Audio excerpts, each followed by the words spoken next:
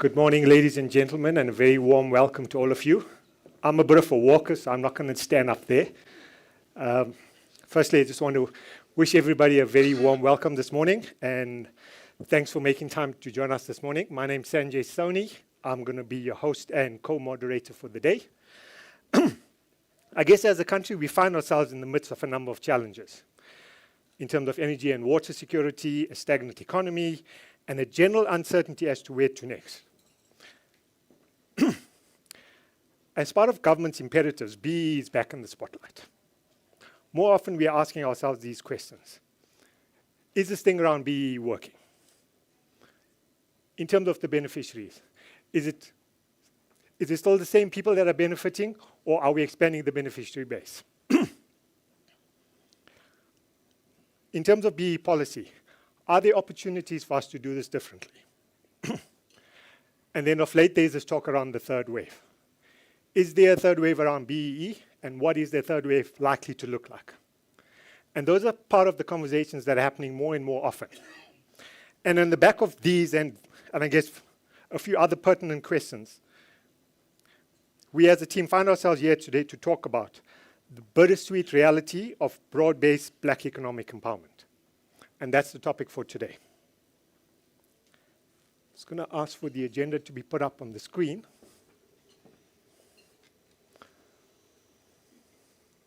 Just going to share with you the agenda for today.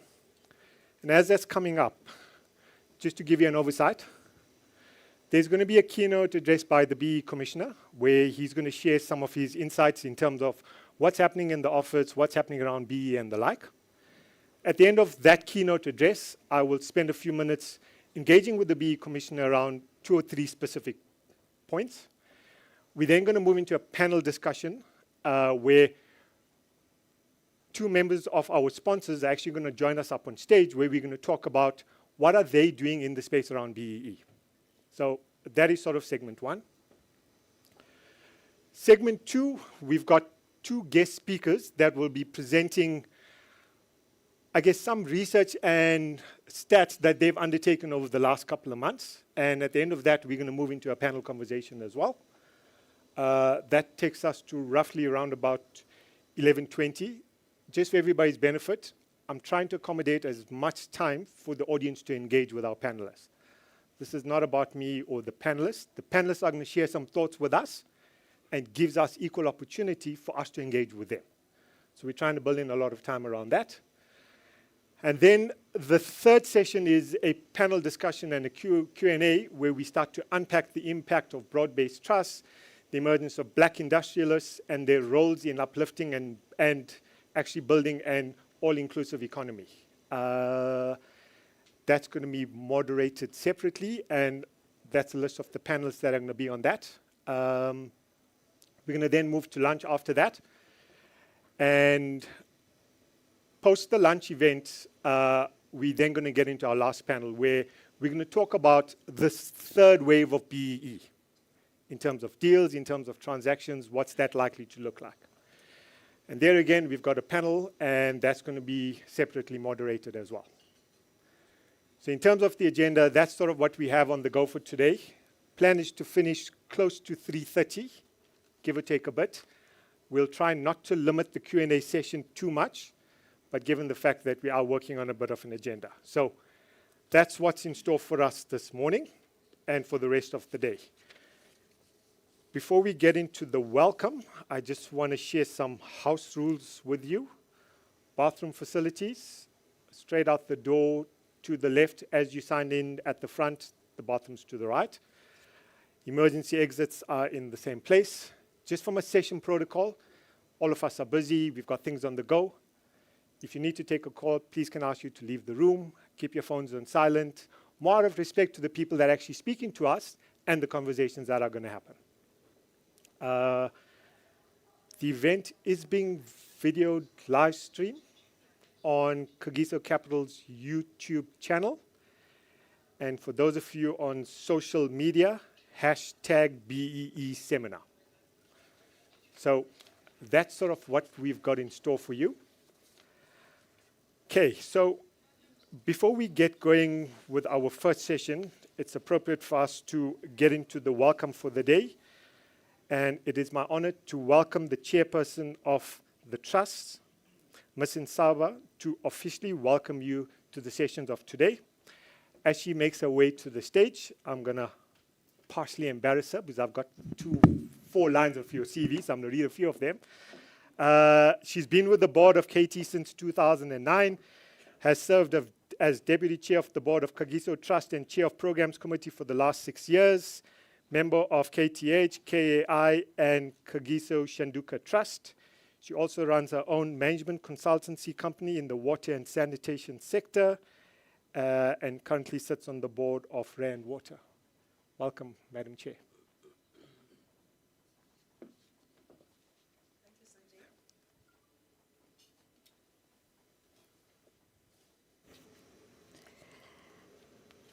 Thank you very much, Sanjay. Welcome, everybody, ladies and gentlemen. For the sake of time, I will not go through the usual protocol of acknowledging everybody by name, but I think everybody, you are welcome to this conference with a captivating theme, which says, Beyond the Facade, the Bittersweet Reality of Black Economic Empowerment. It is an honor to gather here to explore and delve into the complexities, challenges and opportunities that lie within the realm of broad-based Black economic empowerment, BBEE. Beyond the facade, what do we mean? Beyond the facade, the bittersweet reality of Black economic empowerment. This theme comes at a time when many institutions are around the world and in South Africa. We are actually, I hope all of us are reading the World Economic Forum's recent Global Risk Report 2023, which identifies certain risks that were previously not identified but have recently been identified.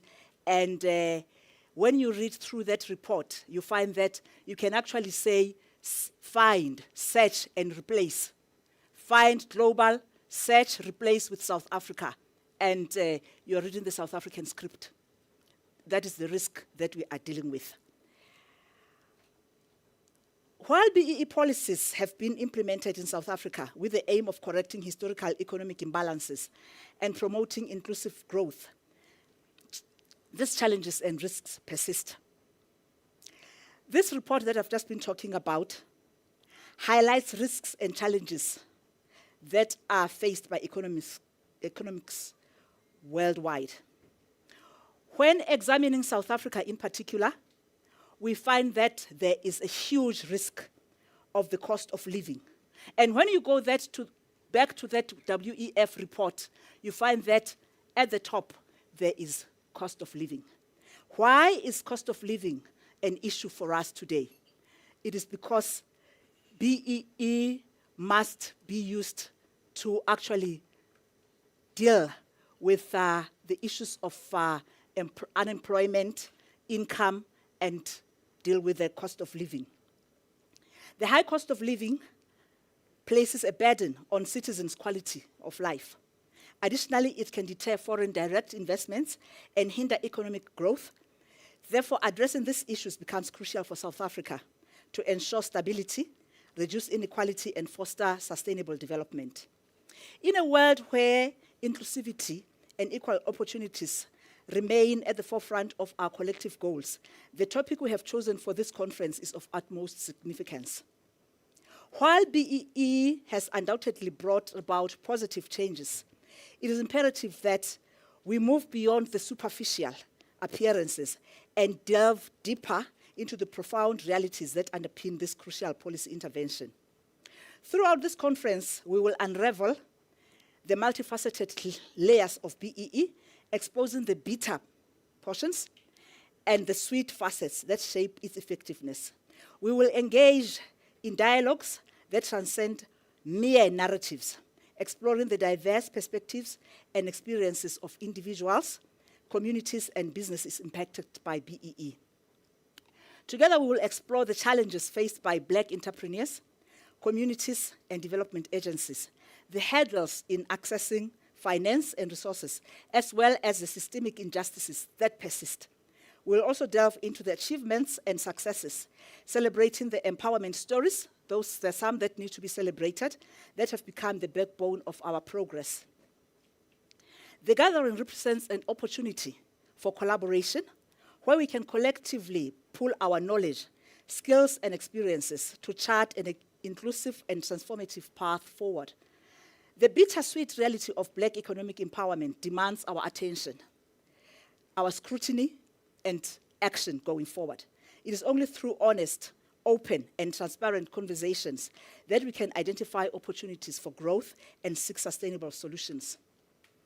While talking about our knowledge, skills, and experiences, and our need for collaboration, I want to just take a step back and look at some of the challenges that we face in fora such as this one.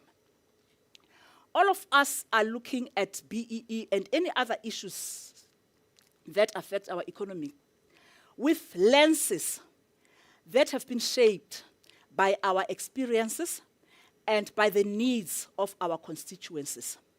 You'll find that somebody has been wearing the same lens for the last 20 years. Maybe guilty as charged. I've been wearing the same lens for 20 years. And without having ever looked at the issues wearing somebody else's lens. And today I really want to encourage us to actually listen to what everybody else is saying, understand their lens, and try and understand where they come from and why that lens is so important to them. I make an analogy of an optometrist or the subject of optometry. 20, 30 years ago, you'd get a prescription for a lens because of the type of problem that you have with your eyes. And you would wear that prescription forever. The best that can happen is to strengthen that prescription year on and year on and year on.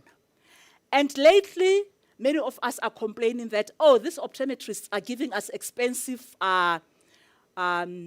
prescriptions and they're unnecessary. Every time you go to an optometrist, you come back with a multifocal lens. And we complain that they are expensive. But those multifocal lenses have actually transcended the bifocals. Remember, from the single focus, we moved to that bifocal, and now we are on multifocal. Why? It is because it is important that you use the multifocal lens to see through certain things that you've been missing. Imagine if you've been wearing your reading glasses, and suddenly you jump into your car for an emergency. You can't overtake. You can't because you're wearing a wrong lens. Maybe not a wrong lens, but a wrong lens for a particular activity. So I really am using this analogy to say, going forward into the so-called third wave, let us wear a multifocal lens so that we see things from other people's perspectives. I encourage each and every one of you to actively participate, share your insights, raise thought-provoking questions, and engage in respectful dialogue throughout the conference. Together, let us challenge assumptions, confront biases, and shape a collective vision of genuine empowerment that leaves no room for superficial facades. May this conference serve as a catalyst for change, leading us to a future where the bitter yields space to the sweet, empowering generations to come and fostering truly inclusive and economically empowered society. Once again, I extend my warmest welcome to each one of you.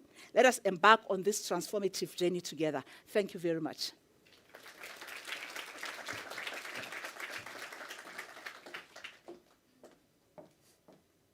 Thank you. Thank you, Madam Chair. Sorry. It's on? Yeah. Thank you, Madam Chair, for those very kind words. I love the optometry analogy. Very profound at its simplest form. Love the analogy, and that's really what I want to encourage everybody today is look at today from a different lens and a different seat. So thank you for that. Now that we've set the scene for a wonderful day, it is my esteemed privilege to welcome onto stage the newly appointed, but not so newly appointed BE Commissioner, Mr. Sadiso Matona, to deliver our keynote address for the day.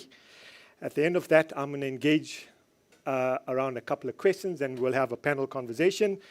Just by way of introduction, Mr. Matona is a seasoned public sector leader, a professional with a long career at the highest level in government. His current role is Commissioner of the Broad-Based Black Economic Empowerment Commission. Prior to that, he was Special Advisor to the Minister of Trade, Industry and Competition, previously DG at the DTIC from 2005 to 2010, and later DG of Public Enterprises. He's been at the center of policy making and strategic planning in the post-1994 government, supporting the cabinet and interacting with leaders in private sector, labor, civil society, and with research institutions.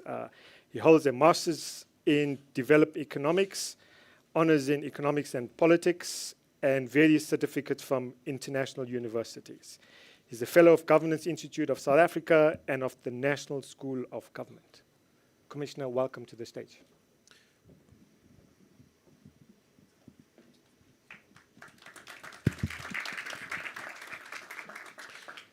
Thank you very much, Sanjay, for that introduction. I don't know who gave you that write-up about me, but thank you for that kind introduction. And let me just express my deep and sincere pleasure to join such an esteemed audience.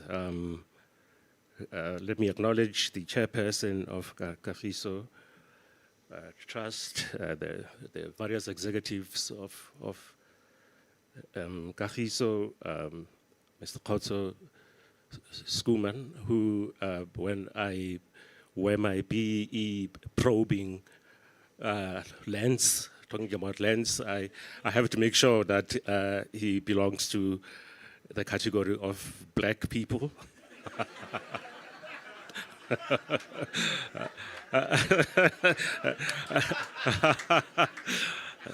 And that he's not a front. Very esteemed personalities that I saw here, friends, my leaders. I'd like to acknowledge Reverend Chikani. Him and I have been walking this path from when I was a teenager, the path of building an inclusive country. Acknowledge practitioners of transformation from across various sectors and friends. I think that it is absolutely appropriate, necessary, that on the anniversary of the legislation, BBBE Act, that was enacted in 2003, that we gather in this format to reflect, to look back at the journey, to draw lessons, and to recommit to the next 2 decades and perhaps beyond, because this is going to be an ongoing journey. I am confident about that. There is no way that this agenda that is so fundamental to who we are as a country, that we can simply just abandon it, as it were. So we have to stay the course, as they say. But more importantly, I think we have to raise our act. We have to raise our game, so to speak. The chairperson helped me in terms of how do I enter the discussion. When she talk about the lens. And so as I was thinking about how to start, I thought, let's start at the beginning. Let's start at where this journey starts from, because sometimes I think when we disconnect the discussion from the starting point, we will lose a sense of perspective. And so I thought that, correctly so, let's go back to the constitutional lens of the thing. all right? Because the policy, at least insofar as it's about redress, is advocated for in our constitution. And I actually had to go back again just to reread the constitution to hear what it says. And it actually advocates for interventions that redress shall be through active measures. So it's not just an expression of a wish. It calls for active measures by the state. And I went further than that. And I looked at some of the instruments which are in the Constitution, and especially procurement. It's very clear. It says procurement in favor of previously disadvantaged people. And so let's just again revisit and re-engage the fundamental rationale of the policy, because it is true that South Africa remains a very highly unequal society. We hear this all the time, and you can see the face of it. Some of us who are privileged, we live in secure spaces, and we forget how the overwhelming majority of our people really haven't experienced in any significant way the fruits of democracy.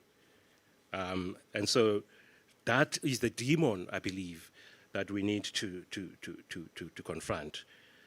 That 20 years after the Act, 70% of the economy is owned and controlled by just under 8%, 7.9% to be precise, of the population who are white. And that the black people who make up over 90% of the population still do not participate in the economy in any significant and meaningful way. Now, I believe that this is a matter that deserves a discussion. And it's a matter that deserves action. So I'm encouraged because in this 20th anniversary, the year of anniversary of the Act, I have been invited almost in the last at least 5 months, almost every week. There is a forum or the other that I'm invited to speak at on the status of black economic empowerment. And as I say, it's encouraging because we must have this conversation. I imagine that we will have one big national event. Maybe that may still happen, but perhaps these forums scattered all over the place across various sectors do make up, I think, for observing this and drawing lessons from this milestone.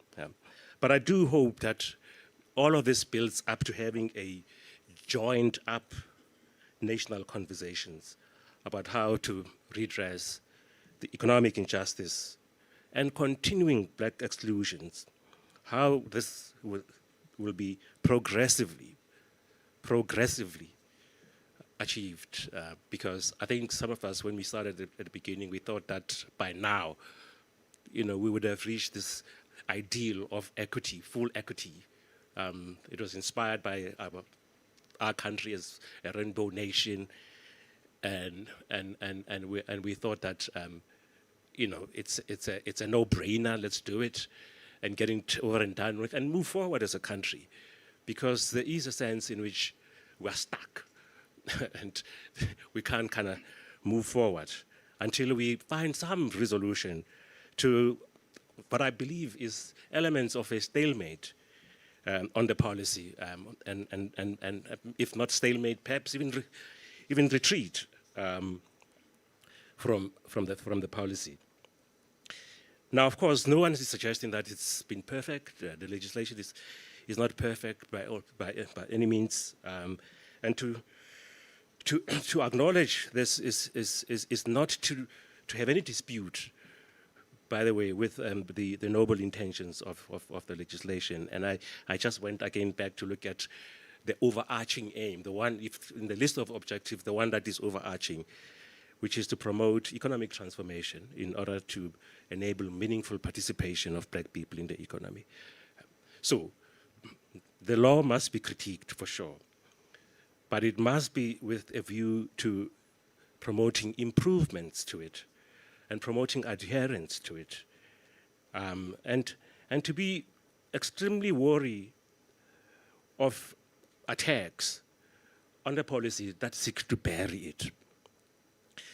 And so, of course, you know, South Africa is a democracy, a very vibrant, active, noisy democracy. So everybody's views are allowed. But I think that those views that spell degeneration and retreat to the past are harmful, and I think should be combated. But they get airtime, and the kind of airtime they get, I find, somehow gets some of the black people ourselves to doubt BEE, and to start actually joining in a narrative that says that it must be abandoned.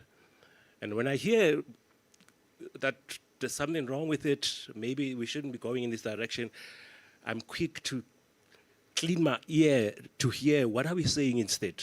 What are we saying? How are we going to implement the constitutional imperative of transformation? And I haven't heard any thoughtful, systematic proposal around, if not it, what should it be?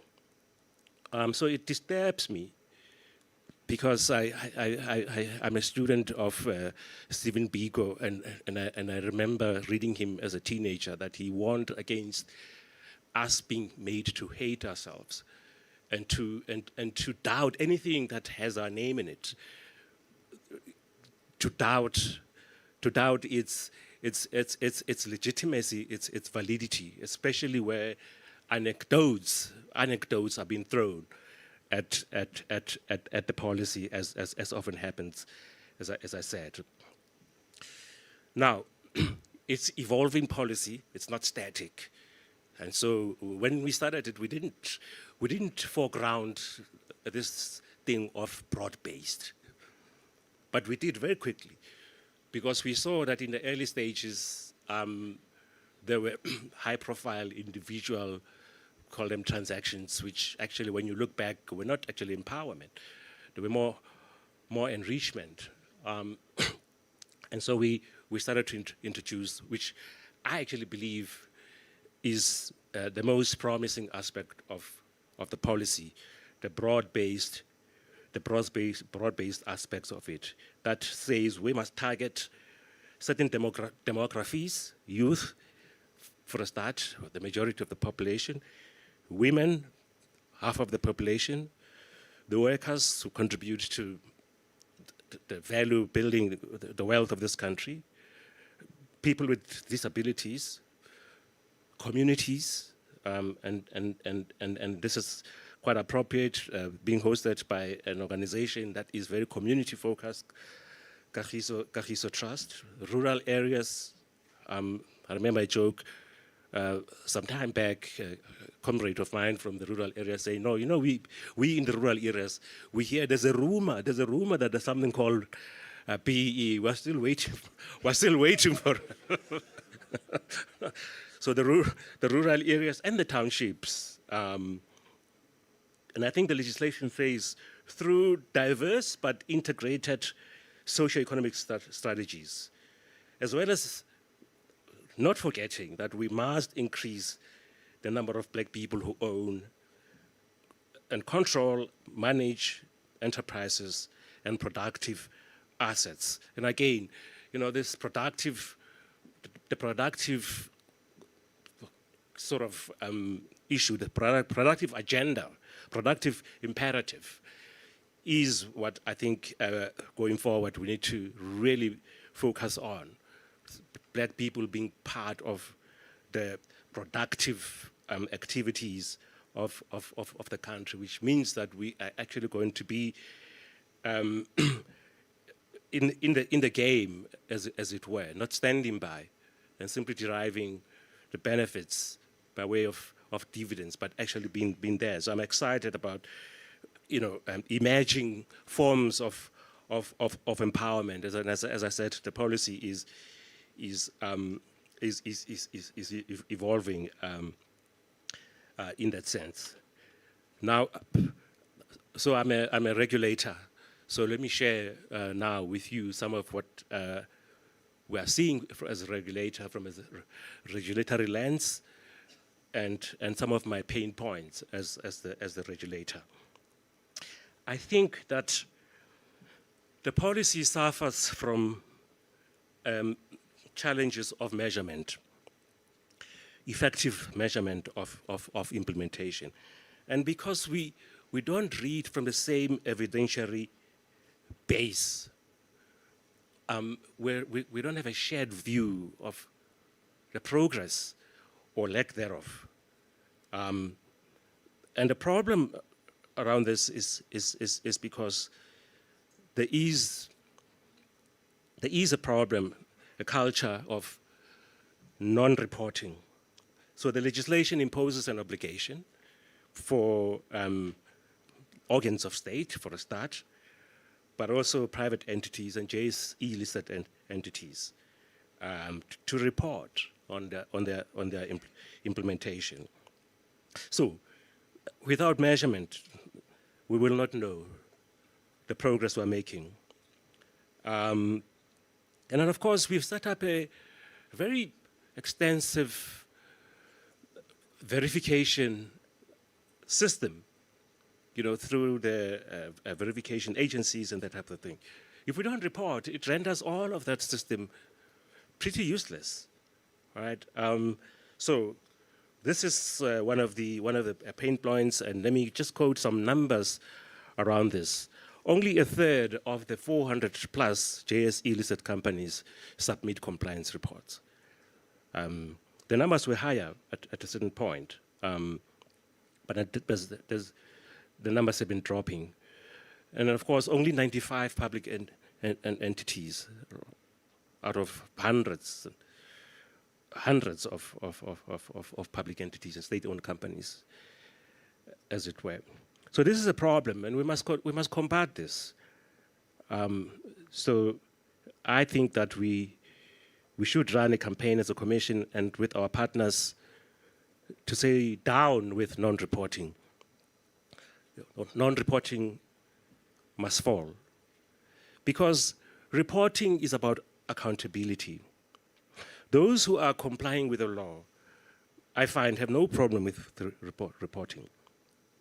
So we have to correct that, because as I said, we have a difficult conversation, difficult public discourse without measurement. So performance of BE, evaluations of BE is a jungle, actually, of anecdotes. As I said, that those is a total failure. I believe that's a wrong view. Besides, this morning I collided with a definition of failure, and I thought I'm going to share it with you. It says failure is lack of effort.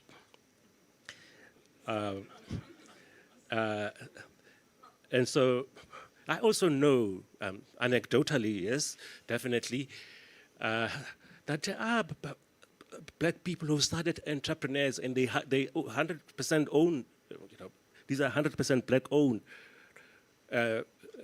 enterprises that have been established on the back of the policy through things like enterprise and supplier development, and are actually producing products and services that are adding value.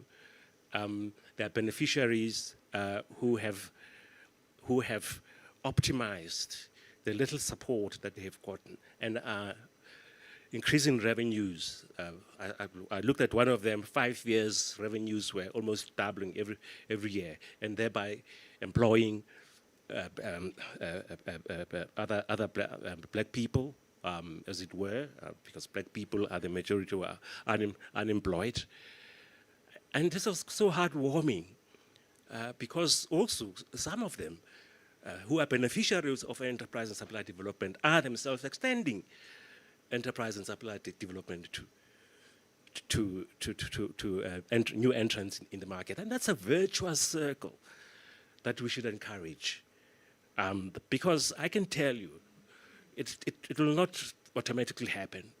The nature of this economy is that it has got historically entrenched barriers. All major sectors of the economy are concentrated. The value chains are closed. It's difficult to break through those barriers, as it were. So, but of course, these are good stories, which I believe, I hope, and we will try to do that. To showcase them, to make them known. To counter this narrative that PDE is not working. So the truth, however, and I'm sure you all agree, is that transformation is slow in South Africa. And as I said, of the reports we receive, so we've been measuring, the extent of black ownership in the economy for the last 6 years of the life of the commission. Commission is a new entity, 6 years, going for 7 years. So what we're seeing in terms of the reports that come to us is that black ownership across the economy is around 30% on average in any given year. Black women ownership, 14%. I know my good friend is going to help us, Duma Kubule. I saw him, he does this, that's his work, to give us a mirror of how we are doing. And I know that at some point I read something and I should have spoken to you, Duma, about this. But let me repeat it, I'm sure you've updated it, that of all shares on the JSE, black people only own 1.7%. If you look at South African assets, I kind of determined that Duma suggests that it's about 3% of the Johannesburg Stock Exchange, or maybe it's between 3 and 6%. But he'll update those statistics as it were.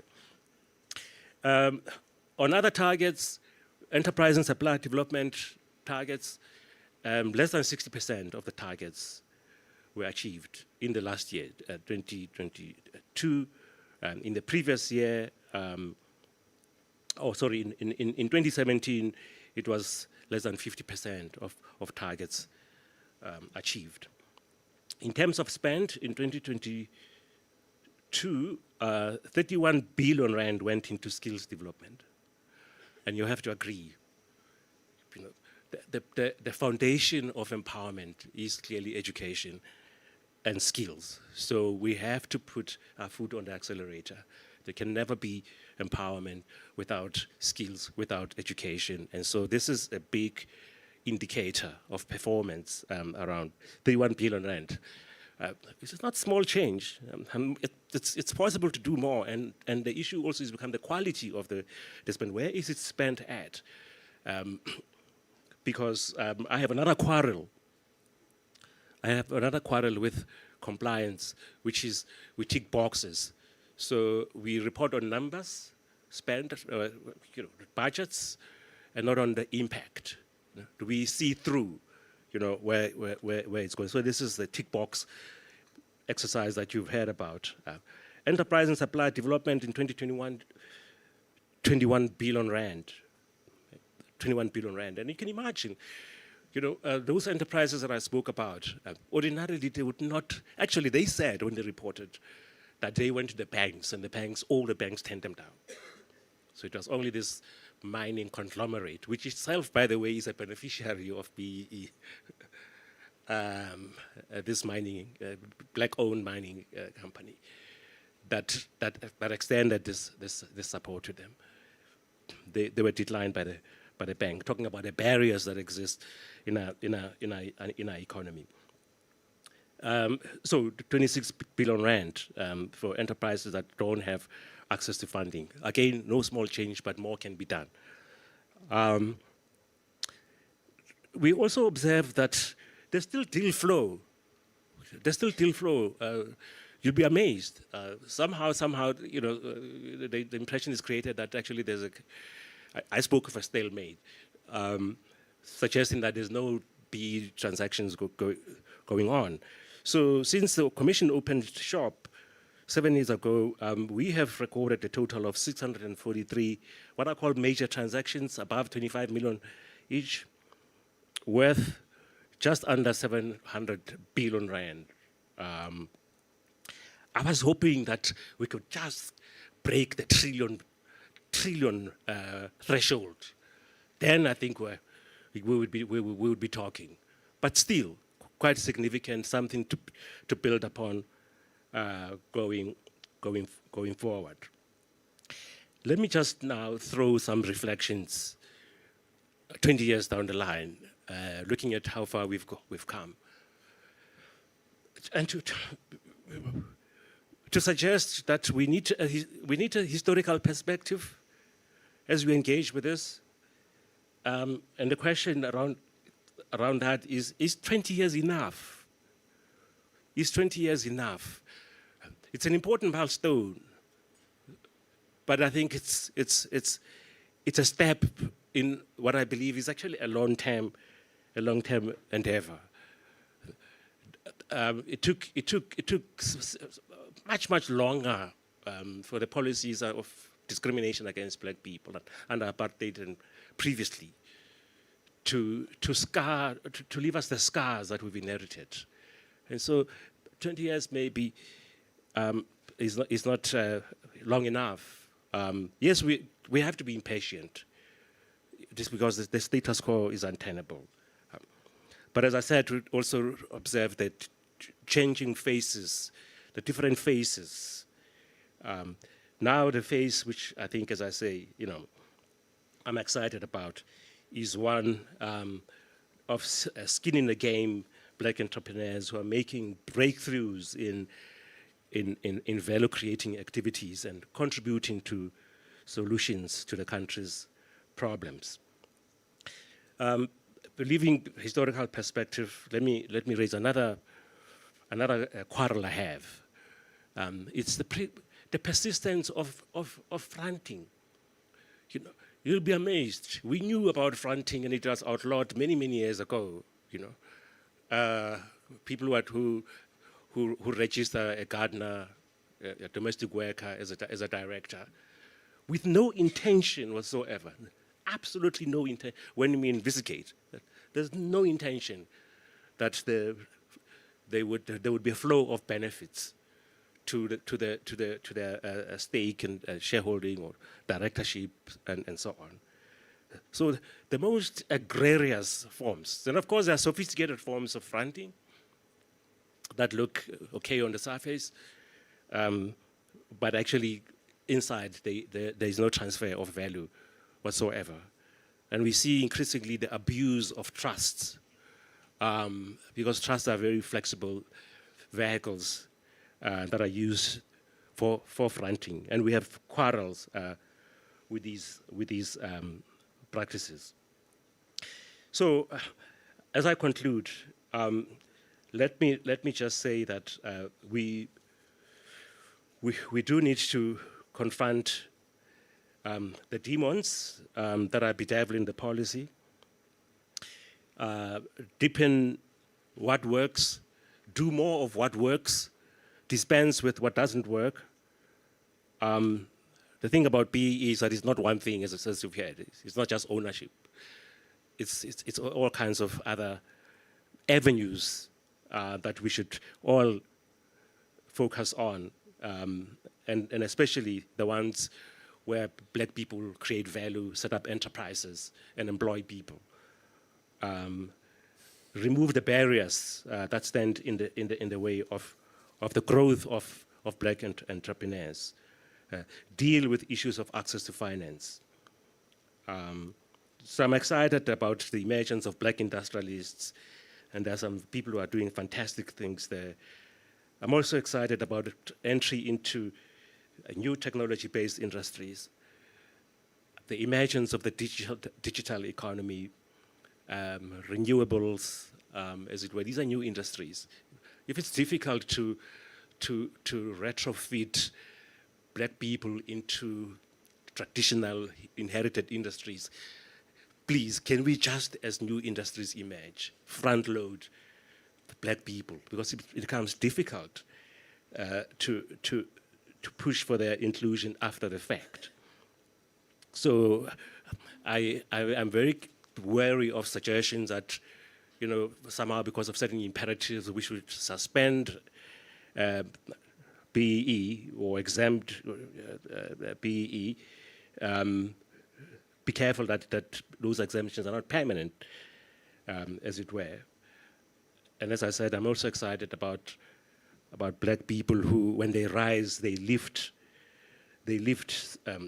some among their kindred, and that we should have more discussions about how we make that the norm, that when you succeed with others, as it were. So let me conclude by saying that I believe that we should, as we look at the next 20 years, focus on where we can make maximum gains. The framework is there, I believe. I really hope that black people can do more to claim that framework, to claim that space. It needs to be claimed. It's not going to happen automatically or be served on a silver platter. Change requires action, but change is a leadership thing. And so I would, whenever I'm invited by leadership, and not just transformation, I engage with transformation officers of companies, but I really would like to engage with the leadership. So yes, so I believe that we really must be resolute. Policy without commitment is not going to get us anywhere. Let's reverse what I see as a weakening of will, moral will, maybe political will, I don't know. But I think that, talking about a social compact, we really must renew the social compact. And so thank you for inviting me to be part of this event, and I'd like to wish the conference very constructive, forward-looking, solution-oriented conversations. Thank you very much.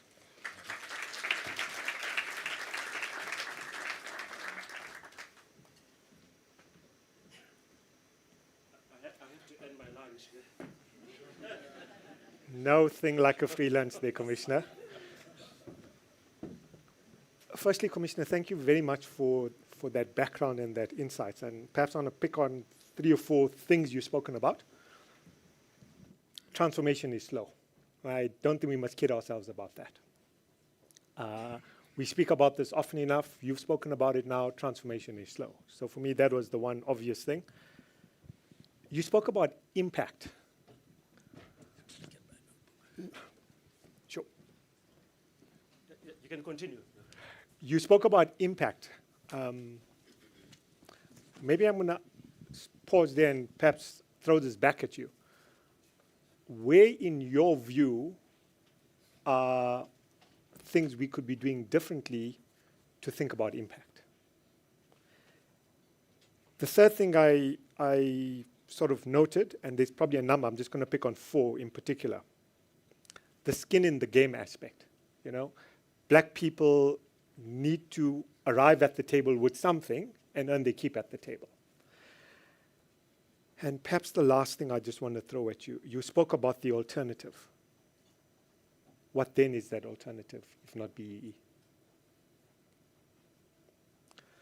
So maybe, Commissioner, I'm going to ask you to just broadly reflect on the 2 things around what is the alternative and what is the impact, in your view, we should be seeking around BEE and BEE policy?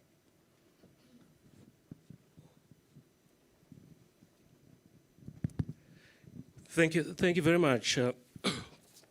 I'll start at the end of your list of questions.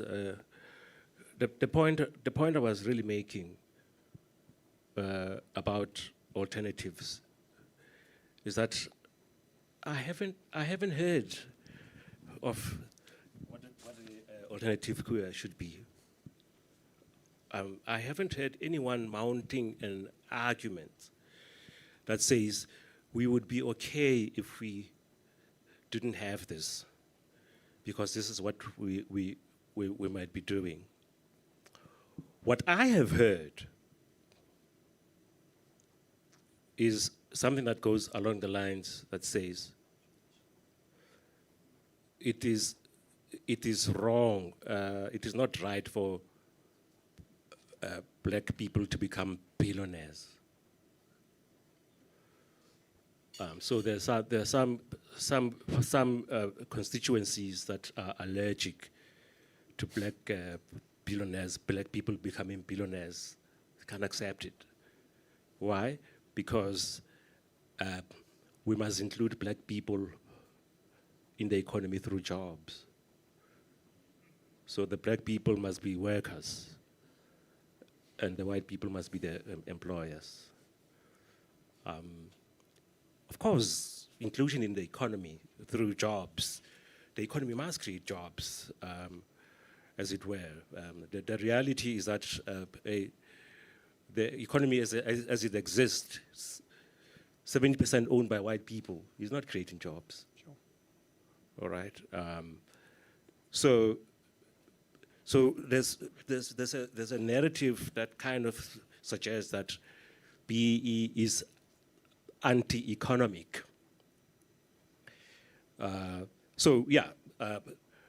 those billionaires coming to skin in the game, and I have again anecdotes of beneficiaries, black billionaires, who are putting their money back into the economy to create enterprises. Amazing stuff. Employing young people who are into technology, filmmaking, and. So there are good stories, all right? So I think I've kind of dealt with the issue of, alternative skin in the game. What we see sometimes when we do investigations that the black people who have a shareholding and they have a board, a seat on the board, they don't take their seat at the table. They're happy to get the dividends, but to let someone else run. Now that cannot be right. All right, that cannot be right. So this thing of voting rights and exercising voting rights, it's a big deal. You have an opportunity to shape the trajectory, the policies of the company, to make sure that the company continues to do well and has impact. The impact thing, I think I've addressed, by way of saying, I have seen that when, in terms of enterprise and supplier development, there is intentionality and commitment to sustainability, you see results. But if you're doing it because the verification agency is going to be assessing you, and you want to make sure that all the boxes are ticked, you will have an amount, 20 million spent, but we will not know how it is spent. Or you will give it to somebody else, third parties, to spend it for you. So the mining company conglomerate that I spoke about, they actually have a dedicated person who assesses these applications for supplier development and enterprise development, follows through, helps them whenever they overcome any confront challenges, and stay the course. And now they are proud to say, here are they. And those companies, by the way, they addressed me themselves. They were not bribed to speak well of their experience, as it were. It was real. I've got a second question for you, and I found this out earlier when you and I were chatting. The commissioner has been in office for 13 months now. Took office August 2022. Simple yet difficult question. What excites you in the seat that you sit in at the moment?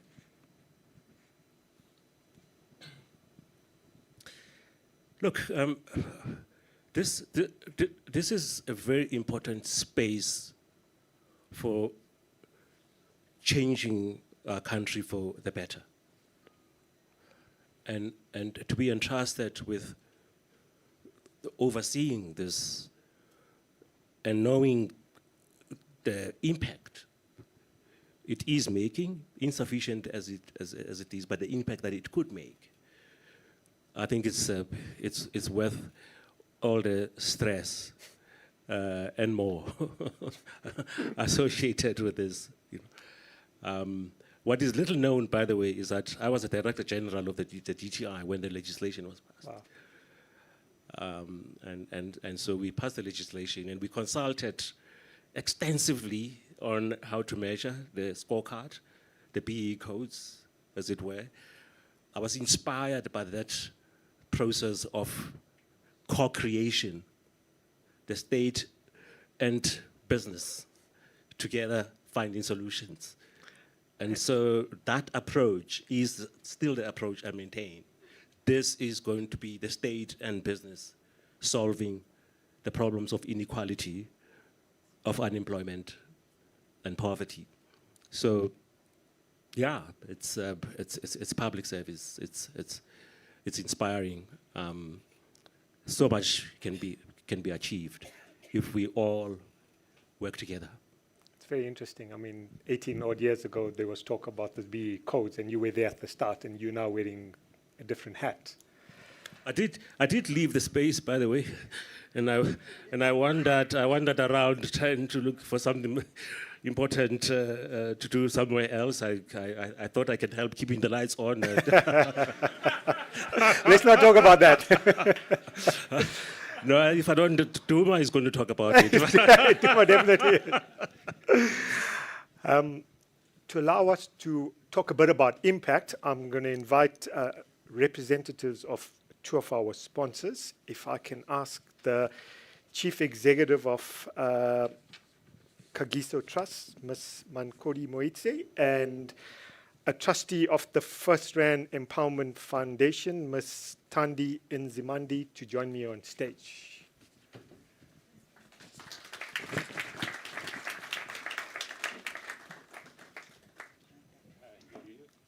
Thank you. How are you?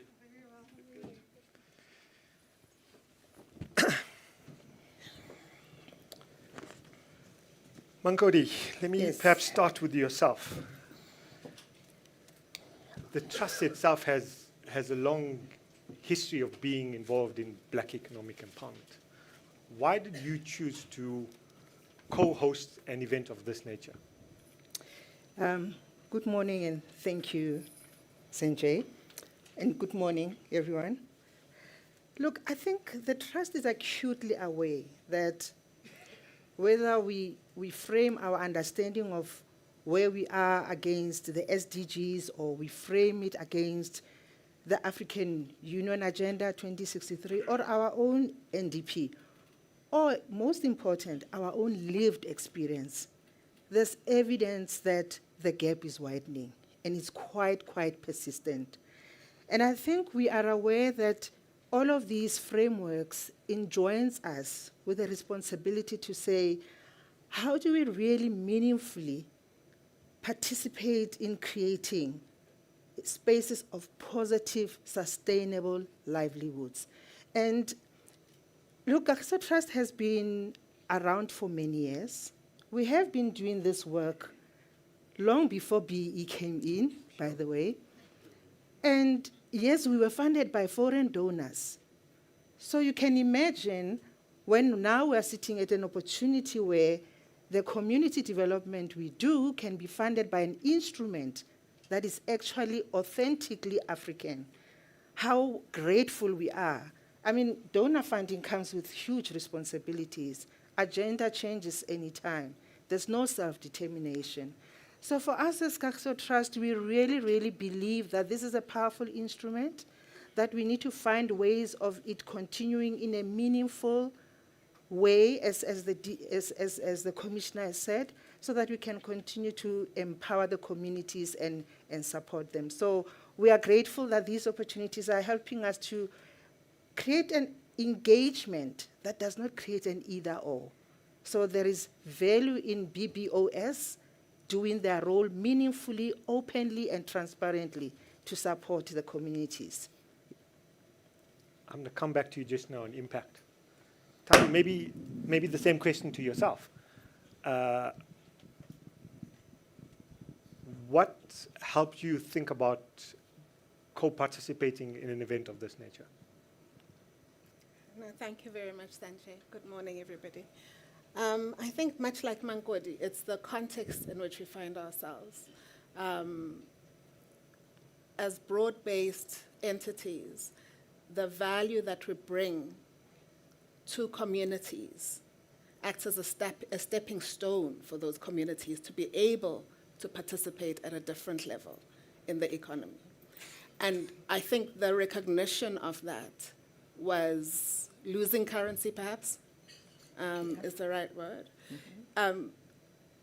Whilst it looks, and I guess the South African context is a very specific context in that we have a long history of people being excluded, black people being excluded from all manner of participation, even quality education, right? So for us to expect that we're going to have a very swift transformation in the economy, I don't think was realistic, and I still think it's not realistic.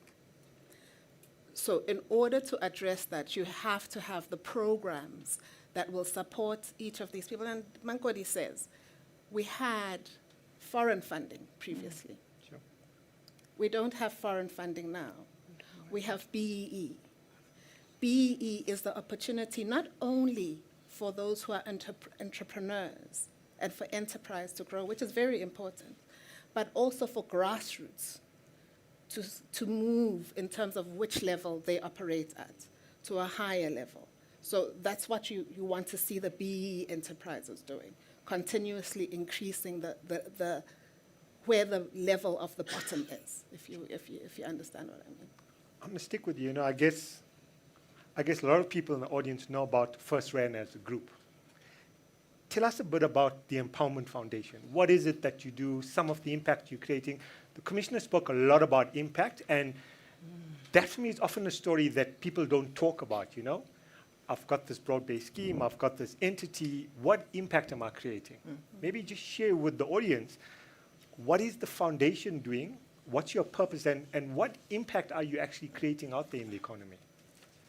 So I'll speak to the areas that the foundation focuses on. We focus on education, which is an area that we've been focusing on essentially since we were formed.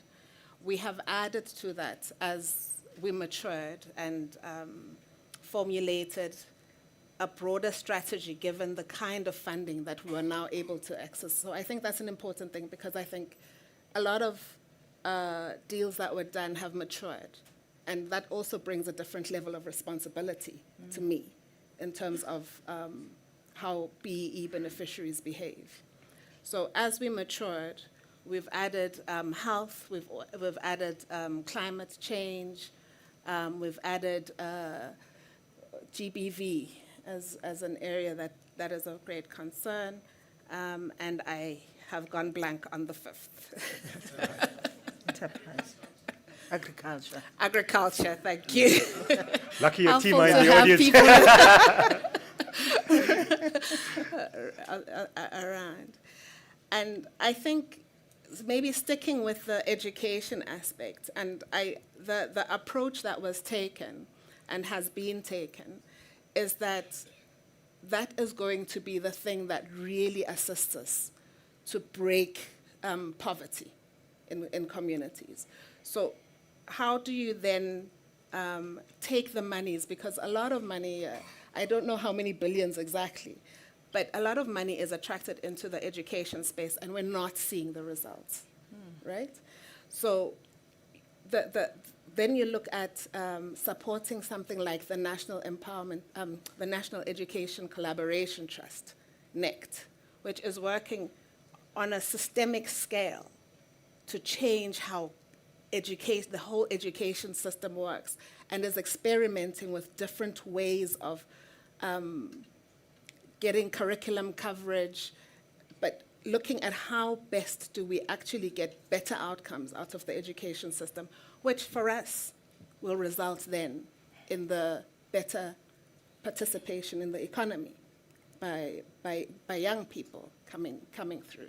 We work quite closely with the youth and unemployment, so it's part of the same continuum, where youth unemployment sits at over like 60% in the country. So we've got people who've already been through the system and now need also to be given hope and to participate in the economy in a meaningful way.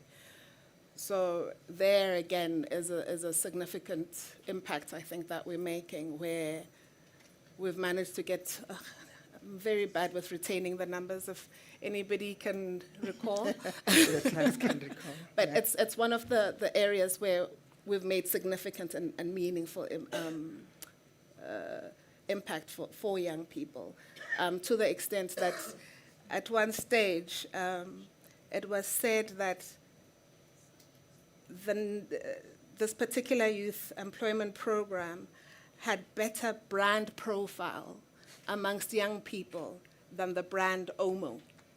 That's interesting. So that it just talks to how connected to the youth we are, and connected to the next level of assisting them we are.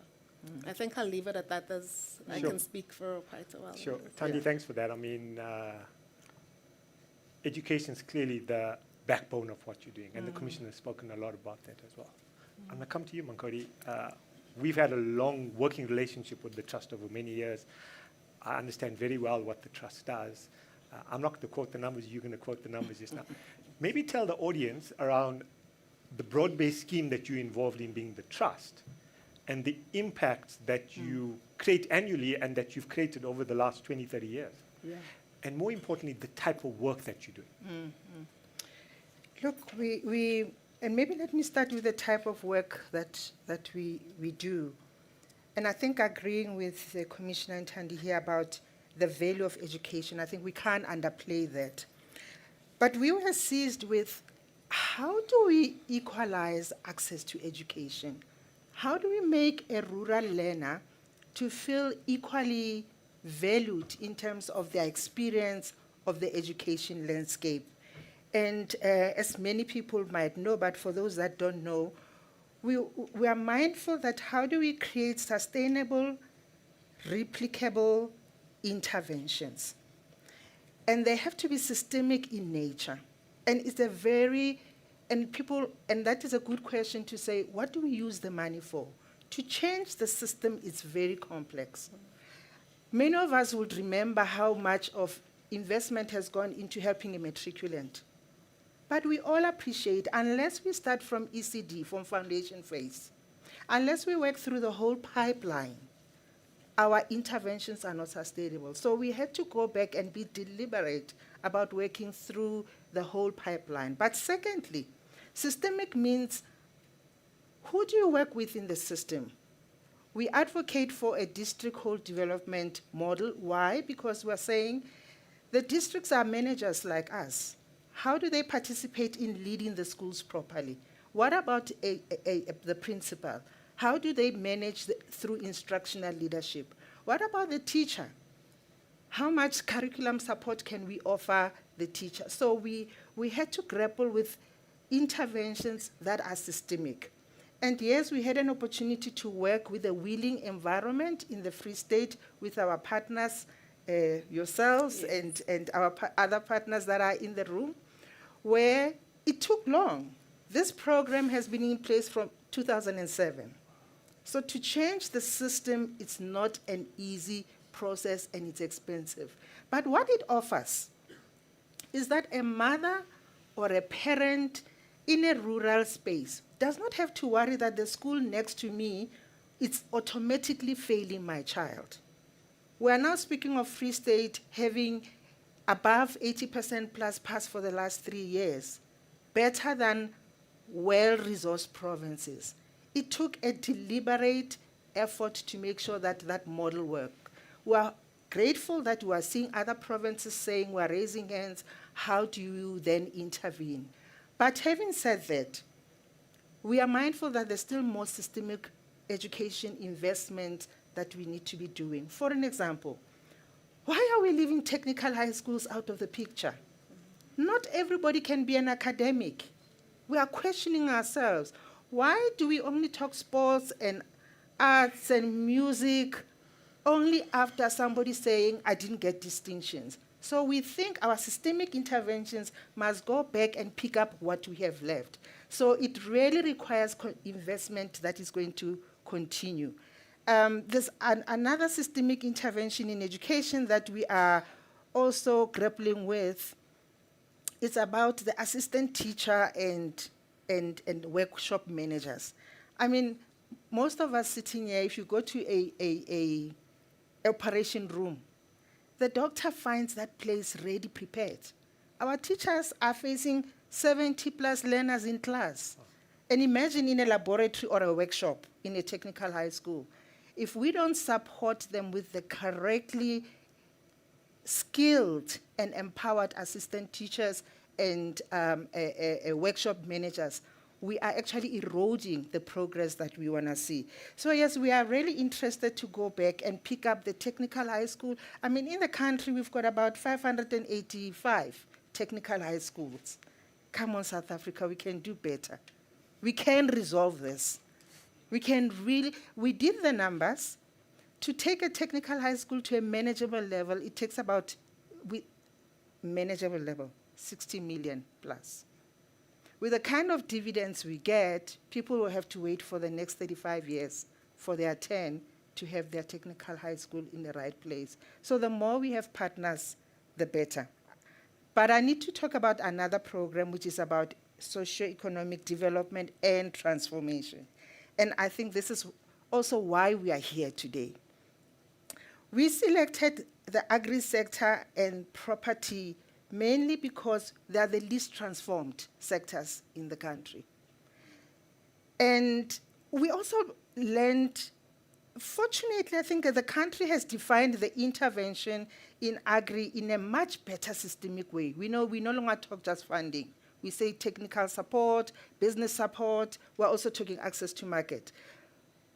But we think without appreciating the pipeline, we're losing something. It can't be that when we intervene with the farmer, we still have to educate them about the ecosystem. How come, I mean, we have how many agricultural house schools in the country? About 35, 14 colleges, 18 universities offering agriculture subject. I mean, only 35. We can really do better to invest and expose them correctly to the transformation that we want to see. So we believe that let's influence at the learner level. Secondly, let's build and have the investment readiness that we all need for those that are already in the space, and grow those that need to go commercial. We shouldn't create an either or. We need small scale farmers that are efficient. Some of them don't want to grow and become big and produce tonnages and tonnages. They just want to be efficient, have smart technologies, work within an environment that is sustainable, respect biodiversity. So that is our second program. I can stay for the whole day. The last two, which are important, allow me to talk about them. We are dealing, the first two are issue-based, if you like. But there is a big issue about how do we invest in our communities? How do we invest in community-centric local governance? How do we get the communities to be part, the activism that we so require to take up? I mean, the commissioner is at pains to say, act, stand up the other side. So we really need to be working with communities. We tested the model in Makana, and it has taught us big lessons. We couldn't have chosen a better place because of the dynamic and the issues they have. But there are green shoots. It does show that if we are systematic about the investment, there is something that is replicable for the rest of the 250-something municipalities. And lastly, I must do justice and mention the program of the civil society support. South Africa cannot optimize the value of development or even arrest the decay that is emerging unless we invest in our civil society organizations, make sure that they are accountable, they are responsive, they can enter into social impact with understanding, sit around the table, and support the work that we are trying to do. It's a huge work. Previously, before 1994, it was a very vibrant sector, to be honest. Right now, we talk government, we talk private sector. We are ignoring civil society at our own peril. So we really had to work back and say, how do we make sure that we reactivate civil society, one? Secondly, make sure that they are coordinated in a meaningful way. We are happy to say currently we have 500 plus organizations that are believed to grapple with issues. Hopefully this election that's coming will showcase that civil society in South Africa has taken a shift, and we are humbled to say participating in that space has helped to create a better dialogue about the change we want to see in the country. Thank you.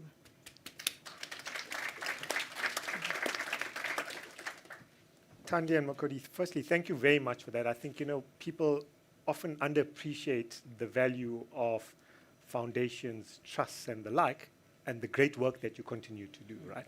Commissioner spoke about engagement. Both of your organizations are bedrocked on that, I'm going to open up the floor to questions, and I've been reminded by my other boss sitting in the corner here that I have been remiss. So 2 things. You can access Wi-Fi, auditorium, and auditorium is the password. Where you are sitting, if you want to write, there is a pull-out that you can open yourself out. So that's number 1. We have an online audience. So anybody online that wants to send through any questions, please send them through. We will try and deal with them. I don't like this. So my boss in the corner just reminded me, so hopefully I'm forgiven. I'm going to open up for a round of questions. If you want to direct it at somebody in particular, comments and questions. If you want to direct it at somebody in particular, let us know. Hopefully we're going to get some positive comments. Anybody's got any thoughts, any comments? I've got 1, 2, 3. Going to stop there. Hand up there first. Let me get you a mic.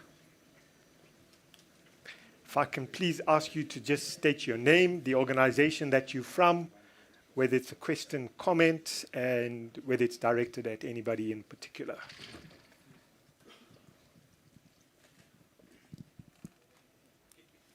Hopefully that. Just check if it's on. Hello, good morning. All right, it seems to be on. Good morning, everyone. My question is, I think, directed at anyone on the panel who feels so inclined to answer. It's specifically about a theme that I've heard touched on, but I want to hear if there's more clear ideas surrounding it. But I think I was asked to introduce myself, so my name is Arends van Zyl. I'm the head of public relations at AfriForum, and later I will be a panelist myself, so then I will get the chance to answer questions, but I want to use the chance to ask a question myself. So my question that I want to ask is specifically regarding the dynamic between job seekers and job creators. So what we're seeing is whenever I listen to conversations regarding the unemployment crisis in South Africa, specifically the youth, in my experience, the topic is always dominated by the idea of job seekers. We need to address the problem of job seekers. But there's never, in my experience, from what I've heard, I've seen a very stark absence of talk and covering of the idea of how do we encourage more job creators? Because I always encounter this narrative when it comes to any debate or any robust conversation regarding, for example, BEE.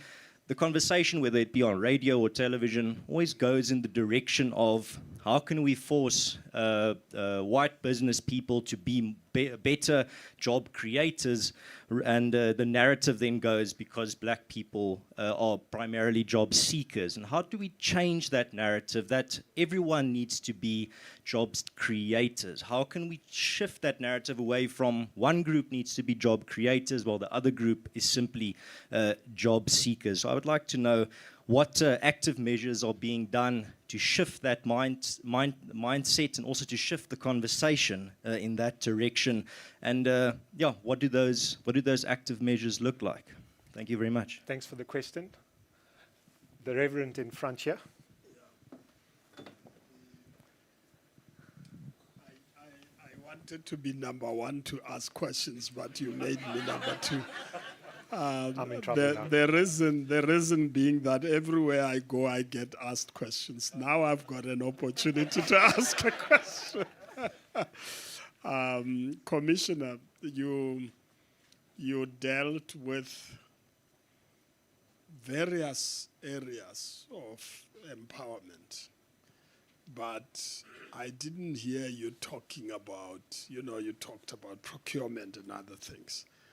But this tendering story, tenders as part of empowerment and the challenges that go with it. I didn't hear, maybe I wasn't listening carefully, but I would like to hear you, because I think that's another area where we latched in and ended up with very serious problems. And the other thing is I heard you talking about the exciting new business enterprises by black empowered people who went through black empowerment. That story that is not told. I would like to see, because that's my critique of black empowerment. I want to see those new entities that are emerging, because my experience of you call it, I like that, enrichment schemes. The first waves was like enrichment schemes, but they left no business, which means we didn't take over the business at all. We just participated. And when it matures, we grabbed the money and left. And the economy still gets owned by whites, as it was, irrespective of the billionaires that were produced. And so I'm interested in that area. But I also heard something that you talked about, this new generation of new areas,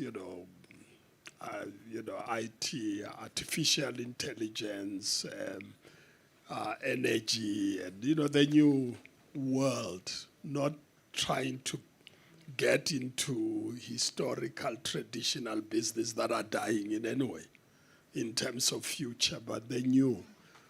I have an experience of the new becoming victims. I don't know, I can say the old. That we've got young black people who are thinking out of the box, I don't want empowerment to go and fight, get a stake in a white company. They are creating new things, but they don't have funding to do it. Secondly, the black government, want them to pay a premium to get involved in new business. How do we deal with that? Thank you, Reverend. Khotso? Thank you, Chair. Maybe a question to the Commissioner. I hope this is not the elephant in the room. Also to Mankodi and Thandi.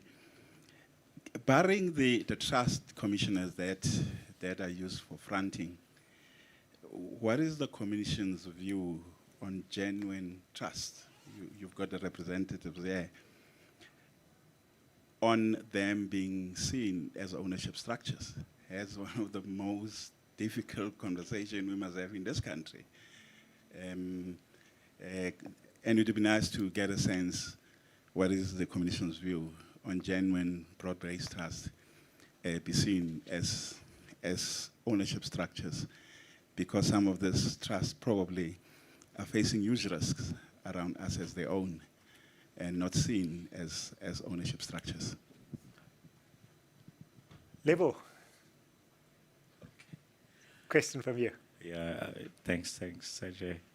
I think my question, I don't know whether it's for this panel part, but I think Rev invoked it a bit, because it was very difficult to invite the individual beneficiaries,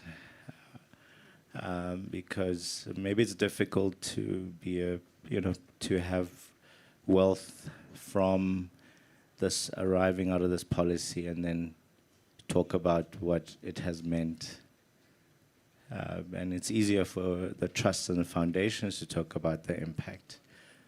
So there's time, I don't know, Commissioner, I don't want to be loading you with a lot of questions, but sometimes maybe they're entrepreneurs and not beneficiaries. It's very confusing who they are. Sure. Okay.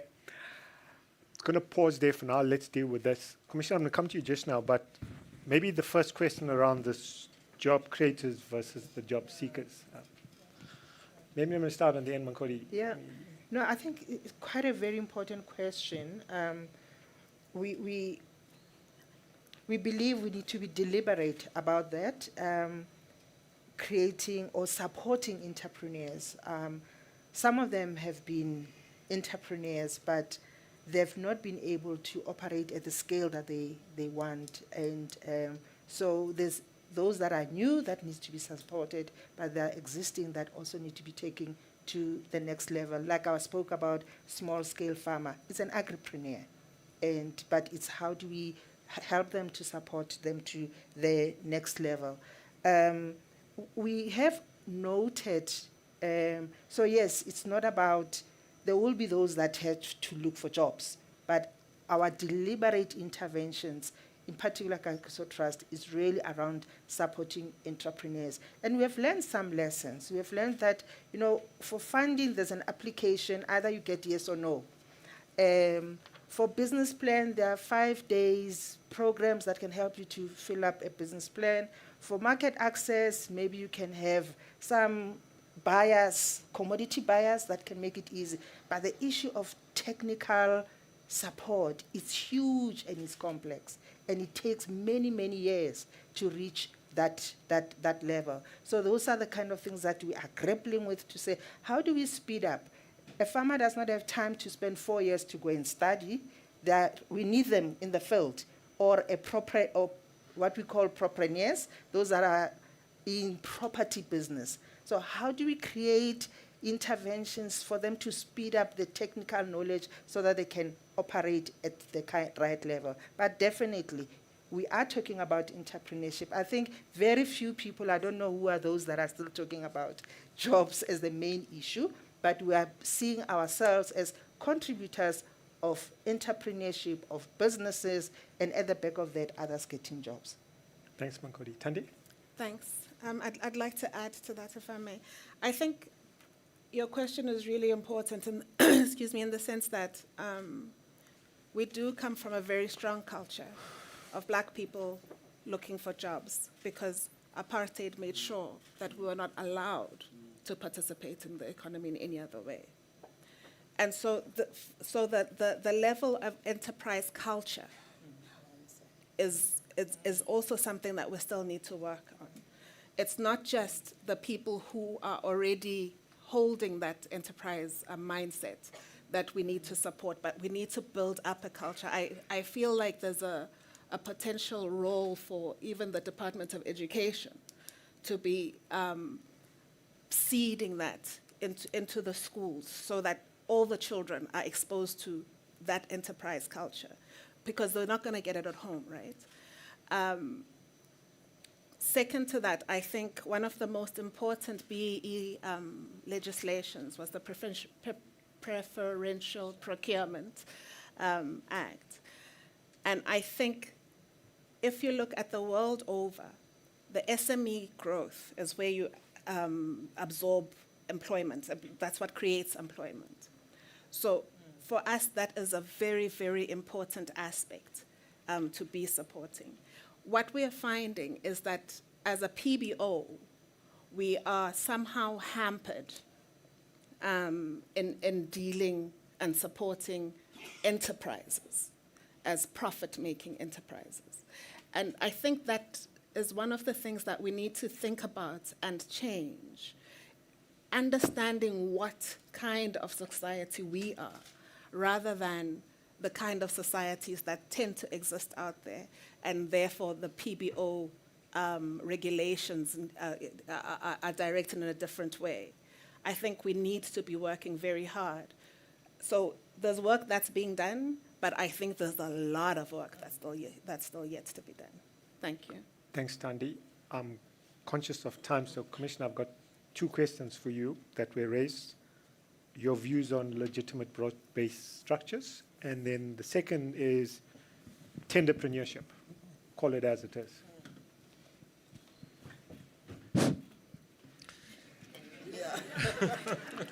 Set up now. Yeah, no, I have to do the heavy lifting. No, I think those are important questions. And let me just appreciate that we are of one view with AfriForum on the need for more entrepreneurs. And by the way, that is also the mindset of BEE in talking about enterprise and supplier development, because those enterprises do need to be supported, particularly those of black people who come from this disadvantage of not having the business experience, just don't have it. You know. We are making inroads in that regard, and we need to massify and expand that, and deal with the barriers. Chief among which, by the way, is access to finance. So I think that's a well canvassed point there. Procurement. So there is this new legislation, Rev, that is going through Parliament right now, which really seeks to deal with the problems that we've accumulated over the years around procurement. I do not see that we can replace procurement. It is going to be, how do we do it, all right? Because the state and business, by the way, so procurement is not a state thing. Business procures as well, all right? And the problems of procurement in the private sector, by the way, they don't get the same attention as the problems of procurement in government.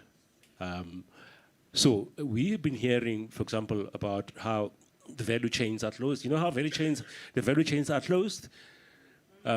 It's because with public procurement, you have to go public about it.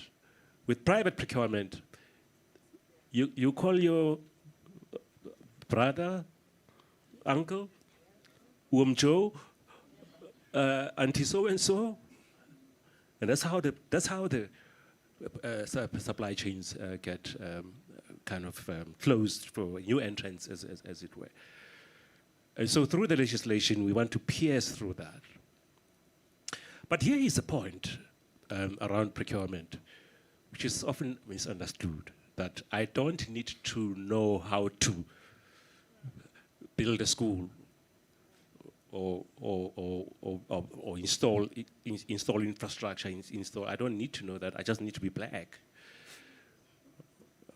That's not. I mean, that's bizarre. You know, and this is how the policy is bastardized in order for us to reject it. So my understanding is that you must have the capacity. You have the capacity, right? You must enter the room first, and then when you're inside the room, we will give you a preference for being black. So that's the philosophy. So there's a lot of public procurement, by the way, that happens very well. All right, because the alternative is I will go to company X when I procure. I will go to that one. I will not open it up for others. And that would be unconstitutional, by the way, because the Constitution says it must be competitive, transparent, and so on. So we will fix those problems because if I read a tender, it's a crime. It's not a BEE thing. It's a crime. And there is legislation to deal with that crime. The fact that it's happening in the course of implementing a BEE should not let us blame BEE for that. Let's clean out the procurement system of government. For reasons of BEE or no BEE, let's clean out the use of public resources responsibly, transparently, as it were. So I think that I know where your concern is coming at. I'm very concerned as well about that. And I hope the legislation, as it goes forward, solves this thing without disadvantaging black people from using and availing themselves of public procurement. I've spent a lot of time on these trusts, reflecting very deeply about them and going back to the original sources. Because what you see in trusts as vehicles of ownership is the interface between two legislation. The law on trusts has a much longer history than PEE. And so the Commission has been trying to fit this square of trust law in a circle of PE law, and struggling as a result. But I'm starting to see a way out of it, because I think part of the problem is you say ownership. Now in the Act, ownership is defined in a particular way. There must be economic interest, voting rights, and net value, which tends to be a very narrow view of ownership. Because in trust, ownership and the benefits from ownership are enjoyed quite differently. Trusts have flexibility. So if I put you in a school and you benefit, there is monetary benefit in paying for your education, you're as good as having derived dividends. All right? Let's look at what the end point is. Where is the money going to? So if it's going to education, it's empowering you. So we must allow that.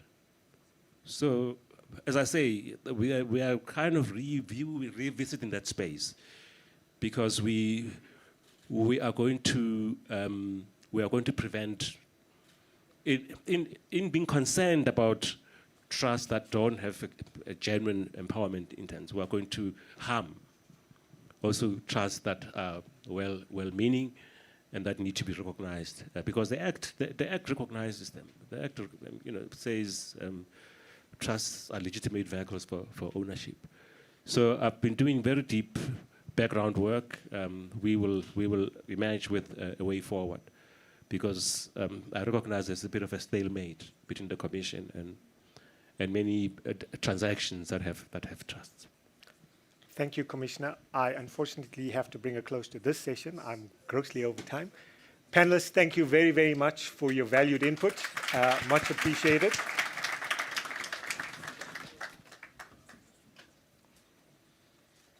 Thank you so much. Thank you. Thank you. Thank you very much.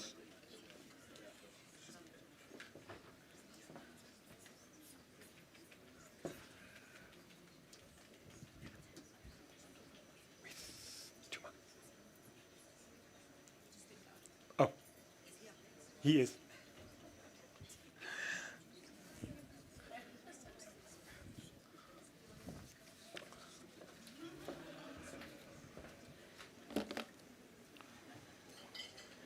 We're just getting the next speaker ready, but we're moving on to session 2, where we're going to talk about analysis of transformation of the economy, shift in ownership patterns, analysis of top transactions, including some of the largest deals.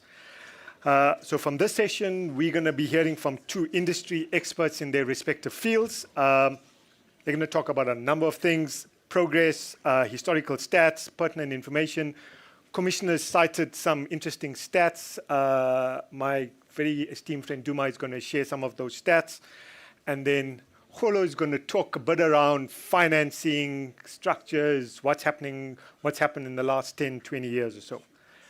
If you give me a second, let's get Duma back in the room before I formally introduce him. You can all stand up and have a leg stretch if you want. Don't go too far.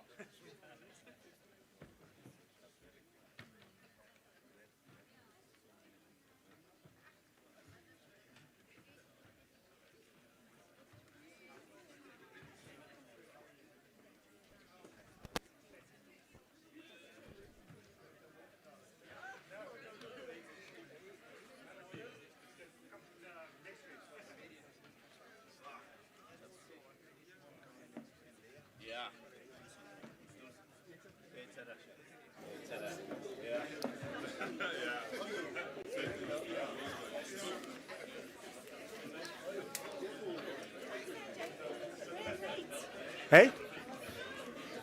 I'm not late.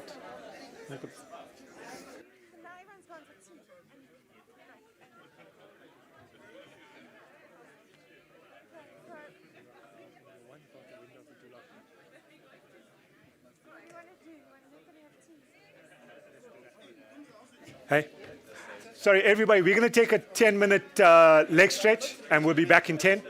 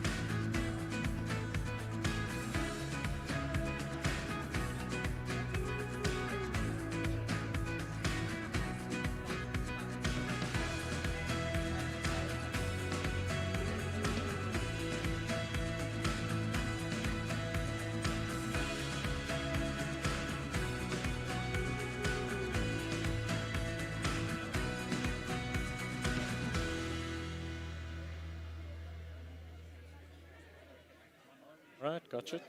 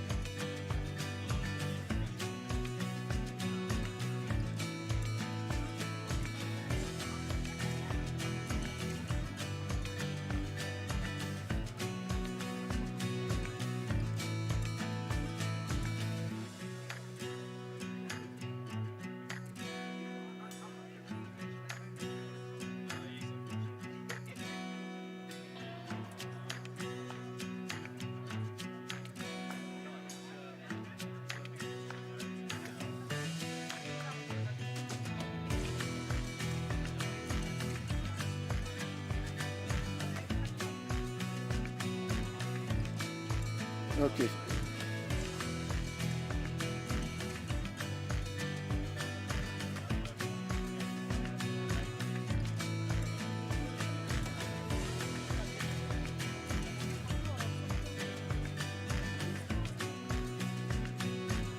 I'm ready.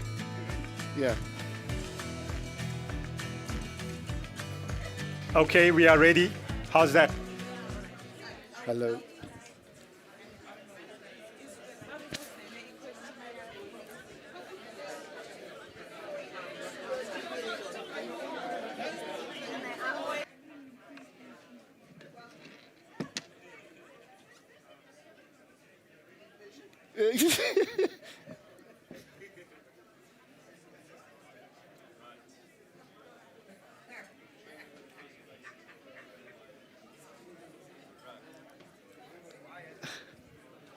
Hello, how are you? I must switch this thing off. Our secrets, we can't, for the public.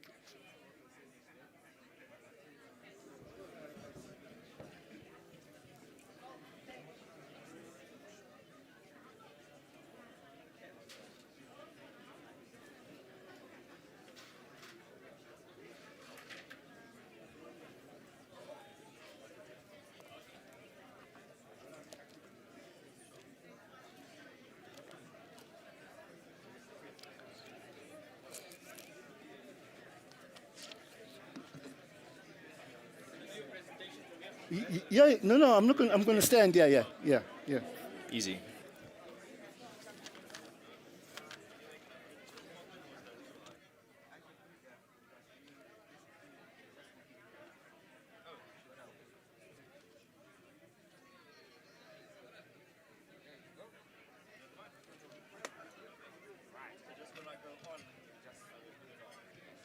Eta, how are you? I'm next now. Yeah. Okay. Yeah?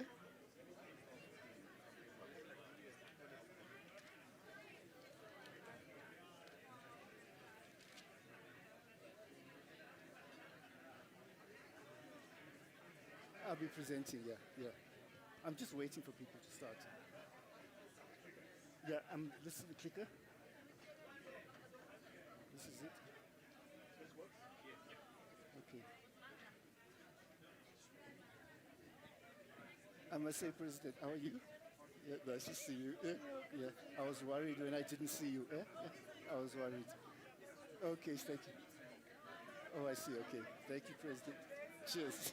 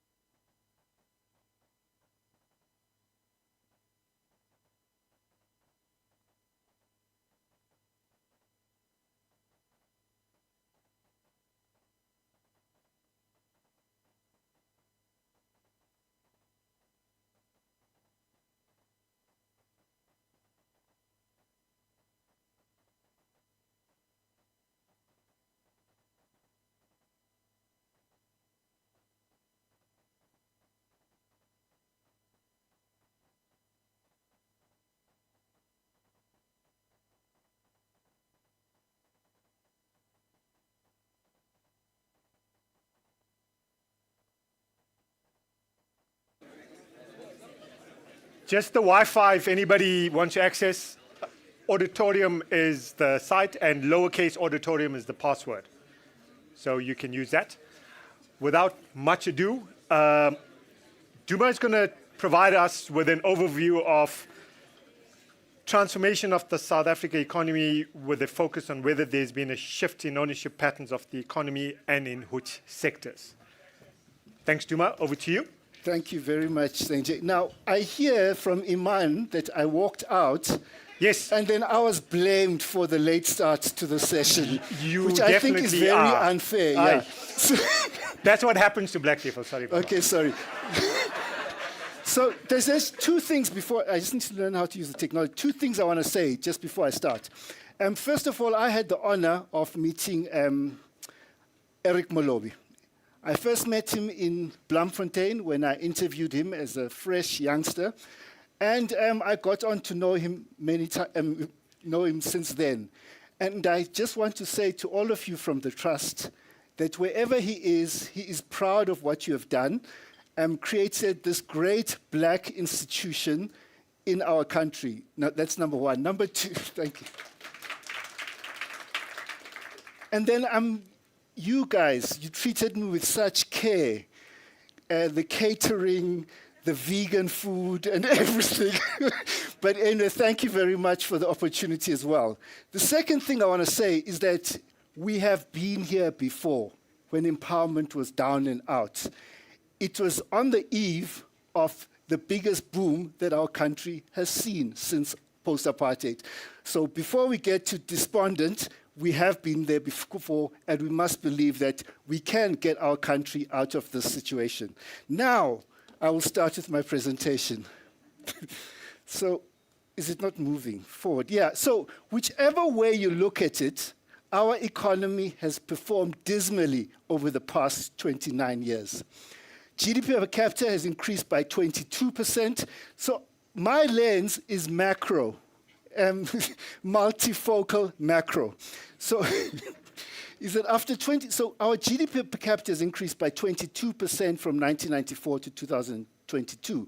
By comparison, in local currencies, China, 783%, Vietnam, 337%, Ethiopia, 315%, India, 285%, Poland, which I introduced because I used to be in a previous life a diplomatic spouse there, 216%. 216%. You are talking about education.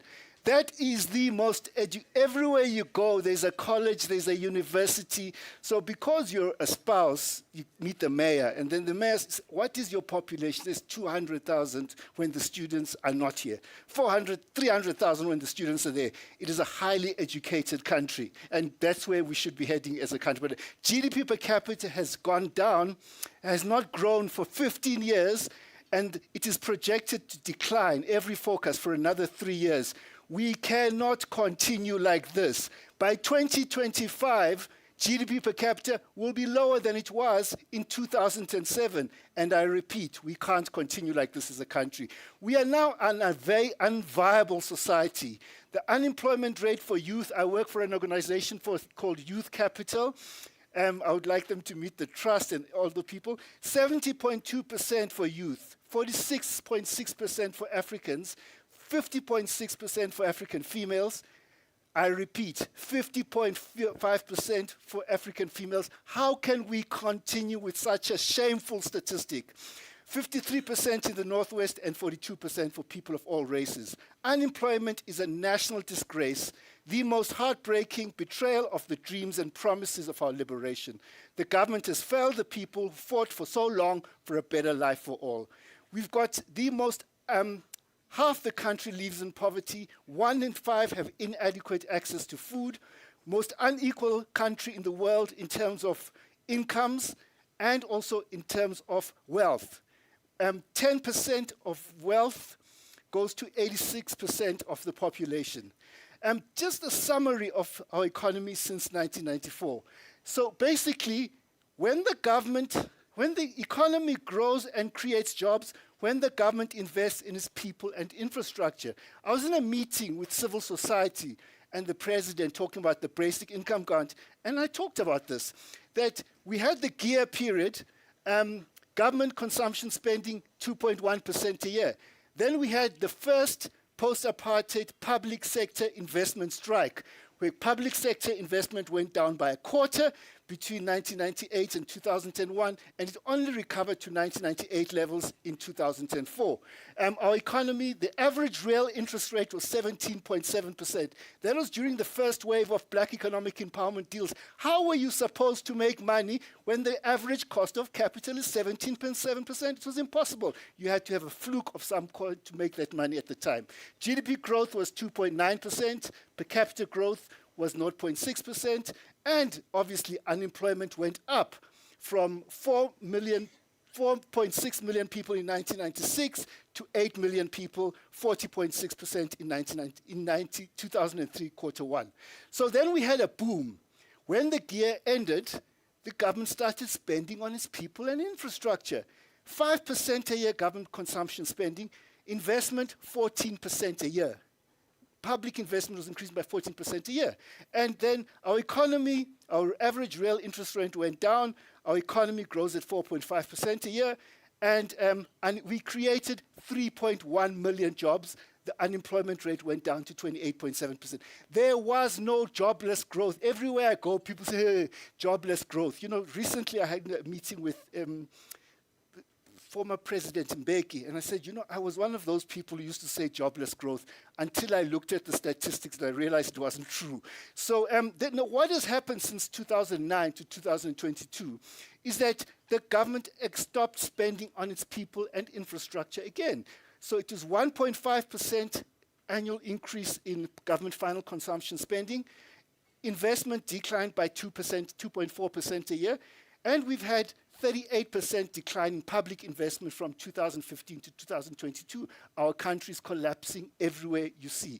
Unemployment has soared, to which I'll get back to a bit later, to the numbers that you saw. So this is the unemployment situation, is that the labor force has grown by 7.5 million people from the end of the boom to second quarter 2003. 7.5 million people enter the labor force.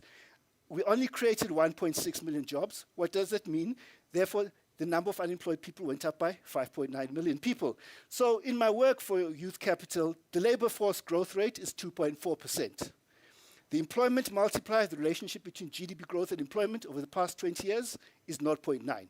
So if the economy grows by 5%, employment growth is 3.5%. So that is, if you take out the global financial crisis and the COVID crisis, the employment multiplier. So we need a growth rate of 4.9% just to create jobs for the forecast 700,000 people who enter the labor force until 2030.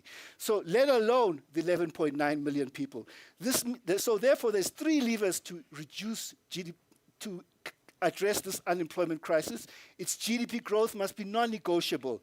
Industrial policies to favor labor-intensive industries. And number three, the expansion of public employment programs. One of the speakers was talking about the teacher assistants. Government wants to stop that most successful teacher assistant program because of so-called budget constraints. What is the structure of the economy? The summary here is that this is very important because I focus a lot on mining and finance. Mining and finance's contribution to value added increased by 8 percentage points to 31.4% from 94 to 2002. But industry declined by 9.2% to 19.4%. So structural change, when we talk about it, it's about encouraging labor-intensive industries and diversifying the export base. The spending on industrial policies, as I worked in, I saw my comrade from the IDC. I said, I'm going to attack you, but I'm not doing that. So anyway, but the long and short of it is that industrial policy spending, where's the laser, the clicker? Yeah. Industrial policy spending is about 23 billion rands, 17.8 by the IDC's disbursements, sharply up, and the DTI's incentives, 5.3%. It's 0.3% of GDP. It is insignificant. And my favorite one is Black SMME Finance. It's CFA 2.3 billion, NEF 1.1 billion. The BASA report in 2020 showed that the bank exposure to SMME finance of their whole balance sheet was about 21.4 billion rands. That is 0.4% of their total bank assets of 5.9 trillion. So what this tells me is that we're not seeing normal risk aversion that is there in most countries against SMMEs. I think there's some negative profiling of people because they are black, and we have to call it the way it is. So the SMME financing gap is about 350 billion rands. There's too few policy tools if you compare it with the Asian countries in terms of industrial policy. Now, my main issue on ownership, there's this voodoo accounting system, the BE codes. So what is, I'd retired from BE, you know, but I decided, I was telling Pulu that, you know, Pulu, the last thing I want to address is this, you know, yes. So there's a maze of conflicting statistics about black ownership that just confuses the hell out of the public. Use BE certificates, so the commission says it's 30%, and then Sanlam Gauge says it's 20%. This is impossible because the total market cap of the JSE is 20 trillion. So you're telling me that black people own 6%, I mean 6 trillion rand assets on the JSE if it's 30%, or 4 trillion if it's 20%. We know that that is impossible. Intellidex, they looked at actual ownership, not the actual scores. They found 1.9% of the JSE was owned. It is my calculation of their figures, by the way. So 1.9% of the JSE at the time. And then Thomas, in a study for National Treasury, she found 1% of JSE top 25. Now, Pick n Pay is my favorite one. They've never done a BE deal. I even called them and said, how can you have 18 points on your scorecard? Maybe, is it the franchisees? What is going on? No, it wasn't the franchises. I won't get into the technical details of this manga system of accounting, but Pick n Pay has got not, I mean, on the annual report, they say not. So my methodology looks at what you disclose in your annual report. ABSA, their deal with Tokyo and them, it was finished in 2012. They still have 12.8 points on their score. Kanjani. And Standard Bank, the one with the president and Saki, finished long ago. 29 points on their scorecard. In their own annual report, they say 0.5. So Nedbank, same. So basically, these are the BE transaction values since democracy. I will just go through. I combined two databases, Ernst & Young, 96 to 99, and the Dealmakers database. So what we see is that in the first wave, which didn't last very long, we had about 72 billion rands of transactions. This is same with the economy. 10 billion rands a year. The second wave, the boom, it was 272 billion rands, 45 billion rands a year, number of transactions 414, and average annual number 70. So now what we've seen since now until 2019 to 2022, there's been a drop in deal flow by about 50% to 23 billion rands. Now, it's a very interesting one because if you look at 2019, I was talking to Kholo the other day that there's been a little bit of an uptick recently. So I kind of look at 2019 to 2016, there was a collapse in deal flow. It was about 17 billion rands a year. And since then, there has been an uptick. But now, the uptick, it's mostly around 7 companies which are doing like different types of transactions. So number one was Northam, 33 billion, but Northam was an unwind. It wasn't buying shares into Northam. There was also Sasol. There was also, so there's 7 transactions that accounted for most of these, it was Exaro replacement and so forth. I can't remember all of them. So what I'm trying to say is that I think it's too early to be talking about a third wave. We need much more to stimulate a third wave of transactions. Now, this is the methodology. This is the true data, not the... So JSE market cap, this is it. And then the number at the bottom is the one that you should look at.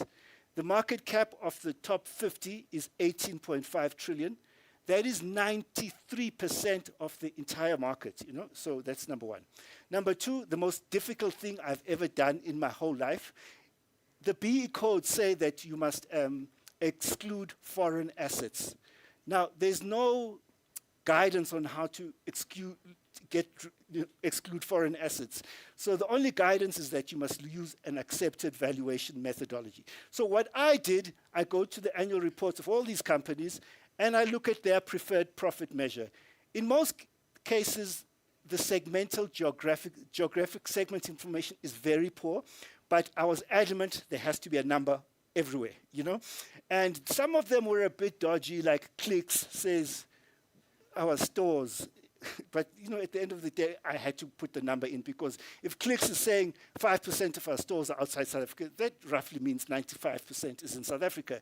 Yeah, but some of them I was a bit upset that I had to come to these conclusions. So what we ended up with is that 80% of the JSE has got nada to do with the South African economy. You must look at the companies at the bottom. BHP Billiton, BHP Group, I think this is about 6 trillion rands of market cap that's got nothing to do with the South African economy. And and then it distorts our country, our capital flows, everything. My personal view, I argue with my friends about it, we shouldn't allow these dual listings, but that's another issue, yeah. So, but anyway, so the South African assets value, according to my interpretation, is 4 trillion. 4 trillion, that's South African assets. And then BE market capitalization. Now the other ones, they look only at listed. I looked at listed and unlisted. So now, then you go through each company. I have to say, in terms of dodgy reporting, the best annual report that tells you everything is African Rainbow Minerals. I've never had to phone African Rainbow Minerals to explain anything.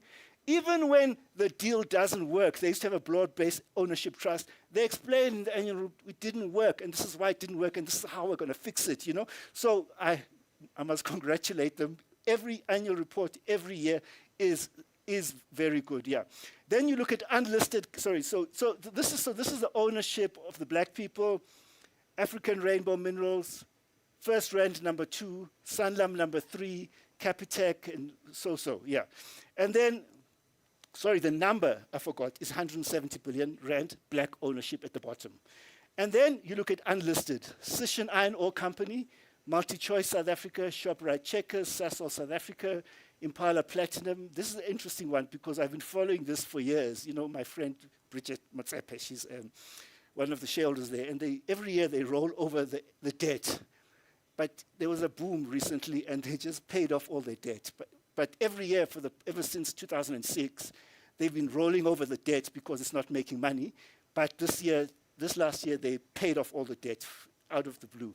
And then, Hotazel Manganese Mines and De Beers Consolidated Investment. This one has also been under the water for many years, but suddenly it appears to be over the water with whatever. So it's 58.3. I excluded Media 24. It's too small. I excluded Glencore. I went to their offices in Melrose Arch. Point blank, we can't tell you. We're not going to tell you anything. So anyway. Black ownership in finance. I won't really go into this one, but it's important for the later slide. Black ownership as a finance as a percentage of South African assets is 7%. The Banking Association has a higher number of about 25%, but they're using scorecards and not what I'm using. I'm using what the banks disclose,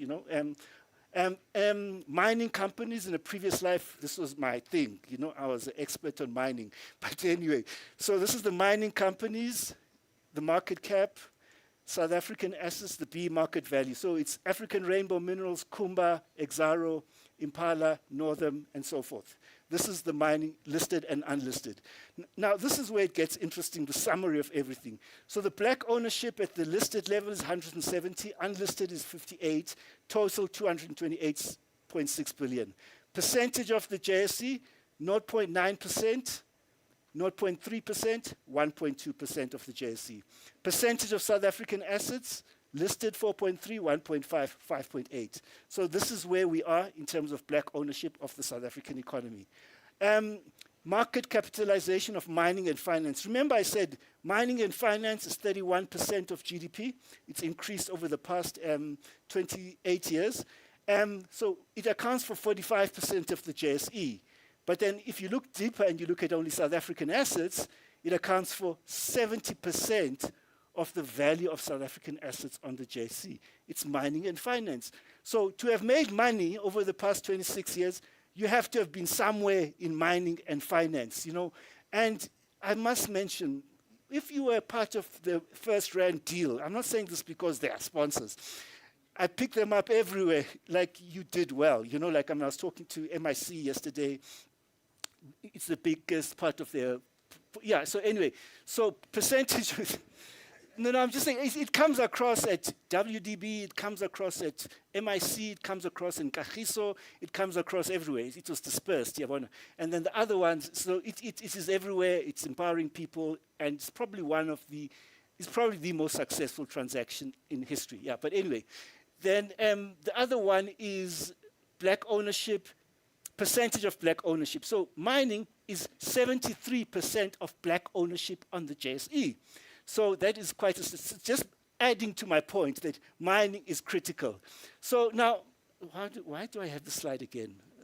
Yeah, so now this is the second last one. Royal Bafokeng, this is the beneficiaries. I ran out of time, but basically, there are some black businesses at number 2, Mutsepe family, number 4, Lebashe, 16 billion, number 5, Exaro. But the majority of these people are broad-based trusts. So can we please stop saying that BEE is for politically connected people? You are saying it yourself, that if we succeeded in one thing, it was the broad-based, because the most of it is broad-based empowerment trusts. Do you see what I'm saying? It is not politically connected people. So anyway, so just Vision 35 for the South African economy, what do we need to do? I've been working with the South African Council of Churches on this. We need to have a mobilizing vision and plan for the economy with a 6% growth target that is binding on National Treasury and the Reserve Bank. We have to have a developmental central bank. It can capitalize development finance institutions. It can develop other policy tools to drive structural change and transformation. The PIC must play a bigger role in driving transformation. My sister's on one of these boards. She says, they are so useless. They never even come to us and ask us anything about transformation. It has to change, you know. So, you know who I'm talking about, Sidi. So, transformation of financial sector. You know, PIC must consolidate its shares in finance and the state bank to get a seat at the table to drive structural change and transformation. There's a model of that in China called Central Huijin. And I think the new thing that the government's trying to do, it's a misunderstanding of what is happening in China, you know, with this state-owned enterprise thing. So I think we should consider transformation super fund and sector funds. China has 1,800 government guidance funds to their industrial policy in terms of high-tech, AI, renewables, cars, whatever. Everything, they've got a government guidance fund. So I do think we have to consider this. The government has to increase its annual spending on industrial policies, I believe, from 0.3% of GDP to 2.5%, including 1% of GDP on black SMMEs. What we're spending on black SMMEs is way too little to make a difference, and we have to do, I also believe in lending, banks here, they're in the room. I believe in lending quotas, policy lending for banks with targets for structural change and transformation. In Asia, they're called policy loans, and I think the banking sector's kind of got it in terms of the financial sector charter, but the targets are not stretched enough. I think we should do this. So the first 2 waves of BE focused on mining and finance. The third wave must combine structural change and transformation, and BE must be a condition for increased support to industry. But what I have to say, the biggest mistake we made on this BE is to cave into bullying from the mines and the banks around this once empowered, always empowered principle. Now, what it means is that Patrice, he bought the mines from Anglo Gold in 1998. He still counts them today. How can that be right? You know, Mzee Khumalo bought the mine from Harmony.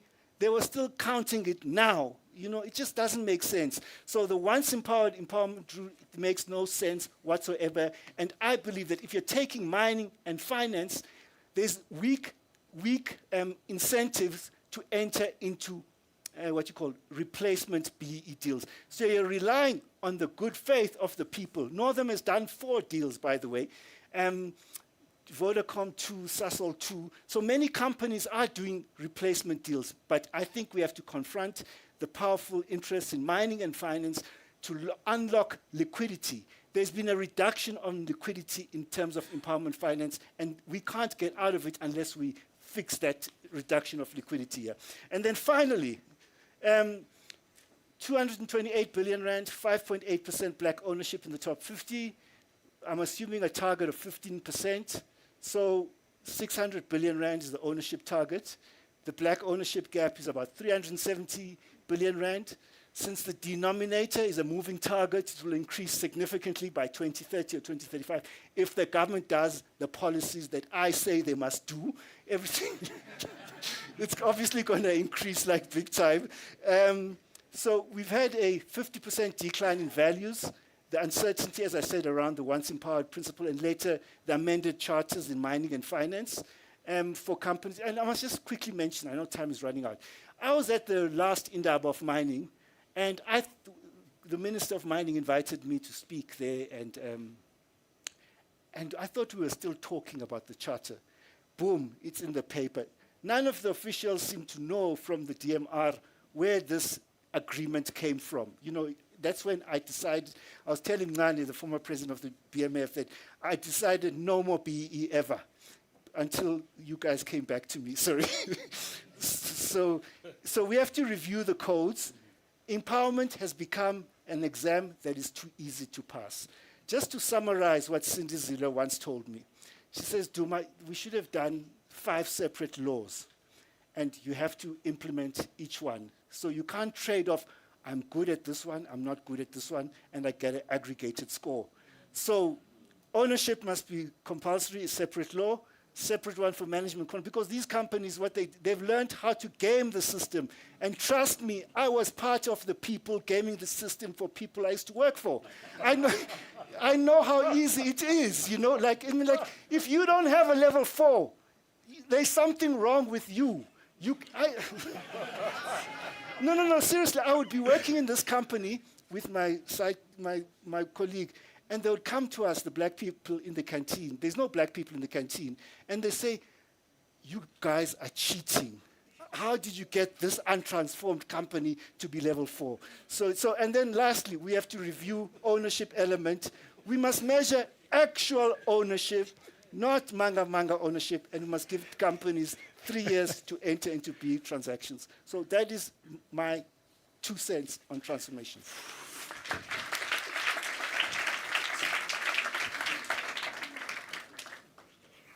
Always love listening to Duma. He calls a spade a spade. Manga accounting. I know you said this about 6 months ago. I'm still figuring that part out, you know. So we got a sense on what's happening in the economy and black ownership and listed entities and the like. So I'm going to ask Holo to come up on stage. Holo's from RMB. It's been there, part of the furniture, not quite, been there since 2005. But he's going to talk to us around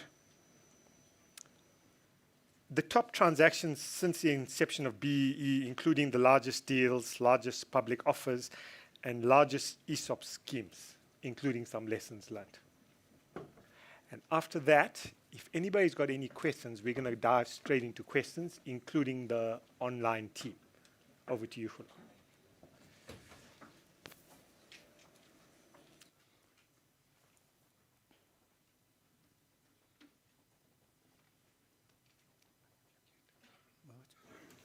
Just going to try and switch this on. Okay.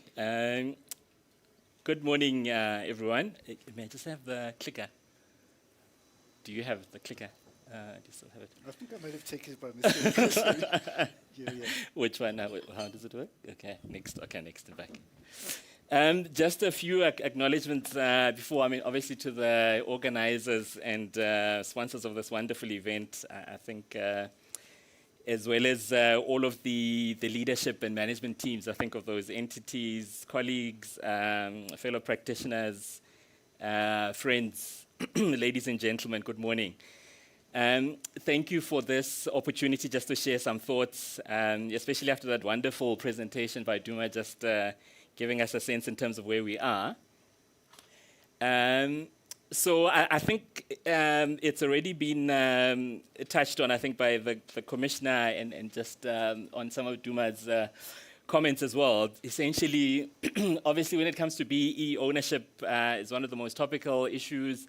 And when designing an ownership deal, there's lots to consider. So you've got size, participants, funding, application of dividends term, etc. And I think while BEE transactions in the early days were initially focused on a few key individuals, I think things very quickly moved along. Initially achieved through some of the inclusion of the broad-based groups, the likes of Kagiso Trust, WDB, and some of the others. You've also had involvement of employees as well as communities in transactions, and finally the launch of the public offers. It's already been highlighted as well to say typically at the end of, which is I think part of the issue, I think, with the way Duma is sort of like measuring the ownership, because I think at the end of an agreed vesting term, typically, beneficiaries will be allowed to sell their shares, and some of them potentially sell and realize cash, and maybe potentially some of it is not actually coming through in some of the numbers if you only look at what's actually being held. Based on deal makers, I've also looked at some of the similar information that Duma was working through, looked at deals basically concluded by listed companies. So this doesn't include unlisted. So only deals concluded by listed companies between 2000 and 2023. So a total of 945 deals were concluded, valued at about 609 billion. Many of the deals were implemented between 2003 and 2010. The deals were concluded through various industries. Some of the companies concluded more than one transaction where they had either replacement or top-ups. There's also been a recent pickup, and I think it's also something that's been picked up by some of the earlier presenters. So I think part of it is better regulatory certainty. I think there was a DTI practice note that came out in 2021. There was, so sometimes with these recent M&A transactions, there's essentially a BEE element to it where, companies need to conclude BEE transactions as part of that. There have also been deals that have previously been unwound, so replacement deals, and also another popular topic nowadays is around employee share ownership programs. So I think with the balance of this presentation, I'm just going to touch on some of the transactions by industry, touch on some of the successful deals, and then pick up on some of the lessons learned. So, just taking it by sector. So this slide here basically just sets out, I think, the financial services as well as mining. This is, as Duma mentioned, this is where most of the action has happened. But you'll notice there, I think, if we start with the banks, all of the big five banks have essentially concluded deals. A lot basically during that 2003 and 2010 area. There's also been recent activity. So obviously there's the ABSA deal, the 7.7% deal, 11.2 billion. That's recently been announced, as well as Capitec also recently implemented an ESOP scheme. So that 2021, and then there's the ABSA one, the 2023 deal. Also looking at the insurers, so there's also been some action there. So again, all of the big insurers have actually done deals, mostly in those, in the mid-2000 timelines. But there have also been recent activities in here. So obviously there's been the Old Mutual Bulatsela deal that also included a retail component. There's also been an ESOP recently done by Metropolitan, Momentum Metropolitan. Lots of action, I think, in the mining space. Duma has mentioned the Northam deal, the 33 billion deal. So that's the largest BEE deal done to date. A couple of deals done by Exaro, so the initial one in 2006, as well as the replacement one in 2017. And a couple of interesting ones, some of the recent ones. So Anglo Platinum recently did a 2% ESOP, 8.3 billion rand deal. Kumba Iron Ore also 1.2% deal, 3.5 billion. And you'll also see that even across different commodity types, so the gold companies have all done deals there, the platinum companies, iron ore, even the coal miners. Just moving on to oil and gas, so these are the some of the Sasol deals that have been done. So obviously, I think they were well covered. The 2008 deal is the original Sasol and Zalo deal, as well as followed by the Sasol Kanyisa deal, which is a replacement. Sasol has also implemented deals at its mining, so Sasol mining business, as well as sort of like Sasol oil as well. Industrial companies have also done deals. So again, within that 2003 and 2010 area, PPC did 2 deals. One initially in 2008 to meet the mining charter requirements, as well as a top-up. So the mining charter had 15% and 26% at the end. Just touching on some of the others, so TMT, so MTN has done 3 deals, so essentially the new shelf deal in 2002, followed by MTN Zakhele, as well as a replacement for MTN Zakhele later on. Vodacom, this is the biggest deal in the ICT sector, 16.4 billion rand deal, also a recent deal in 2018. And then obviously this is a popular Putumanati scheme. Consumer goods and retail, also lots of action in that space. There's a recent Heineken Beverages transaction that had communities and in an ESOP.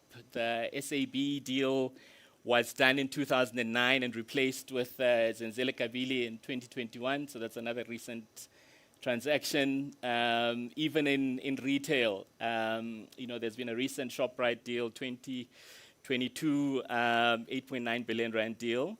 Also, even in the healthcare sector, so all the hospital groups, so Netcare, Mediclinic, Life Healthcare, all did deals in that 2003 to 2010 area, as well as I think we've also added, this one is an interesting one, Dischem Pharmaceutical. So when some of the founding shareholders wanted to sell down a portion of the shares, they actually sold those to essentially a BE consortium, participated in a 10% deal there. If you look at some of just the key features of transactions, I mean, just to pick up on some of the names. So First Strand obviously took the approach of including strategic partners, employees, as well as communities, I think, in their deal. Old Mutual also did something similar, I think, in their initial deal, so strategic partners, employees, and communities. But in their most recent deal, they included a retail component. So as Duma was saying, I think even though it initially started out being quite narrow focused, I think over time it's actually opened up. So also lots of retail schemes here, as you can see, so Vodacom, Sasol, Putumanati, as well as MTN. On the funding structures, I mean, companies use a combination. So you can either use third-party funding where you wish to raise cash as part of the transaction, or alternatively, you can use vendor funding, which actually allows you to self-fund the transaction. There are different terms to deals. So 2 of these recent transactions, the ABSA and Capitec deal, were both 5-year structures. But we've seen, the First Strand deal being in that 5 to 15-year range, as well as also, this is also another interesting one, the evergreen component. Essentially, this is where, a trust is actually set up, but then it provides ongoing benefits over time. And then Putumanati has got the evergreen public offer scheme. Just running quickly through some of the successful transactions. I mean, obviously the First Strand deal, 23 billion rand of value created, most successful BE transaction to date.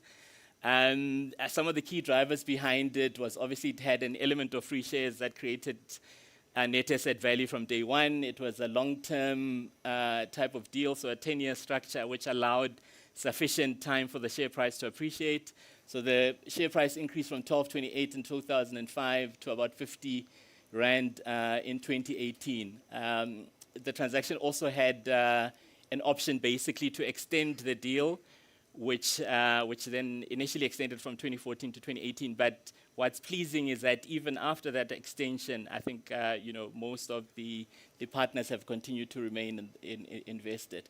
So the beneficiaries there are about 13,000 first-round employees as well as their strategic partners. Sanlam is also another one that's been well talked about, 15 billion Rand of value created. So that one had a 200 million Rand equity contribution, also a 10-year structure. And I think during that period, there was 12% annual compound growth in the share price that created that value. SAB Zenzele created 9.7 billion Rand in value, the highest BEE value creation in FMCG industry. Again, a 10-year transaction term, but it was also helped partly by the SAB Miller and AB InBev transaction that created essentially the value underpin. So what was promised to the BEE shareholders at that time was that they wouldn't necessarily early unwind that deal, but would essentially remain invested, but would receive no less than what exiting SAB Miller shareholders had received at that stage. So this one benefited 29,000 retail shareholders as well as 10,000 SAB employees.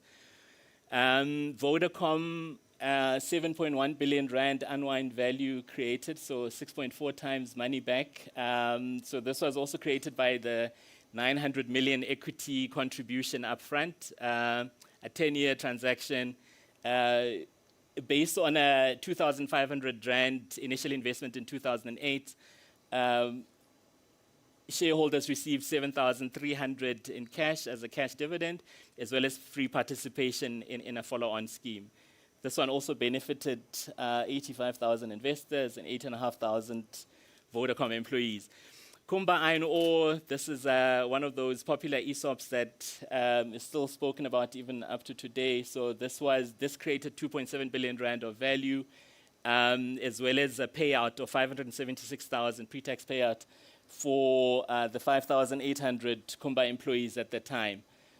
This one was also a 10-year structure split into 2 periods of 5 years each. But what really helped was the exceptional operational performance as well as the increase in the iron ore share price. Iron ore price during that period. So the share price here increased about 354% from 110 to about 500 in 2011. There are also some others. So MTN Zakhele raised 1.6 billion Rand in the form of an equity contribution upfront, 6-year transaction. Really provided geared exposure to MTN. So for somebody who had put in 20 Rand in 2010, they managed to make 3 times their money back. Even Sasol, the Sasol Inzalo scheme, the public component, even after several concerns around the likelihood of it not creating any value, it eventually raised about 1.3 billion Rand, 85 Rand per share, which equated to about 4.7 times money back for somebody who had acquired 100 shares or less, or 2.3 times money back. So again, there was a late increase, I think, late recovery in the oil price that really assisted that deal. So the 2 retailers as well also created value, 2.6 billion and 2.4 billion Clicks and Woolies for 7,800 and 17,000 employees. And Phuthuma Nathi continues to do well. Shareholders initially acquired their shares at 10 Rand each. They're currently trading at 125, and they really pay quite healthy dividends each year, about 20 Rand. So even that just gives you, 2 times money back, essentially each year.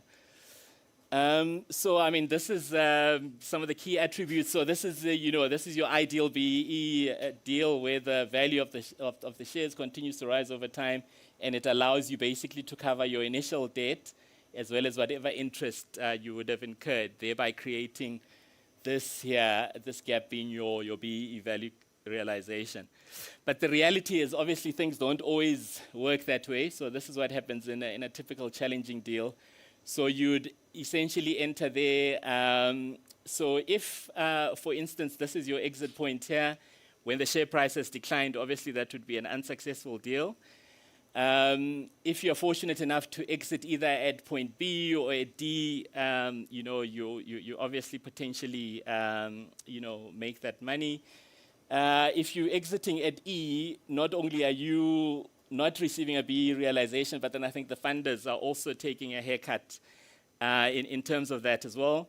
But another problem is sometimes I think during these structures with a lock-in period, the share price does reach D, but because of the lock-in period, then the BE partners are not able to cash in and realize that value. I mean, just to conclude on some of the lessons learned around sustainable BEE transactions, as Duma mentioned, obviously favorable market conditions are key, so your global economic fundamentals have to be strong. Strong local macroeconomic environment, commodity prices, employment levels, interest rates, consumer demand levels have all got to be working positively. The operational performance of the company is also key, so consistent value creation over time. The industry needs to be well, and even the company relative to its peers, outperformance relative to its peers. And as we've also seen, M&A activity. So if there's some kind of M&A activity like what happened in the SAB example, that also then boosts the likely outcome. There needs to be an increase in the valuation of the company, so suitable entry level and a growth in the share price over the transaction term. Long-term investment horizon, so we found that some of the longer dated transactions have delivered more value. There's also this view around vesting versus evergreen. So do you cash in now or do you hold on for the longer investment horizon? The extent of leverage in the structure, so obviously this can be managed by an upfront discount or an equity contribution. So it's key that the capital structure is not overgeared, and it's also key that the funding costs are being covered by whatever dividends are actually being paid out of that structure. And then last but not least, it's the extent of facilitation in the structure. So this basically goes to what shareholders are contributing towards the deal, either in the form of an upfront discount, facilitated funding, etc. But obviously that comes at a cost to shareholders, but I think it's understood that essentially it does contribute towards a successful deal. Thank you very much. I think that's all I wanted to share with you today. Thank you. Perfect. Thanks. Thank you very much. If I can ask you to join us up here. Okay, perfect. I'm going to take one round of questions from the audience and online. Thanks. 1, 2, 3. And I'm going to pause at that. Do we have a roving mic somewhere?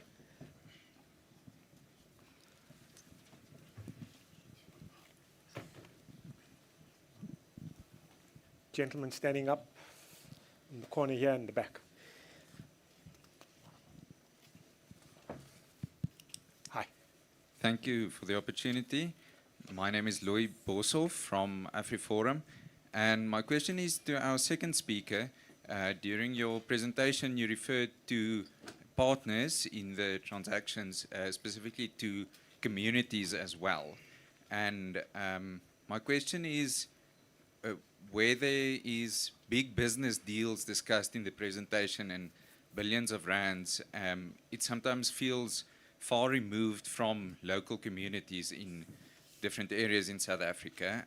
And from AfriForum's side, we're really focused on improvement of the well-being of specific communities, and more specific than just saying black community and white community, but looking in regional areas to different cultures and communities.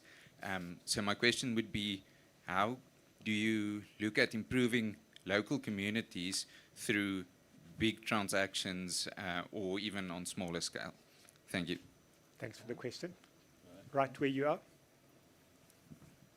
Thank you. Just two quick ones. The first one is this issue of the voodoo accounting. Why is it allowed? You know, there's such discrepancies in terms of what is claimed and what is appeared on the annual report. So why is it allowed? The second issue is, I met a person who works for one big company in the Department of Labor, responsible for employment equity reports. And he was so frustrated. He says, if he does the report, of course it's going to look very bad in terms of transformation. EXCO just says to him, tell us how much is the penalty. Yes, how much is the penalty? So there is no willingness to address the report. They've actually budgeted for that penalty, even before it was produced.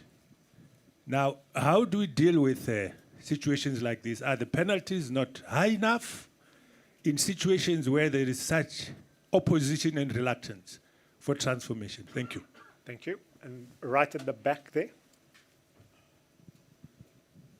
Good morning. Good morning. When Duma presents, you're going to get charts and stats, eh? Yeah. Chief L here, I'm from Sanlam Private Wealth. So I'm just going to make just a few comments.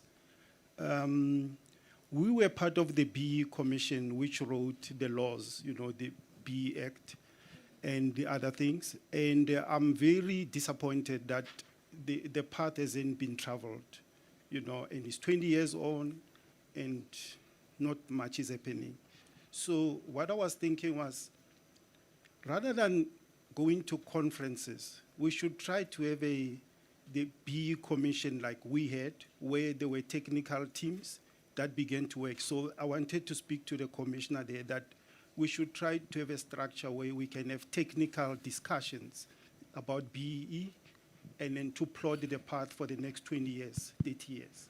And by the way, Duma, that 4 trillion rands you mentioned is going to be probably be more, like you said. You need maybe 1 trillion rands to fund BEE within the GSC sector for the next 20 years or so, if you want that 15% growth. By the way, Kholo, I agree that we should have BEE for the next 20 years. So no company can say, I'm Pick and Pay, I'm 0%. We should have all the companies, especially the biggest ones, they need to be BEE compliant. We should stop about retail. I mean, those ShopRite, Pick and Pay, they make so much money. I mean, the prices, the CPR, you know, has risen. So we need to be serious, and we need not to be bullied by groups and companies. You know, we work for big companies, and we know what the problems are. So we need to be bold and strong. And the next 20 years, we need to do BEE. Thank you. Thanks. Thank you very much for your comments. Kholo, I'm going to ask you to have a go at the first one, communities. Okay. On the communities, thank you very much for that question. I think when we saw the emergence of some of these community deals, I think was really in the mining industry, where there was that requirement basically to empower communities, local communities where the mine actually is situated, as well as some of the labor sending areas. And some of the successful ones, I think, that have been created, like the SIO Community Development Trust, really does, I think, even around that session area and you know, essentially the mining operations. They've developed clinics, they build schools, they construct roads, etc. So that's what we really mean around community participation, so that at least those members of the community who aren't necessarily direct beneficiaries also do participate somehow, I think, in some of the structures. I mean, obviously, the First Strand Empowerment Foundation, I think, also was spoken about relatively earlier on, that focuses on education and some of the other aspects. So that would have also fallen under that community aspect. Thanks, Sanjay. Thanks. Tuma, Yeah, okay. the voodoo accounting.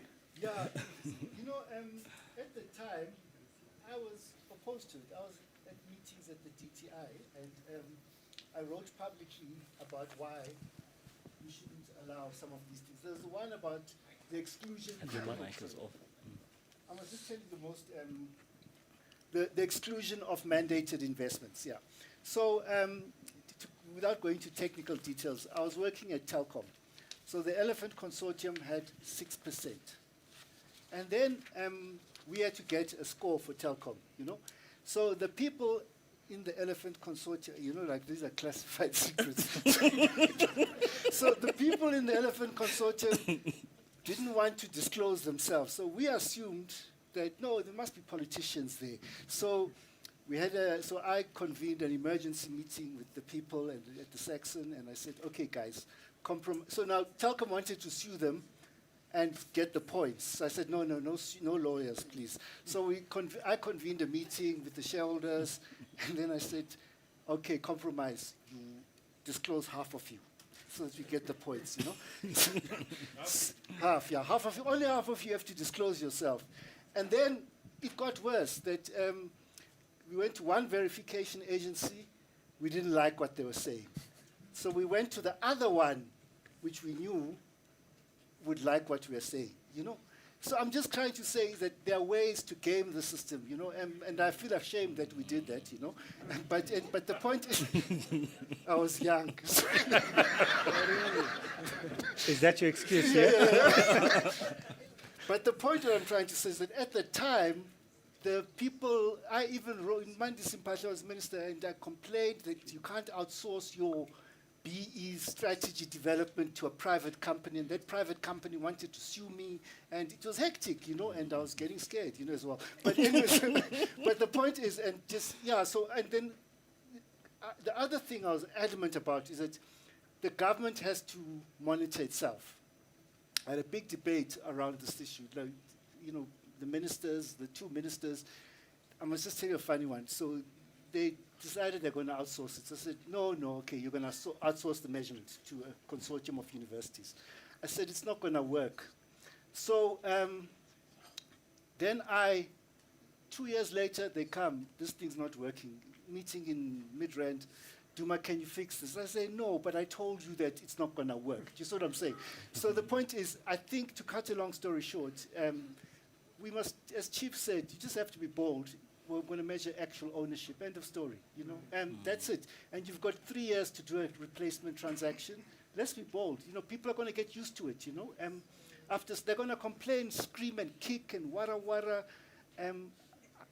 It was too late. I invited the Minerals Council, But they're going to scream and kick and whatever. But after some time, people will, adjust to the new reality. The second one, what is employment equity? BMF people know me. I know the president's here. There's a graph I show from 2009. I update it every year for whoever's president at the time. So if you look 2009 to the latest employment equity report, there's been no increase in the representation. So what you do, you look at black representation, there's been an increase.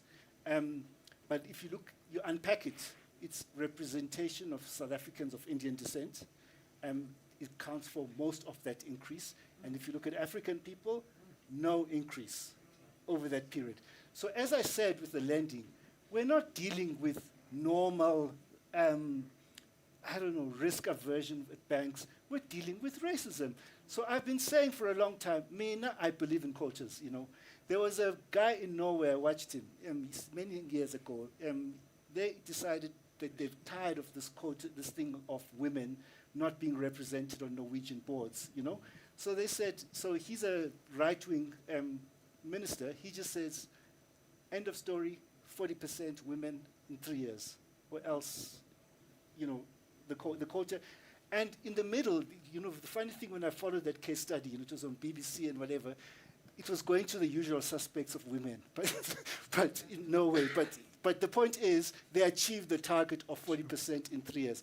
So I just think that on the employment equity, we now have to start talking about quotas. And then Chief is correct. You know, I mean, I remember at the commission, one of the most amazing sessions I went to. There was this hotel in what you call it, what's it called? I think it's called Misty. It's Misty something. Hills.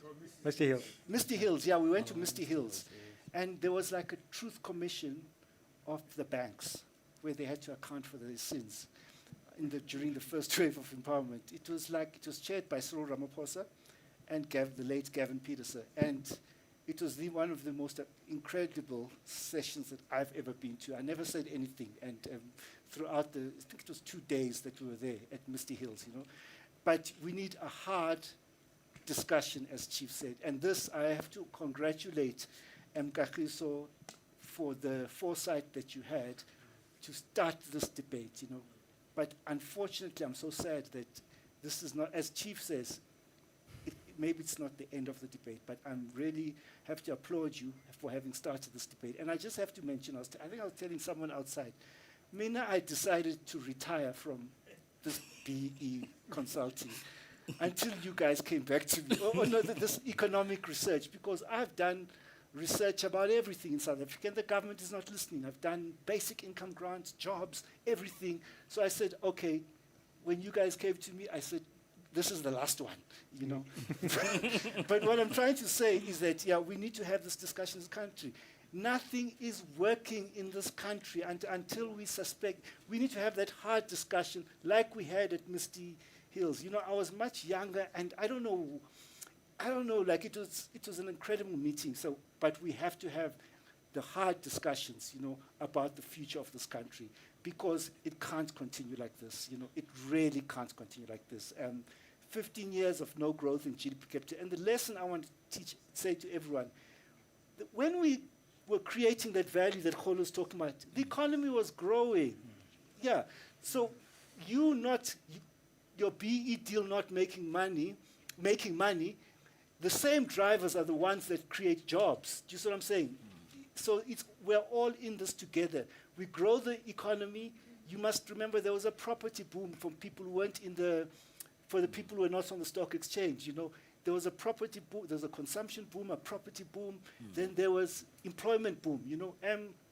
So what I'm trying to say is that it benefits all of us to get this economy growing, and we can't continue like this. Thank you. Yeah. Gentlemen, thank you very much. Useful insights, and appreciate your time. Thank you. Thank you. So as the next panel is getting mic'd up, I am going to call onto stage firstly Iman Rapeti, who will be moderating our next session. But as she makes up her way, the topic for this session is unpacking the impact of broad-based trusts, the emergence of black industrialists, and their role in uplifting and building an inclusive society.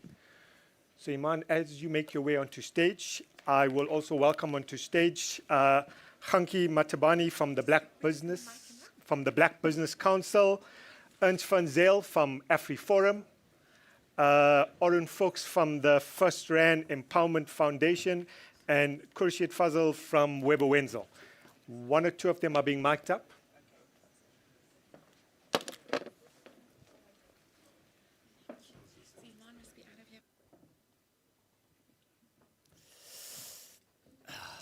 Hi, everyone.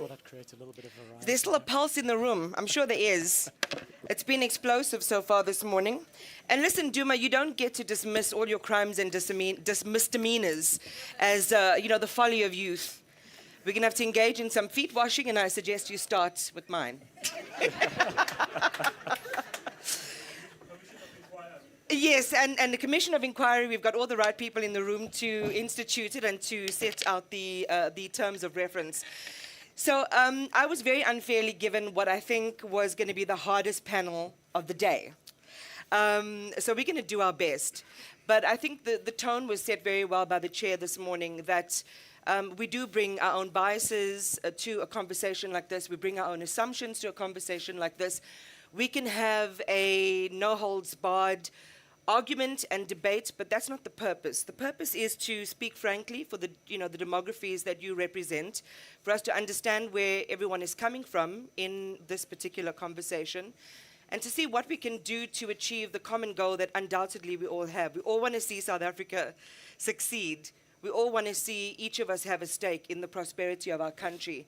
But the reality is stark. And in fact, when I was here this morning, I was also laboring under some misconceptions around the actual numbers. It's like empty calories on the JSE. There's empty calories of real black empowerment in this economy.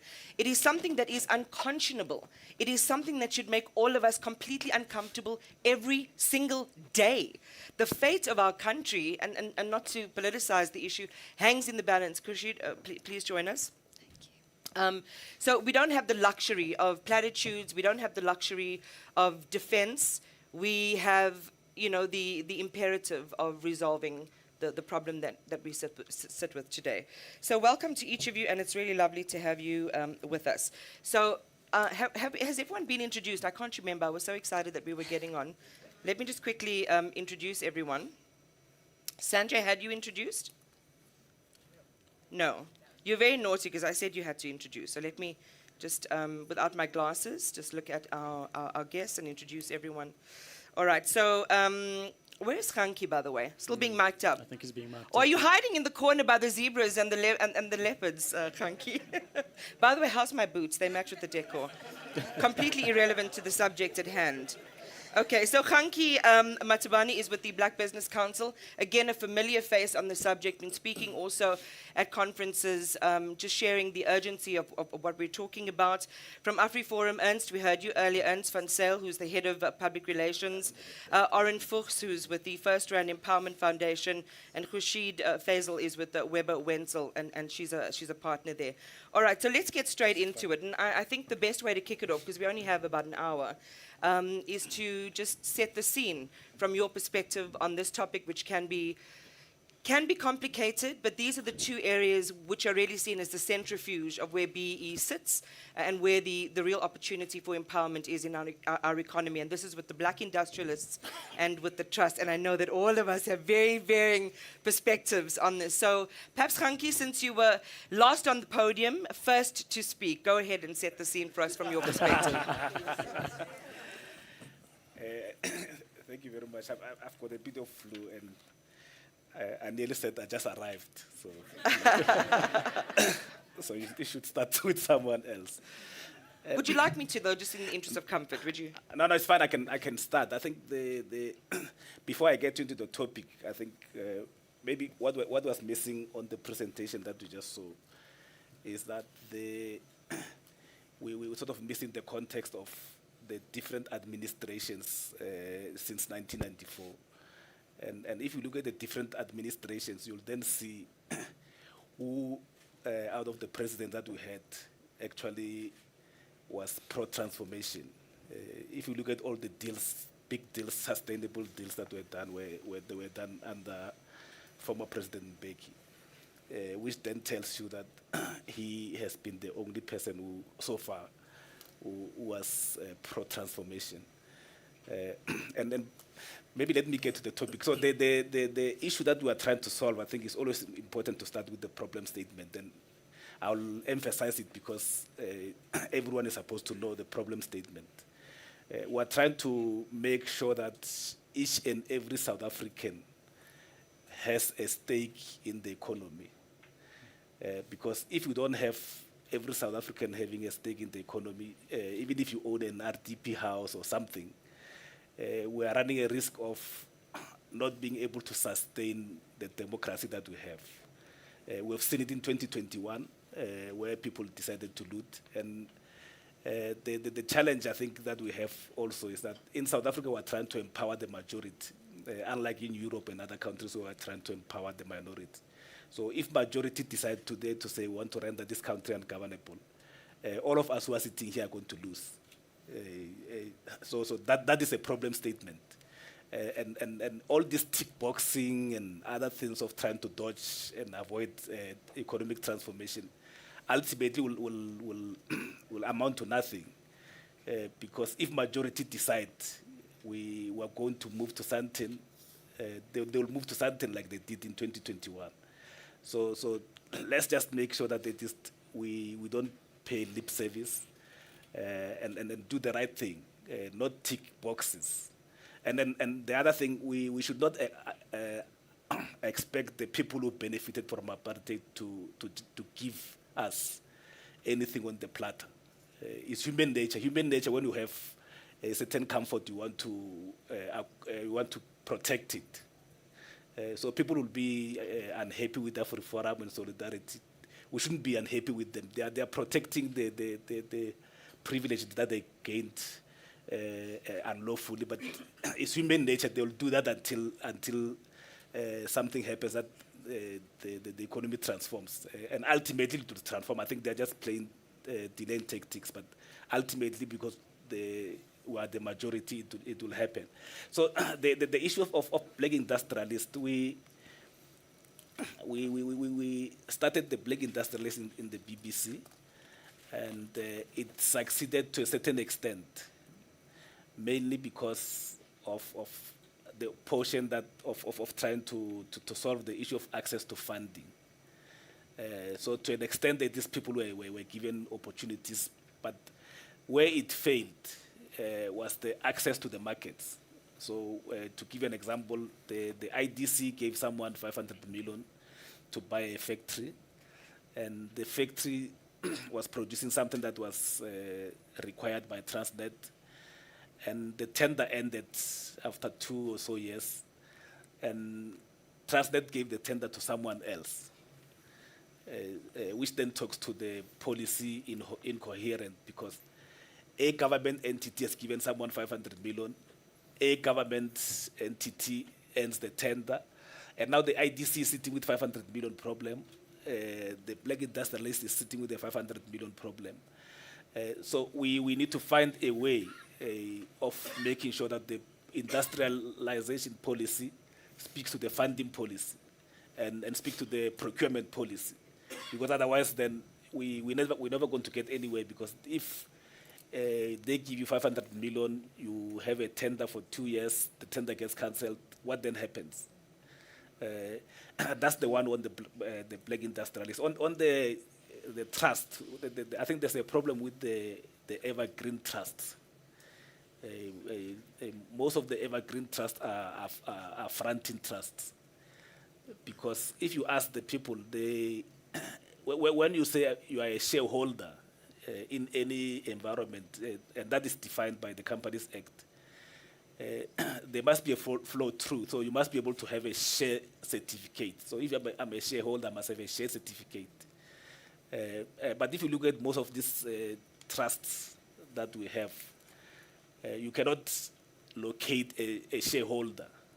They'll tell you, no, we represent the women in Diepsloot. And then what we do, we give them, we buy them shoes, school shoes.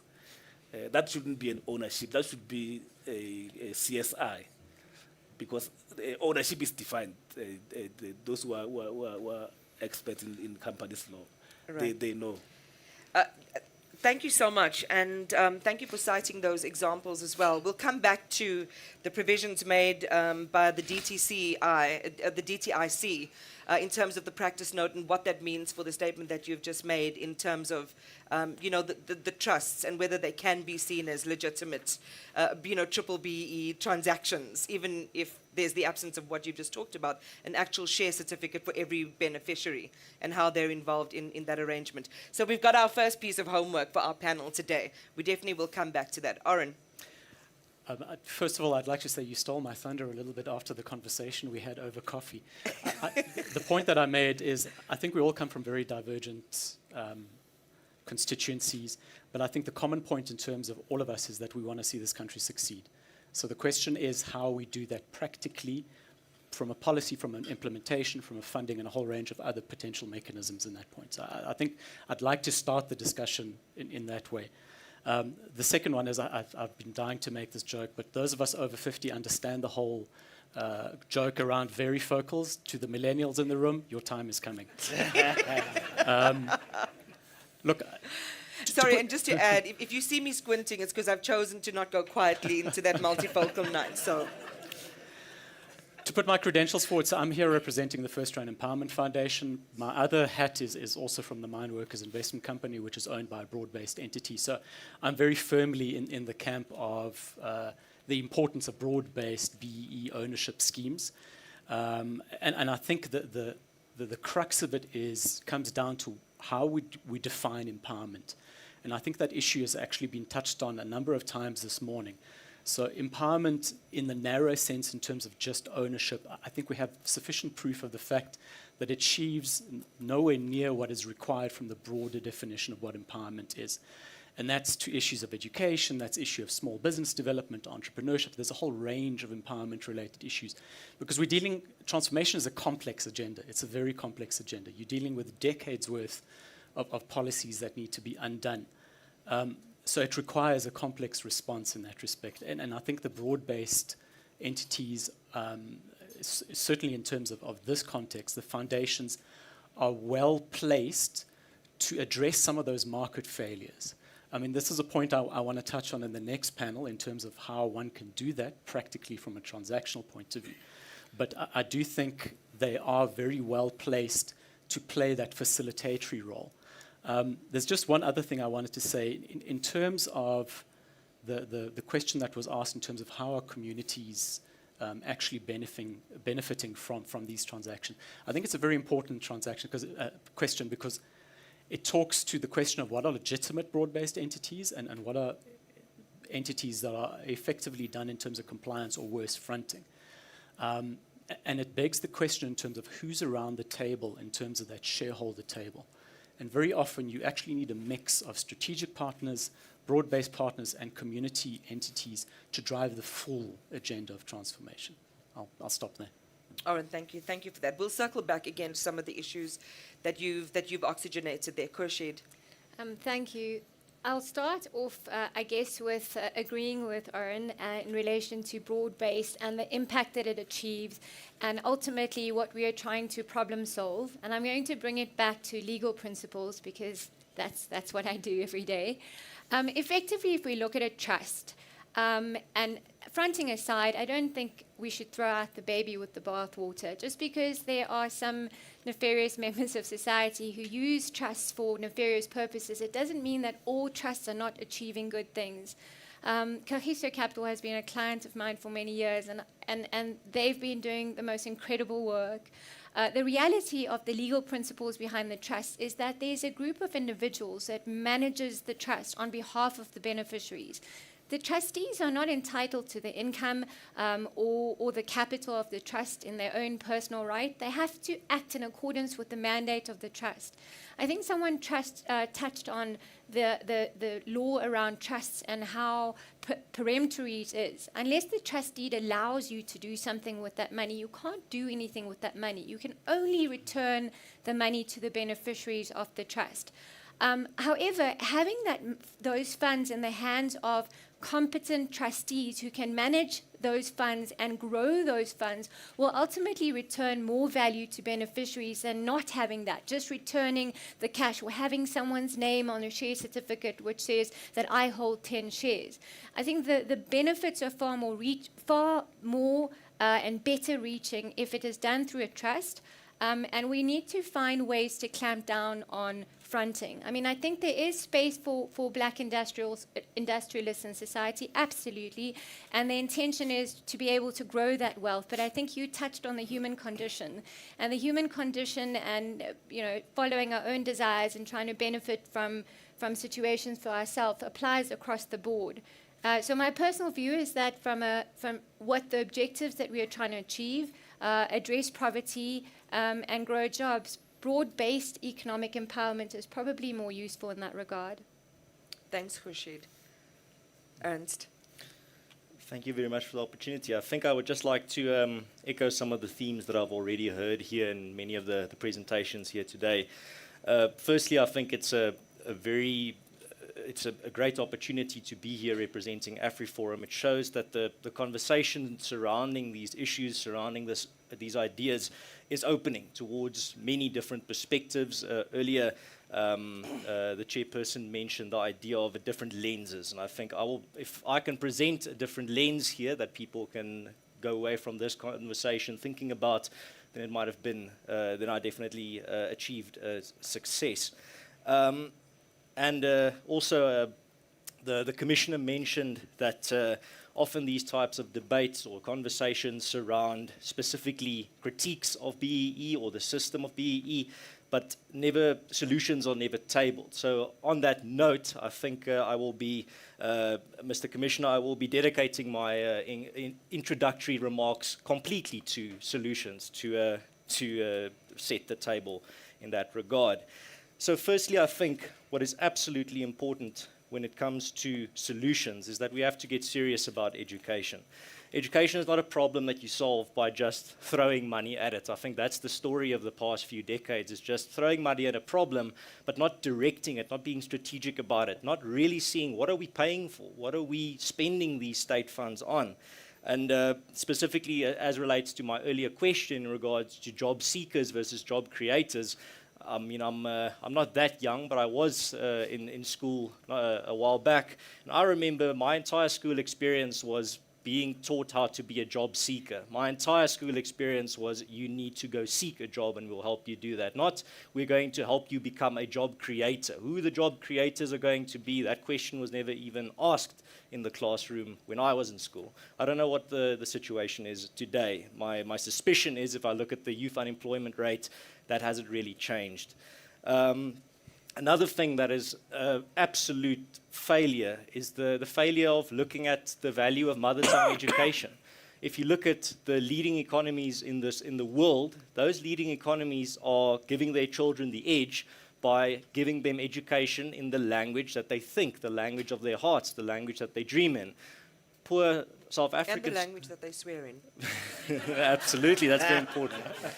But on that note as well, then you look at the poor South African children. They start off the basic steps of education in their mother tongue, and then suddenly they are switched over to English. Now you are going to have to compete with countries like China that educate their children in Chinese, countries like Russia that educate their children in Russian, countries like France that educate their children in French, countries like England that educate their children in English. That answers the question why Afrikaners specifically take the issue of Afrikaans education so seriously, because we know every single study shows if your child is educated from grade 1 to grade 12 in their home language, they have an edge over everyone else that has been educated in their second language. That's why we put such an emphasis on not just protecting, but expanding Afrikaans education opportunities for our children. That is a very important point that people need to realize. Another thing that also I think is absolutely crucial is the idea of the opportunities around us in the South African economy. We cannot have the debate be constantly focused on how do we divide a constantly shrinking pie. Many of the presentations today don't mince words about the fact that our economy is shrinking, not growing. The amount of opportunities for growth are declining, not increasing. That means it's a smaller and smaller pie that we are fighting over in regards to how do we divide it. That's not the solution. The solution is to grow those opportunities, grow the economy, and grow that pie, rather than just fighting about how do we redistribute the small pie that's shrinking, that's not creating any new opportunities. Another thing that I also wanted to mention is the fact that when it comes to policies that are not achieving what they achieve. So when it comes to AfriForum and our position on BEE, there's a difference between capitalized BEE and small letter uncapitalized BEE. Black economic empowerment, not the policy, just the idea of empowering people, that's not something that AfriForum is against. That's not something I really know anyone being against. The whole idea of the policy when it comes to capitalized letters, then you have to start looking at what is that policy achieving? What is that policy actually achieving contrasted to what it says it's going to achieve? And that's why when it comes to opposition to these types of policies or critiques of these types of policies, it is critiques based on the fact that you judge a tree by its fruit. Just because a tree claims to be an orange tree or an apple tree, you can't then say, well, the tree says it's this type of tree, the policy says it wants to do this, therefore it's good. But what you have to go look, is it achieving what it's saying it wants to achieve? Is the orange tree actually carrying oranges? Is the apple tree actually carrying apples? Is black economic empowerment actually empowering South Africans? The answer is no at the moment, and that's what needs to change. And the one thing I wanted to end on is a story from my own sphere, the solutions industry with AfriForum and Solidarity. So earlier was mentioned that you protect what you have, or that you can only empower people if you are an apartheid beneficiary or if you are privileged. Well, then I'd like to present to you the story of Soltech. Earlier today there was a presentation by Ms. Moetse about the importance of technical skills, technical colleges, technical high schools. That's why AfriForum and the broader Solidarity movement built Soltech, a technical college, in a time when everyone is obsessed with degrees, and Afrikaners to a large extent were also fooled by that myth that you can only succeed if you have a degree. Well, we're changing that now. We're saying, no, you can be very successful if you're an excellent plumber, excellent electrician, excellent welder. That's why we built Soltech. That's why, and we built Soltech, and here's the thing when it comes to the whole idea of you need a lot of money to make a difference. Like, no, if you look at the idea of Soltech, the philosophy of Soltech is you make big money with small money. And what was that small money? Small money was the Solidarity movement asking its members, are you willing to contribute 10 Rand more this month to the Solidarity Building Fund so that we can build a technical college? That's 10 Rand. You don't have to be an apartheid beneficiary or privileged to give 10 Rand a month. Now, I understand there are even many people in this country that can't spare 10 Rand. That is an absolute tragedy. But there are millions of people in this country that can spare 10 Rand a month towards a project like building a technical college like Soltech. What's 10 Rand today? 10% of a packet of cigarettes. Since I've stopped smoking, I've lost, I'm not monitoring the price of a packet of cigarettes anymore that closely. But it's a small amount of money that, it's that concept of small money makes big money when you pool it. And that's the note that I want to end on, is that we need a philosophy of building, not just a philosophy of taking and redistributing, or a philosophy of punishing versus benefiting. It needs to be a philosophy of building, creating, expanding, making better, making more opportunities, not just moving opportunities around. But that's hopefully the debate that started with opportunities like this. Yeah, and thank you so much to all of you. Actually, I think you've given us a beautiful platform of which we can either dive or we can kind of, work together on. Just want to clarify, my role is just the conductor. If you hear things that you would like to challenge because you know the subject better than I do, I've done my prep, but you know it better than I do, then just indicate to me and we'll come back. Some might argue, Ernst, it's not a choice between those two. It's not an either or, but it is how each of those have to complement each other. Because the reality of what we heard from our presentations earlier is it's not the black industrialists who've made billions of rands who are not sharing with the rest of South African society that is the problem, or that in fact, let me not quote people out of turn, is to say that, and this is related to, stop saying that BEE is for politically connected black people. They're a broad-based empowerment trust. That's where the bulk of the money is going. And when it does work, as we've heard this morning, it can work really, really well. The problem is this perennial one that South Africa faces of having a good architecture of legislation, but a very poor record of implementing what's good, and of unscrupulous, opportunistic people taking advantage and doing these horrible things like fronting. Hanki, let's go back to you then. So the argument is that a trust is a useful vehicle to use because it's flexible, it can cater for broad-based empowerment such as young people, the disabled, and we got a really good description of some of those projects earlier this morning. But in your view, and I'm sensing it isn't, if it isn't, tell us why specifically. Thanks very much, Iman. Maybe let me firstly congratulate the founders of Soltech. And on a lighter note, I think you must expect black people to come and march there wanting to be admitted. Just give the coordinates. Just give the coordinates. Google Maps exists. But, I think first start off with asking for a tour. I mean, they will be very open to show anyone what's been built and show tell you the whole story. So I think the first step is send an email and ask, can I come see what you're doing there? Okay, our first point of agreement this morning. I love it. Making progress. Go ahead, Kanki. Yeah, so we don't have a problem with trust necessarily. There are different types of trust. There are trusts that are fronting, and we've got a challenge with evergreen trusts, and that claims to be ownership. It's fine, they can be CSI and anything else, but they shouldn't be ownership.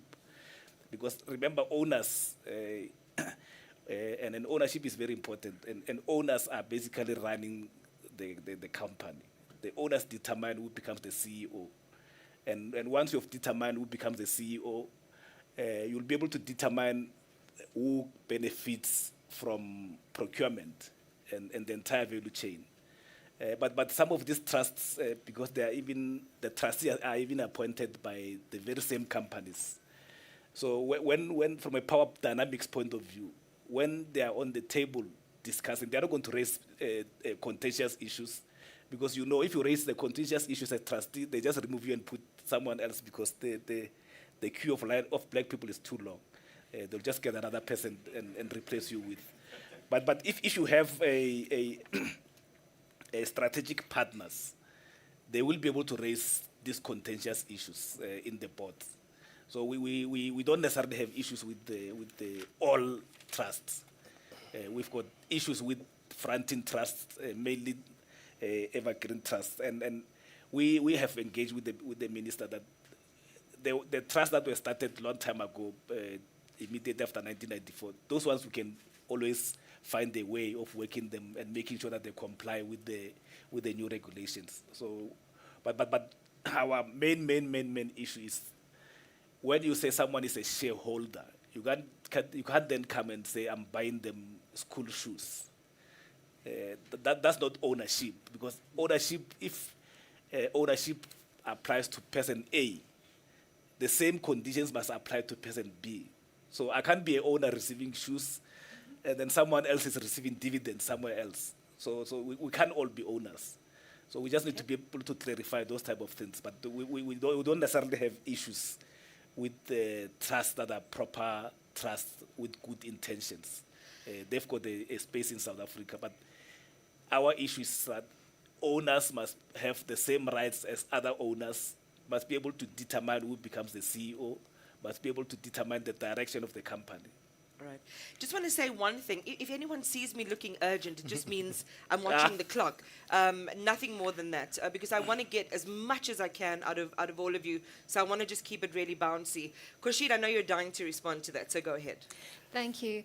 I think we can definitely write rules and make sure that intentions remain good, as opposed to hoping for good intentions. So as per your example, if the concern is about the composition of the Board of Trustees and the concern around who gets appointed as trustees and how trustees are appointed, you can write rules around the independent trustees that need to be on the board that have no association or relationship. They are not accountable to the company at all. So the independent trustees, much like you would find in relation to the King Code on good corporate governance, you can write that into trust to make sure that there are rules that drive the behavior. Then just on the second point, man, and I'll try and be quick, in relation to what does ownership mean and how important is it to be able to, A, control the direction of the company and appoint who the CEO or the board of directors is. Ultimately, what are we hoping to achieve from this? Are you hoping to achieve distribution of wealth effectively? And I completely agree with you. It can't be a CSI initiative, let's buy shoes. But if the rules of the trust are written such that if there are distributions received and it is opportunistic to make another investment which grows the wealth of the trust, that should be permitted on the basis that from time to time there is return of wealth to the beneficiaries of the trust. Is that not more important than necessarily each owner being able to decide whether or not who the CEO is? If you have a strong board of trustees, and going back to the Kagiso Capital structure, they insist on being on the board, being involved in the activities of the board and the direction of the company and the policies of the company. It's a no-go if it's not permitted for them. Now, if they are sitting on the board of the company and determining the views of the company for the beneficiary's interest ultimately, does each beneficiary need to have a say in relation to that? Can it not be entrusted to a group of legitimate trustees who are looking after the beneficiaries? Well, I don't know if do you want to quickly respond to that, Hanki, or are you going to just bank it for later? Yeah, let's bank it for later. Okay. Oren, I know you want to come in. So I've got a washing list worth of issues, but let me try and do this quickly. But just To quickly Okay, go concur ahead.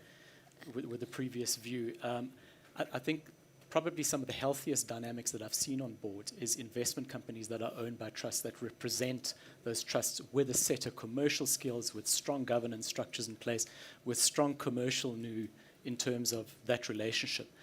And inevitably, the power balance shifts quite fundamentally. In fact, the healthiest setup tends to be when you have a strategic partner like that and a community trust or an ESOP that's a broader-based entity, because then the views are aligned. So there are ways of actually getting the best of both worlds in that respect.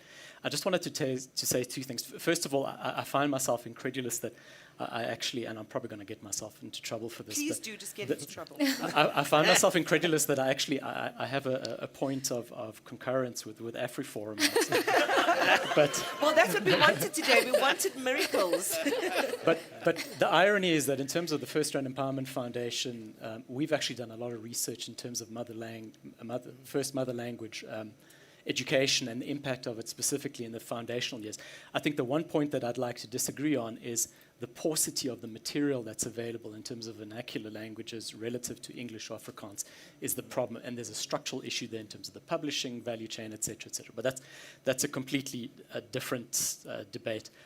The other thing that I wanted to say is, I think in terms of the policy, whether the policy is right or wrong, I think we must be careful to not conflate BE policy and whether it's right or wrong in terms of what it's achieved relative to and I'm probably going to get myself into trouble for this as well, but the state has been hollowed quite systematically from a professional skills point of view for quite an extended period of time.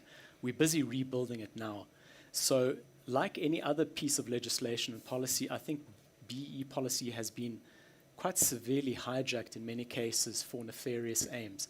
And I think we need to be realistic about it, and I think we need to be purposeful from a governance, from a legislation, from a compliance and enforcement point of view in terms of reversing that. It doesn't mean that the policy in and of itself is necessarily problematic. So I would say that we must be careful not to conflate those two issues. Thanks again. I don't know if anyone wants to respond on what that first sort of round has yielded, but I want to quickly just pivot to, I know my worst word, I hate this word, it became so famous during COVID, pivot, but move to the next part of the conversation, which is around black industrialists. I know, Kashid, you have some strong views around this, and it's come out a little bit earlier in conversation. The BE millionaires, they had a windfall, they made a lot of money, and then they basically just hogged it and kept it for themselves, and they didn't do the work and the mission, or fulfill the mission of true black economic empowerment. What's your stance on that? I'll probably start with the human condition, right? I mean, at the end of the day, we're all human, and we are driven by our personal desires and incentives. Unless there are rules which regulate or require some sort of reinvestment into society, it doesn't necessarily mean that if you are black, you will immediately assist and distribute wealth if you've received wealth. And that's not castigating or casting blame. I'm saying that we are all human and we are driven by our own desires. So ultimately, if we are to keep pursuing two objectives, which is broad-based and again creating the black industrialist is a good idea and a good principle. But if you really want to encourage the redistribution of wealth from that perspective, perhaps when you're doing these deals, you need to look at some sort of outcome-based imperatives around creating this industrialist and what the industrialist does effectively with the growth and wealth. Because the DTIC, this is the claim, or not, I shouldn't say the claim, because they've obviously done this, it's research-based. 900 black industrialists have been created, 44 billion rand invested in that pool, and the outcome was the creation of 70,000 jobs. Seeing this as a really great catalytic opportunity in this economy.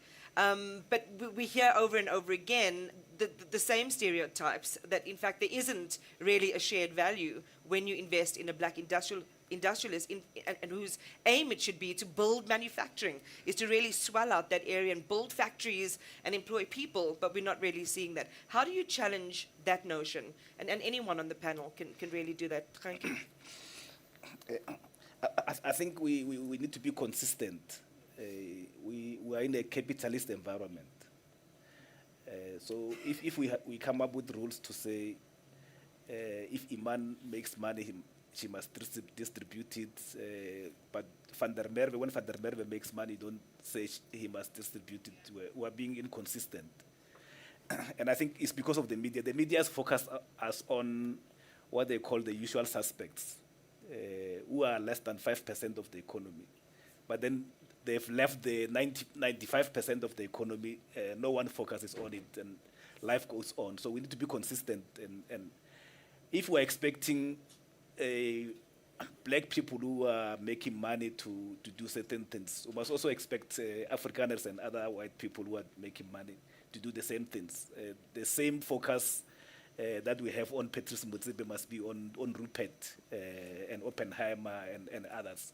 We shouldn't be only selective and say, no, because you are black, then you must build the tar road. But if you are Afrikaner, you are not supposed to build it. So we need to be consistent. I think it's very, very important that because we're in a capitalist environment, the rules must be the same.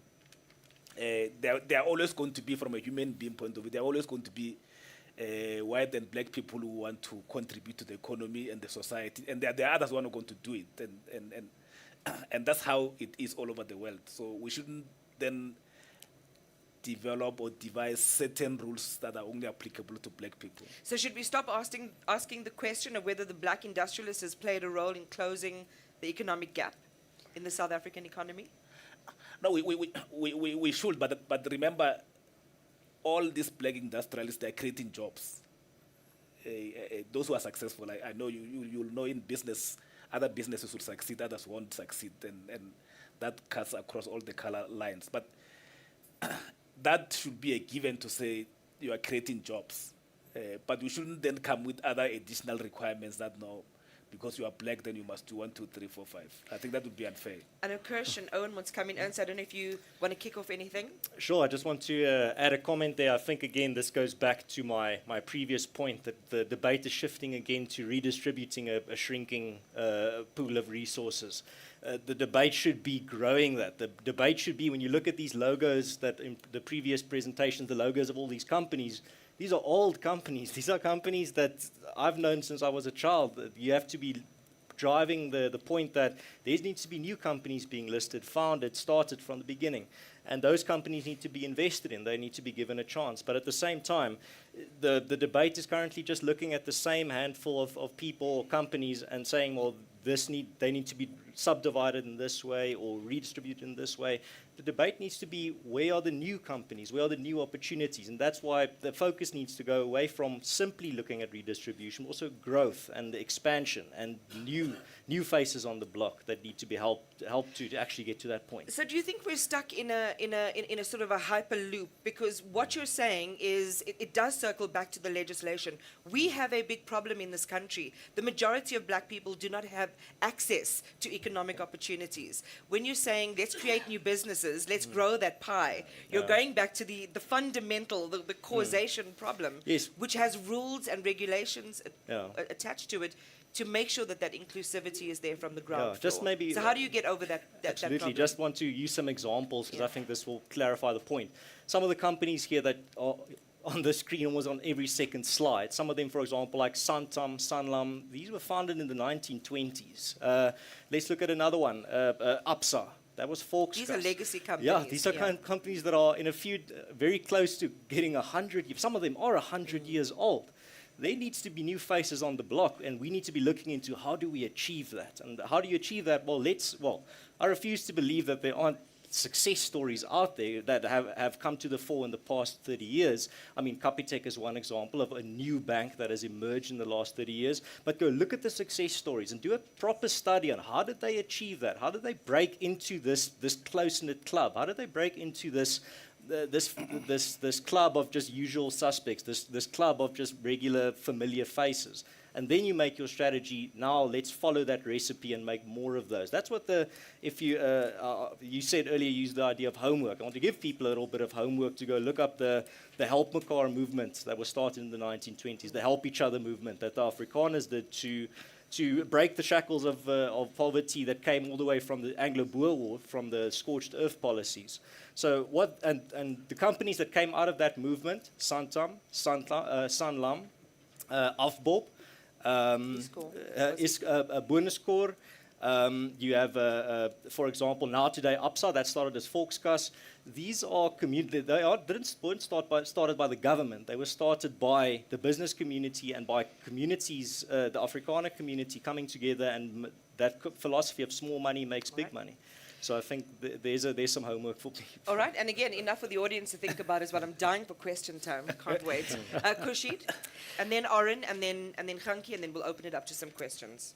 Yeah, I mean, I think we need to go back to what your original question was, Iman, right? You asked the question about whether there should be as much focus on broad-based or the black industrialist. And my response to that was, where will you get the biggest reach, and what are you trying to solve for, and who are you trying to give access to better lives, poverty, and homes, and are you achieving that with focusing all your attempts on sort of black industrialist empowerment? And that is really it. It's not, for me, it's not a consistency point around whether or not you should take and write rules for the Ruperts and whether you should take and write rules for Patrice, right? It's about, what are you trying to do? What are you trying to achieve? We're trying to address systemic issues in the country. We're trying to put food on the table, make sure people have houses. And how do you get there? What is the most impactful way to get there? Oren?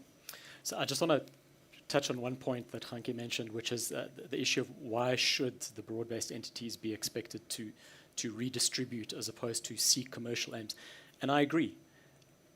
What I would add to that, though, is that there's probably a willingness to look at the redistribution aspect if we can structure transactions and funding mechanisms that can pool commercial returns for commercial players, along with potentially sub-commercial or non-commercial funding in blended models. And I think this is the discussion for the second panel, to pool all of that together to achieve both aims. So you basically have commercial success and you have a redistributive and growth element to it.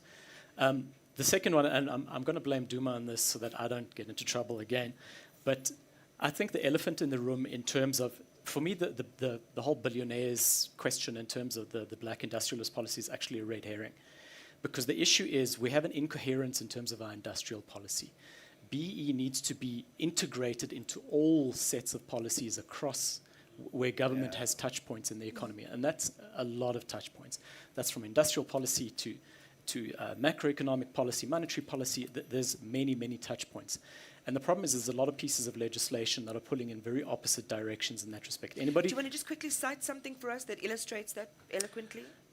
Kesha can probably speak to this far more eloquently than me, but anybody who's ever tried to put a broad-based entity trustee together that is also SARS compliant and BE compliant will know how difficult that is. You have to walk a very fine line in terms of wording, in terms of those clauses. So I can see I'm getting a nod there.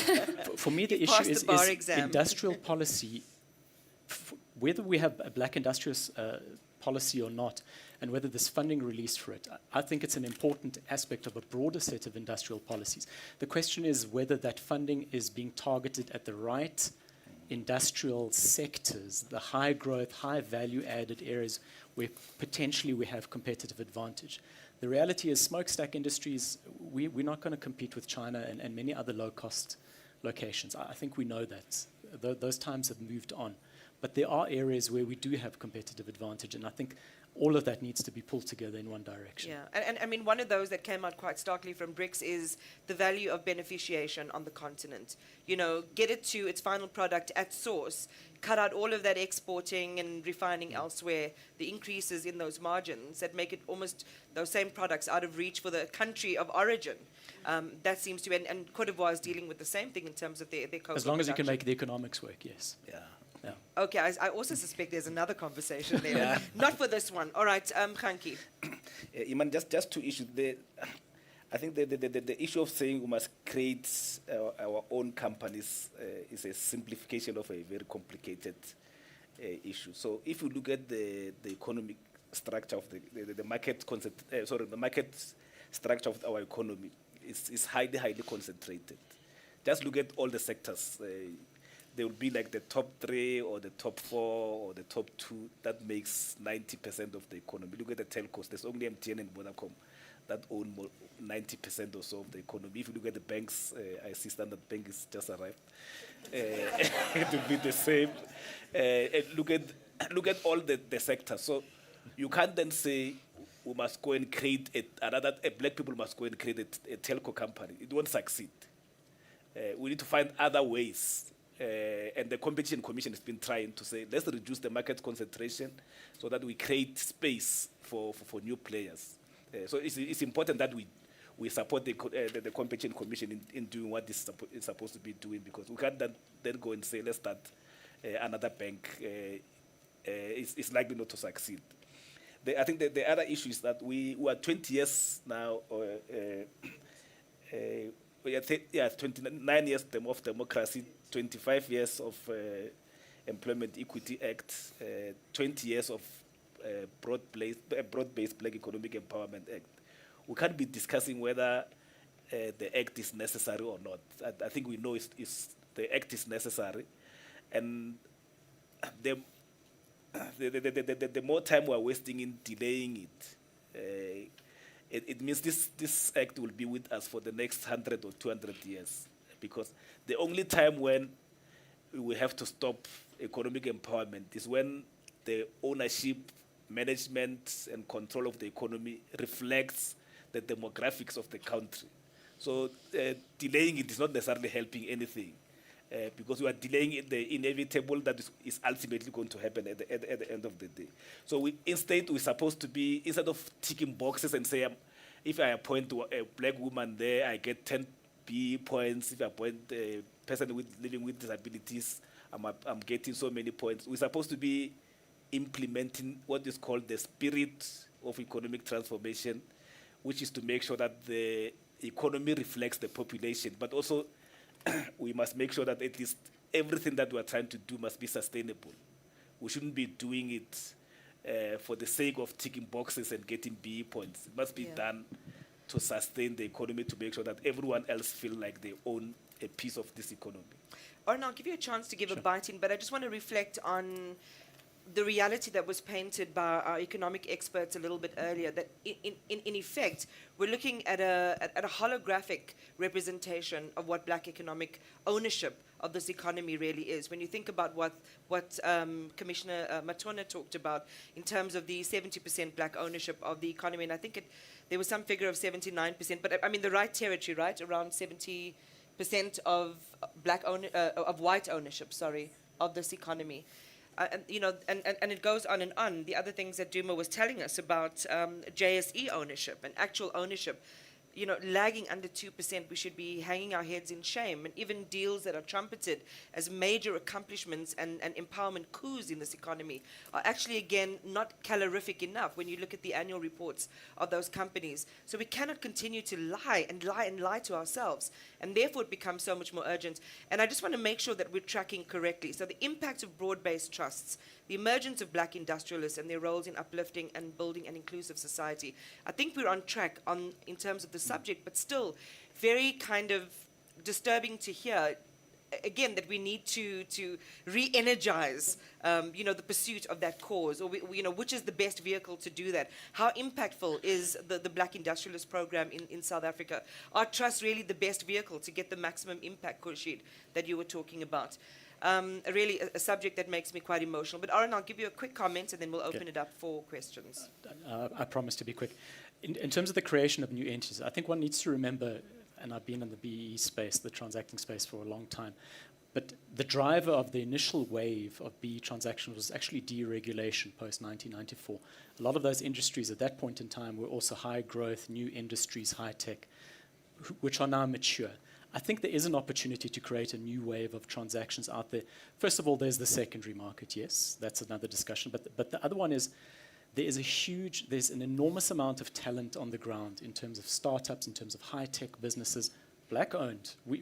At MIC, we've opened up a vehicle that looks at that space in the last 2 years. Some amazing ideas, there's some amazing business models, huge paucity of funding, lack of support, very little funding, governance and compliance issues. You know, these are tiny businesses that are really struggling, but those will be the next wave of large industries into the next 20, 30 years if they make it there. So for me, the discussion also needs to be about how do we support that space in terms of creating that pipeline. For those of us in the more mature private equity space, we need those businesses to grow so that we have deals 5, 6, 7 years down the line. So I think there's a conversation there as well. And how do we facilitate that, understanding that we have commercial drivers as well in terms of the kind of transactions that we do. So. Ooh, you know, so many There's standards, lots to unpack so there, many yeah. standards to meet. All right, well, thank you so much, and I love that there is some tension in the panel. You're saying the future is clear, we can see it.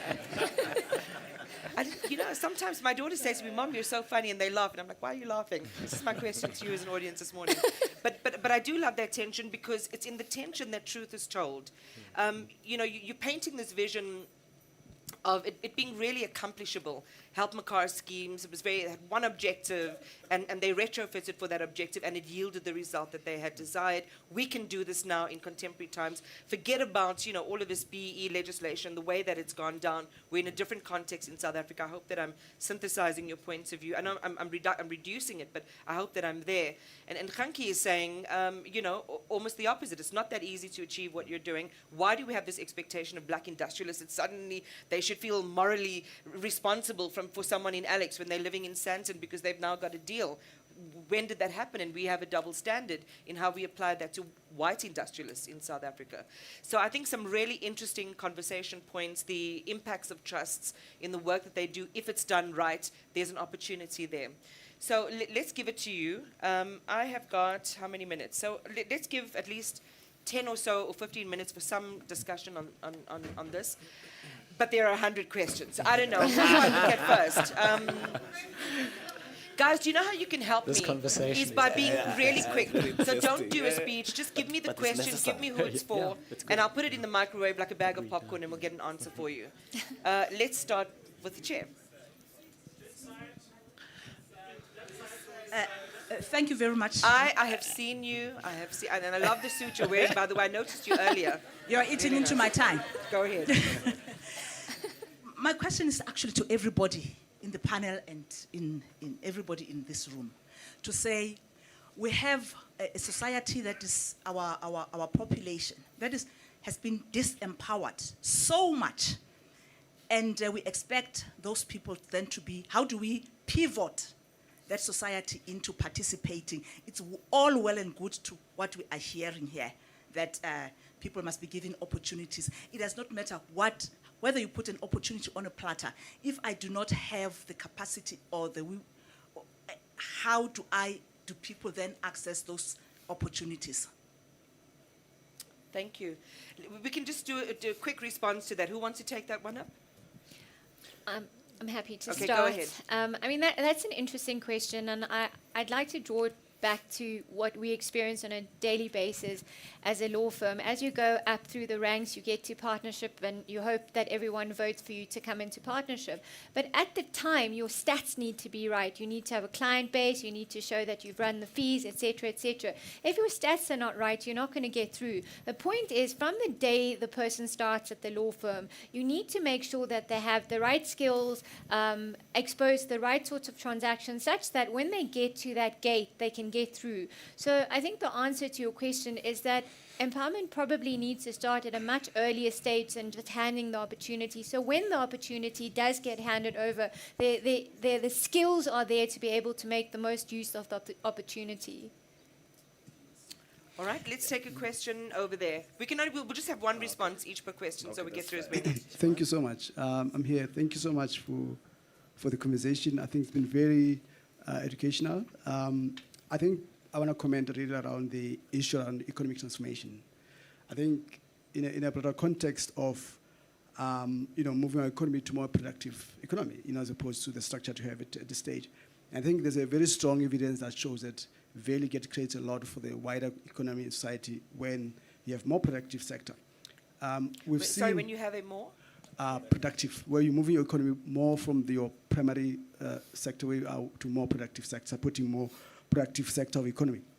I think when you remember during the COVID-19, and also just post-COVID-19, we saw a lot of supply chain disruptions, but also due to geopolitical issues that are played in.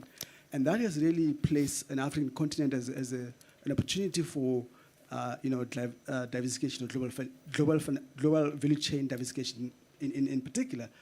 And we see there's a strong evidence that there's a opportunity for more investment coming to our continent, particularly in our country, where we get more diversification of the global value chain system. More take advantage of such opportunity to invest in diversification of a global, where we can participate as economy, but really taking this conversation around transforming economy broader beyond just dealing with the current pie, as our colleague from is saying. I think that's how do we move away from that? How we take advantage of this potential investment in diversification of a global value chain system? And I want to understand what your take on that, and how can you take this broad black economic empowerment into this regard. And really, I'm asking this in the context of how do we ensure that the policy space, someone mentioned policy, how does the policy space, macroeconomic policy, really contribute towards that? And it's a very important, in my view, conversation. The last point... I'm only being the headmistress because we have lots of questions and you snuck in 3, so let's pause. Okay. And I do think that maybe you'll also be covered in the next panel, because we're talking about the third wave, and perhaps there's an opportunity to tease some of those discussions in. You want to grab this one? So we'll go ahead and we'll move the mic around to here. I'm also sympathetic to the ticking clocks. I'll keep it short. So when it comes to your question, I think that's absolutely critical. We know no country, no people, no community, no person can be an island. You have to be aware about the global context that you find yourself in. So how do we take advantage of that? Well, firstly, it was now earlier mentioned on the panel that the South African economy is very centralized, and there's concentrated is the word that was used, and absolutely there's a lot of monopolies in this country that need to be challenged, a lot of monopolies that shouldn't have the monopolistic power that they have. One of the biggest examples of those is Eskom, a failing monopoly that just keeps getting defended and bailed out and just gets away with everything and retains its position. But on that point as well, and how do we take advantage of this bigger global opportunities? Well, firstly, we need to focus in regards to identifying those opportunities. We can't just leave the youth of this country afloat there in a sea of confusion. You'll figure it out yourself. Resources need to be provided to them so that they can help them identify these opportunities. This you build into the education system so that the youth of this country can actually identify opportunities in a global context. Another way that you do that is, for example, by you can do this on a global or on a local level, is you give the youth and any job seekers or potential job creators the tools and insight and education they need to be able to enter certain industries. And I want to end off my answer there with an example. So earlier we talked about the concentration of the South African economy, and here's why history is so important. So in the early 1900s, after the Anglo-Boer War, Afrikaners controlled 1% of industry in South Africa. Sounds very familiar. The vast majority of industry in South Africa was controlled by English speakers in South Africa, and this is for a myriad of historical reasons. How was that changed? Well, that was changed by Afrikaners actively coming together as a community and start funding initiatives to educate their youth in how to enter industry. Magazines were started, specific education initiatives were started that were particularly aimed at targeting Afrikaners for showing them this is how you enter industry. You can enter industry. Industry in South Africa is not just for English speakers. You can also find your place in industry. But the clear message of all those initiatives, specifically in the Help Mekar movement, was don't beg for a place in industry. Create your place in industry. Build your place in industry. You belong there. Don't go begging the English speakers for a place in industry. We're going to create it, and not just go do it. Here's how you do it. So it all starts with education and showing what's possible and teaching people what's possible. All right. I know that there are going to be a lot of you that might want to respond to that particular comment now. So let me just quickly look for a response to that particular comment. I don't know who to go to. Let's go to the gentleman with his hand up there in the corner. But it must be quick because I'm going to go to a question then. It's a comment, right, in response to Ernst? No, it's a comment and a question. All right. the 1900 system that he's talking about, the apartheid that he's talking about. No, early 1900s, pre-apartheid. Okay. For my question to him, for us to be able to achieve, especially the black industrialist, which is one of the biggest issues, the land issue, which it's sitting in the hands of the few, and it's sitting with the system, system that you're talking about that took over most of the land that the people of color have owned. So how do I start a factory in Midrand when the Midrand space, there's no land there, it's owned by some family who are no longer even living in South Africa, or they're living somewhere in the corner, and they don't want to release that land parcel. Okay, thank you so much. This gentleman's had his hand up first, I think, so I want to just start here, and then, okay, and then we'll come back to you. Who is that? Yeah, just a quick one, and because I have a special interest in trust. It does appear like you have two types of trust, broad-based. You have got trusts which have been set up to do work for communities who may benefit from the BBB deals. But you also have got trusts which are specifically set, established as a way of implementing, say, an entity wants to get into an investment or a deal. They set up a trust, that particular company. Now, is it not true that we must make a distinction between the two? Because the one that is set up by the company, I think, requires more scrutiny. There is a lot that may go wrong there. That's your green whatever. Because they may just set that up to subvert, real ownership or transference of real ownership. And they may continue to run that trust on the background, have strings to run it perpetually, even though they said they've done a deal with it. So if a trust is doing work for the community, for black people, entering into a deal with it, I think is a huge benefit for community development. But if a company just wants to set it up, it might still run it, and you may have those problems of trying to subvert real ownership.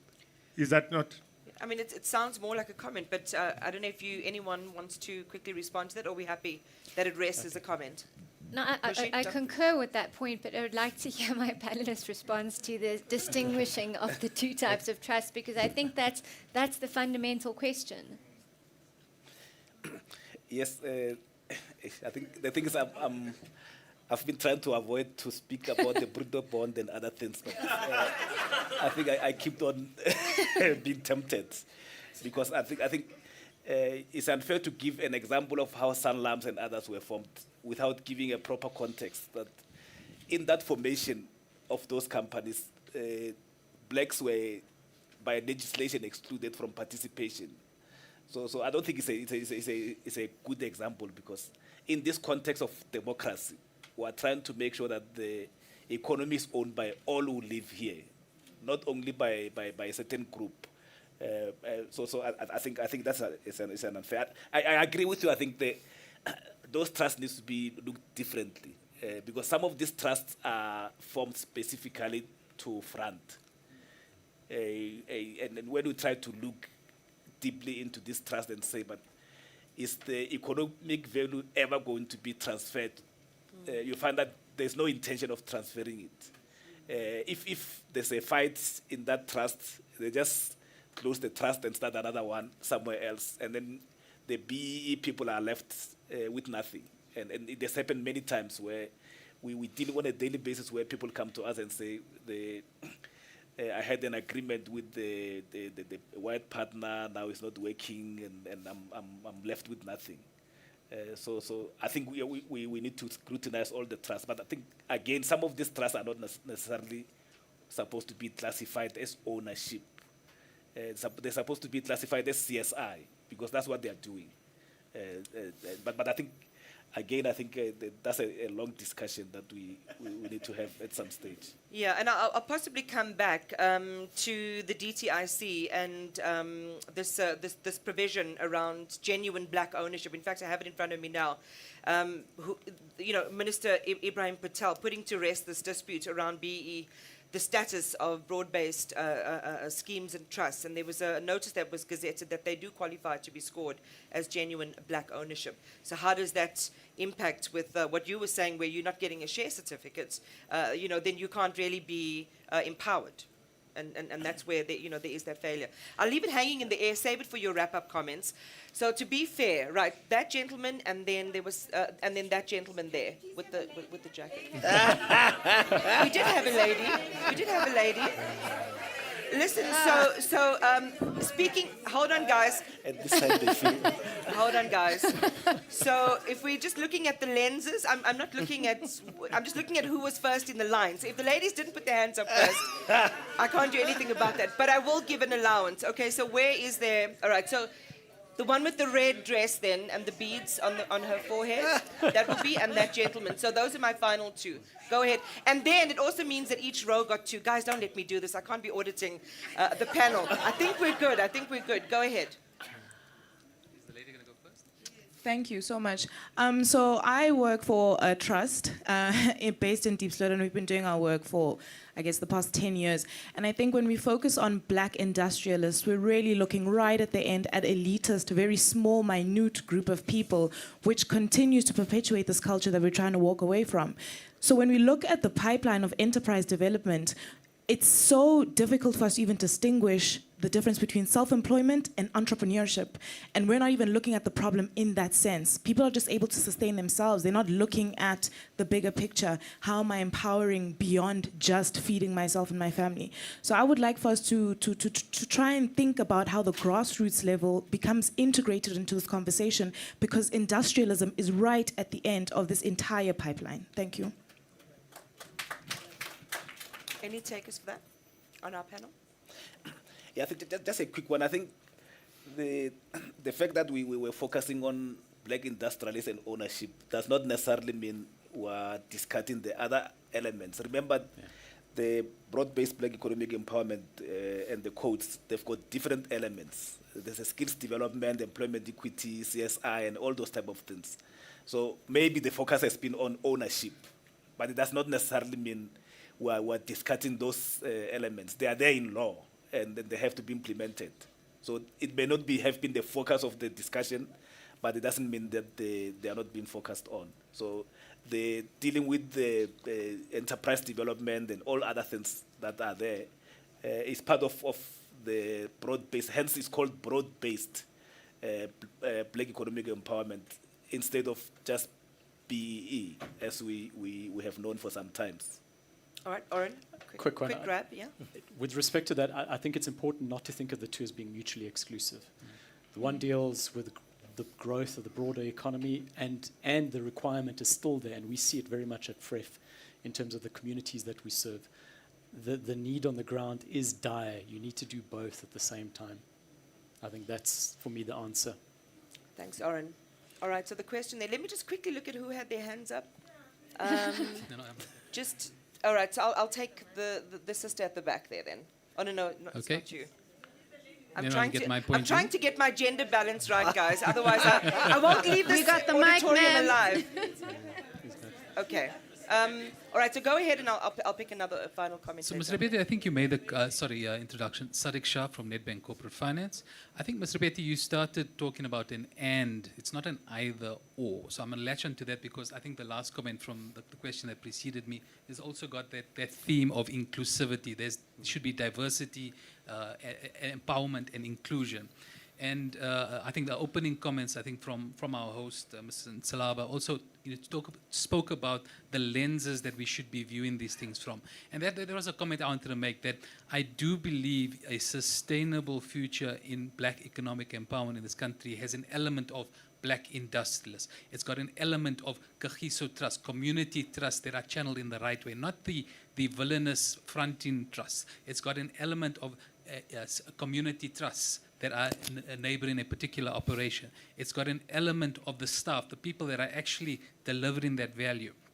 And with that sort of tee up, the question, or what I find is very difficult to reconcile is, for instance, in the previous speaker's concept of voodoo accounting, is we vilify indirect empowerment. So everyone in this room that has got a pension fund, we are very fortunate that we contribute monthly from our savings into pension funds. But we vilify the company's recognition of our stake in those companies, but we champion a transformation super fund that could not, that I have question marks about the capacity and ability for them to meaningfully manage those funds in a meaningful way. So I think we just got to find an and culture. I think, can we find the solutions that are inclusive, and it's not industrialists versus trusts versus institutionalized investors through our collective savings. So that's the challenge I want to sort of put out there. Thank you for that. Listen, I'm going to issue an apology. We do have a hard stop, so as much as I would love to indulge more questions, we really can't.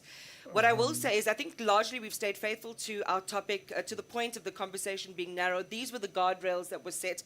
This discussion has a very wide architecture, and hopefully our hosts are taking notes about what to do next time we do this, what other subjects we can include, because it is a minefield, and in the same way that we need to harmonize our laws is the same ways that we also need to begin to harmonize these conversations. They're not singularities. They really do speak to each other. So I really apologize if I didn't see your hand. Don't blame the hosts. Don't blame me. Just blame the clock. It's inanimate. Final closing comments in 30 seconds. Each of you, and I'm trusting you to do the best that you possibly can, given that I know you didn't get to say a lot of the things that you wanted to say. But just feel reassured that I think largely we've got the big subjects out there, and hopefully we can continue to have a conversation on these, on the subject. Go ahead. All right. I'll start with my conclusionary remarks, and that is, firstly, there seems to be an excess of questions, so you can put me on the list, Teresa, for the next opportunity. I will then I will continue where we left off. But in closing, very short, I think firstly, these types of opportunities, robust conversations, they need to be open. There needs to be a diverse list of shareholders and people from different backgrounds, different lenses that bring their perspectives to these conversations. Because in the end, if you only ask one group or one echo chamber, they will only give you the one answer, and then another group will give you another answer. But if you don't bring those two together, we're going nowhere. So that's why I think these opportunities are very valuable. And then lastly, I think if there's anything that I would like people to take away from today's conversations, and that it is to not just reflect on what was said today, but to reflect critically. Don't just in the sense of looking in the mirror and liking what you see. Look in the mirror and really think, but what can be better, what can be improved, and where are the flaws, where are the failings, and confront those failings and flaws. I think that's the only way to move forward, is to engage critically with these types of subjects, even if it might be uncomfortable. But thank you very much for the opportunity, and I look forward to more conversations like this in the future. Thank you, Ernst. Thank you. Just from me, I think the fundamental question is how to return value to the most constituents that you can, and there are various ways to do it. I'd just like to end with a slightly different point, which is there isn't really a mechanism for value protection in relation to the acquisition of shares. As I think Kholo mentioned, you ride the wave. You might be at the peak of the share price, but you can't sell the shares and you can't return value. You also can't hedge the risk. You can't protect against volatility of the shares because most BE schemes don't allow you to do it. It's seen as disposing of the shares, even though it's not technically when you do a hedge or collar properly. So my first point is perhaps this needs to be reconsidered to allow participants who you are trying to return value to protect their value. The second thing I think is we probably need to look at amendments to the tax legislation, including some other legislation. There's currently bills proposed which are going to be massively and I think inadvertently detrimental to BE deals and BE participants. So there's quite a few things I think we need to look at in order to protect value. Thanks, Kashid. Thank you. I'm glad I'm not the one that made the SARS comment. So. but absolutely agree. First of all, I'd just like to say I've actually really enjoyed the diversity of views in terms of this panel. This has been a novel experience in that respect, so it's positive. my take is, I think there's a space for broad-based foundations and trusts. We've done very good work. I think we can rest on our laurels and forge the next set of policies and implementation of BEE out there. In the same vein, there's also space for black industrialist policy, direct ownership, and a whole spectrum of other potential transactions. I think that the conversation needs to focus on how do we grow this economy, how do we then spread that economic value to a broader set of people so that everybody's lifting up. And I think and we need to have a practical, a pragmatic discussion around that. Thanks, Aaron. Thank you. You get the last word. Yeah, thank you. And thank you very much, Teresa and Kariso, for inviting us to this robust discussion.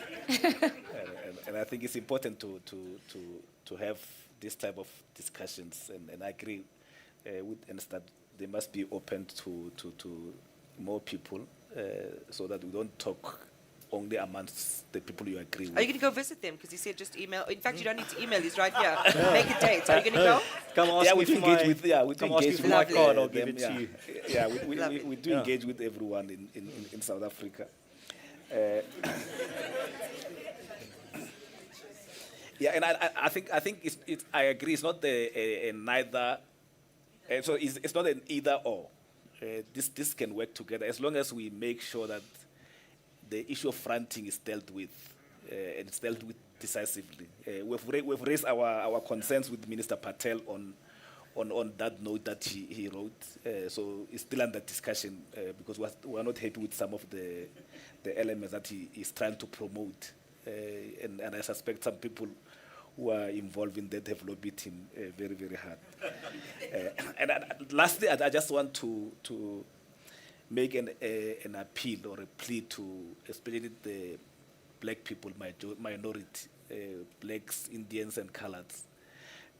It's important that we need to be involved in discussions on legislations. When these legislations are discussed either by the public or in parliament, it's extremely, extremely important because the mistake we've made in 1994, after voting, we said, no, we've voted our people, they understand our issues. And we've basically outsourced everything else, the thinking and everything else to them, forgetting that some of them got there because they were doing Viva, not necessarily that they were the smartest. So I think we There's a quote. we made that mistake. All right. So it's important that now we need to come back and say, let's be involved when these legislations are enacted, rather than complain when the legislation is already there, because to change a legislation takes long. The only legislation that was changed, I think within 6 months, was killing the scorpions. Every other legislation takes like 10 years. We've been discussing the public procurement bill for forever. So let's stop saying someone else will do this on our behalf. Let's learn from the Afri-Forums. They are the minority, but they behave like the majority. We are the majority, but we behave like minority. We are minority in everything. Culture, we are minority. Economy, we are minority. As I always say, even at the workplace, we can't, because you are minority in terms of power, you can't even change the aircon when it's too cold. Okay. But thanks for the opportunity. I think our panel deserves a round of applause. So I know that we are the only thing standing between everyone and lunch, but I'll let Sanjay do the honors. Again, thank you to each of you. It was I was unfairly given the hardest, I think, panel of the day.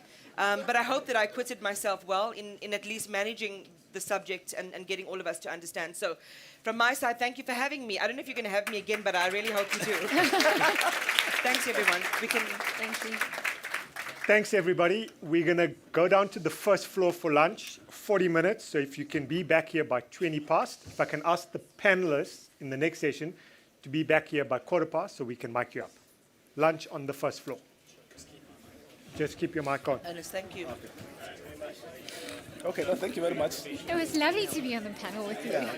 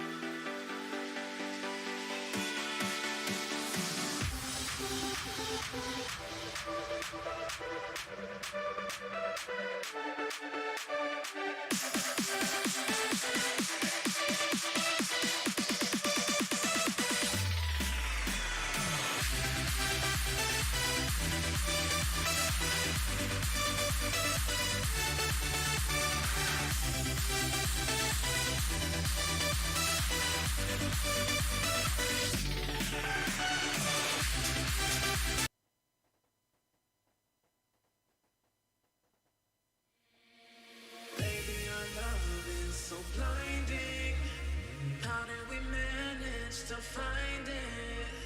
We can never be in hiding. We are a flame meant to be lit. Look at the way that we shine when we're together, you and I.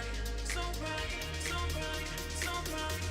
We belong to the sky, to the sky.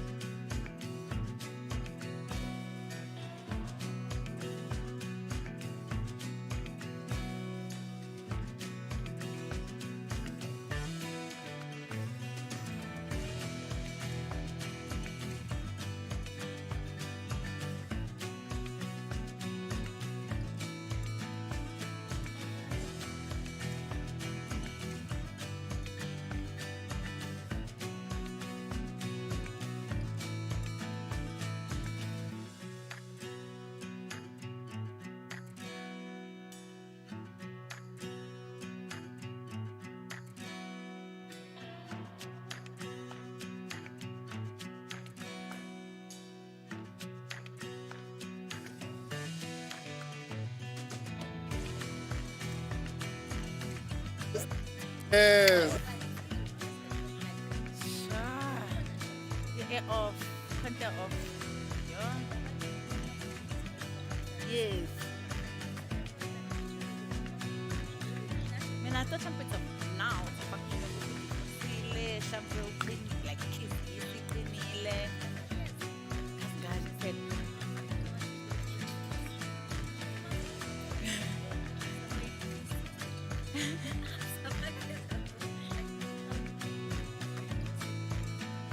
Post another punta kwa one of my WhatsApp stories akakhuluma.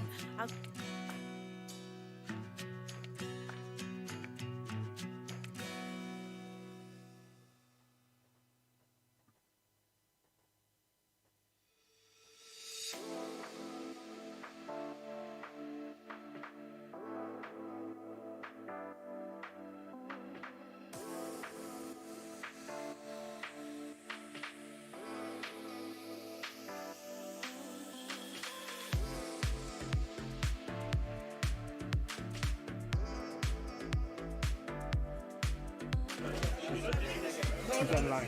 She's online.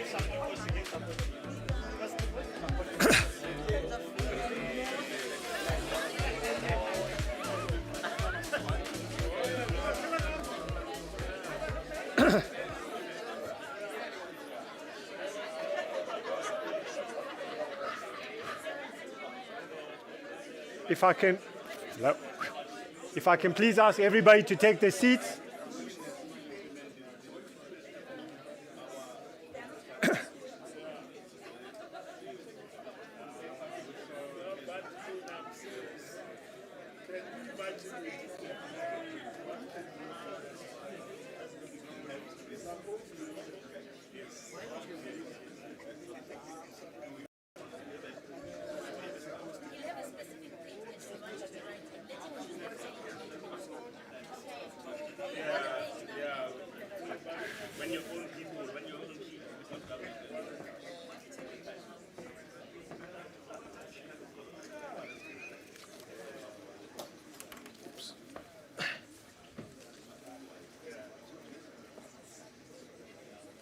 Thanks, everybody. Hope you all got some lunch in.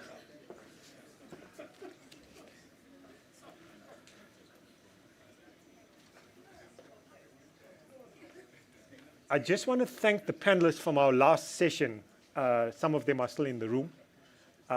Really honest, robust conversation, vibrant views were shared. Certainly, Khotso, there's further thinking for the next session around some of these very buoyant views that were shared. So I want to really thank all the panelists for the last session.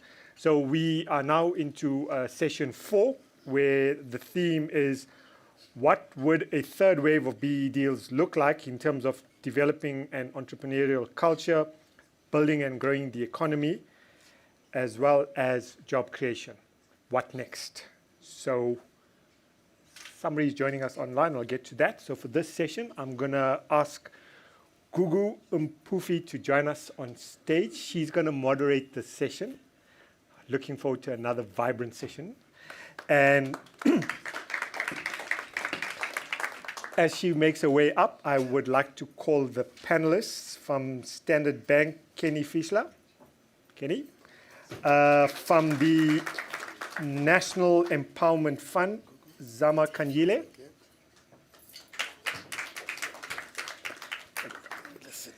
And with the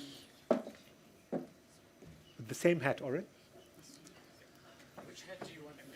From the Mine Workers Investment Company, Oren Fuchs.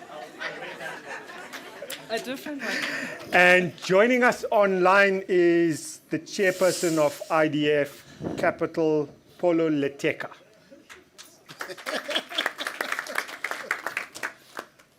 Fantastic. Thank you so much, Sanjay, for that introduction and for everyone for joining us back. Glad to see that you all made it back after lunch, because that certainly means that the start to this morning's conversation was that vibrant that you all decided that we do need to continue in terms of crafting a journey forward. So thank you to each and every one of you for making your way back into the venue to participate. Just one rule. We know that it's after lunch. Typically, they say, mag is voor, och is toe. That's not going to happen this time around. Well, as mentioned in the introduction, we've had quite a vibrant day today, really unpacking and peeling back at the layers and having an honest, robust reflection about where we are in terms of policies regarding triple BEE in South Africa. And this particular panel has the fortunate opportunity to build up on the themes and concepts that have been laid by our previous speakers. The presentations that help us understand the legislation and where we are in terms of the rules of the landscape, taking a look at the snapshot of what we've witnessed in the last decade and a half, and of course understanding how best it is that we can pull at the various levers and opportunities that lie ahead going forward. This one provides us with a blank canvas to literally design, rework, adjust, and most importantly, fully implement the outcomes that we're looking to receive and find when it comes to the full implementation of triple BEE to derive the kind of change that we'd like to see in the country. So we've got our various panelists who are joining us with us today. I understand Polo Leteka can only join us for the next 30 minutes. A woman on the move, big meetings and conversations to take care of. So we will perhaps start with you, Polo, just to give us some clarity and context given your background.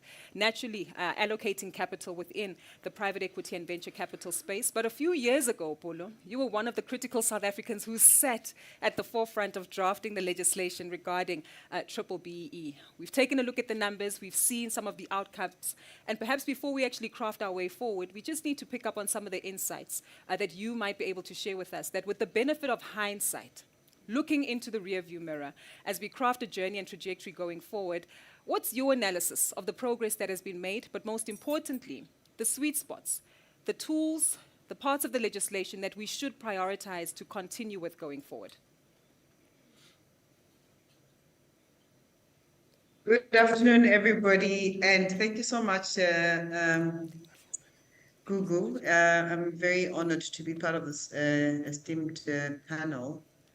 And yes, indeed, for my sins, I was involved in the drafting of the codes.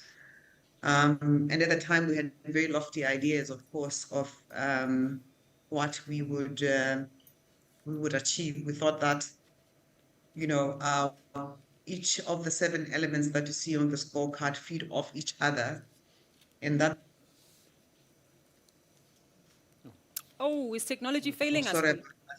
Okay, go ahead. My apologies. I muted myself by mistake. Can you hear me? Loud and clear. Okay, great. So I was saying that when you look at the 7 elements of BEE at the time, which were ownership, management control, employment equity, skills development, preferential procurement, enterprise and supply development, as well as socioeconomic development, we really, we had very lofty ideas. We thought that because each element feeds off each other, if you look at the scorecard, actually each element is supposed to feed off each other because you're addressing different challenges at different points, in our society. And we thought that by now there'd be a flywheel effect where this thing is just, self-propelling, and we are seeing transformation across the board. And unfortunately, that has not been fully the case across the board. I was just reflecting on some of the information that I think Duma would have shared with you this morning around, for instance, on the one hand, the scorecards say that we are doing exceptionally well. If you look at most sectors of the economy and you look at the BE scorecards in the different sectors, everybody's a B level 1, 2, worst case 3, and it's really very rare where you find people with less than that. But when you then get into the detail of the numbers and you really get to the rents and cents of it, you find that actually we haven't created the level of value, we have not transferred the level of wealth into the hands of Black people. We haven't really created, we haven't really transformed the economy as much as we thought by now we would have.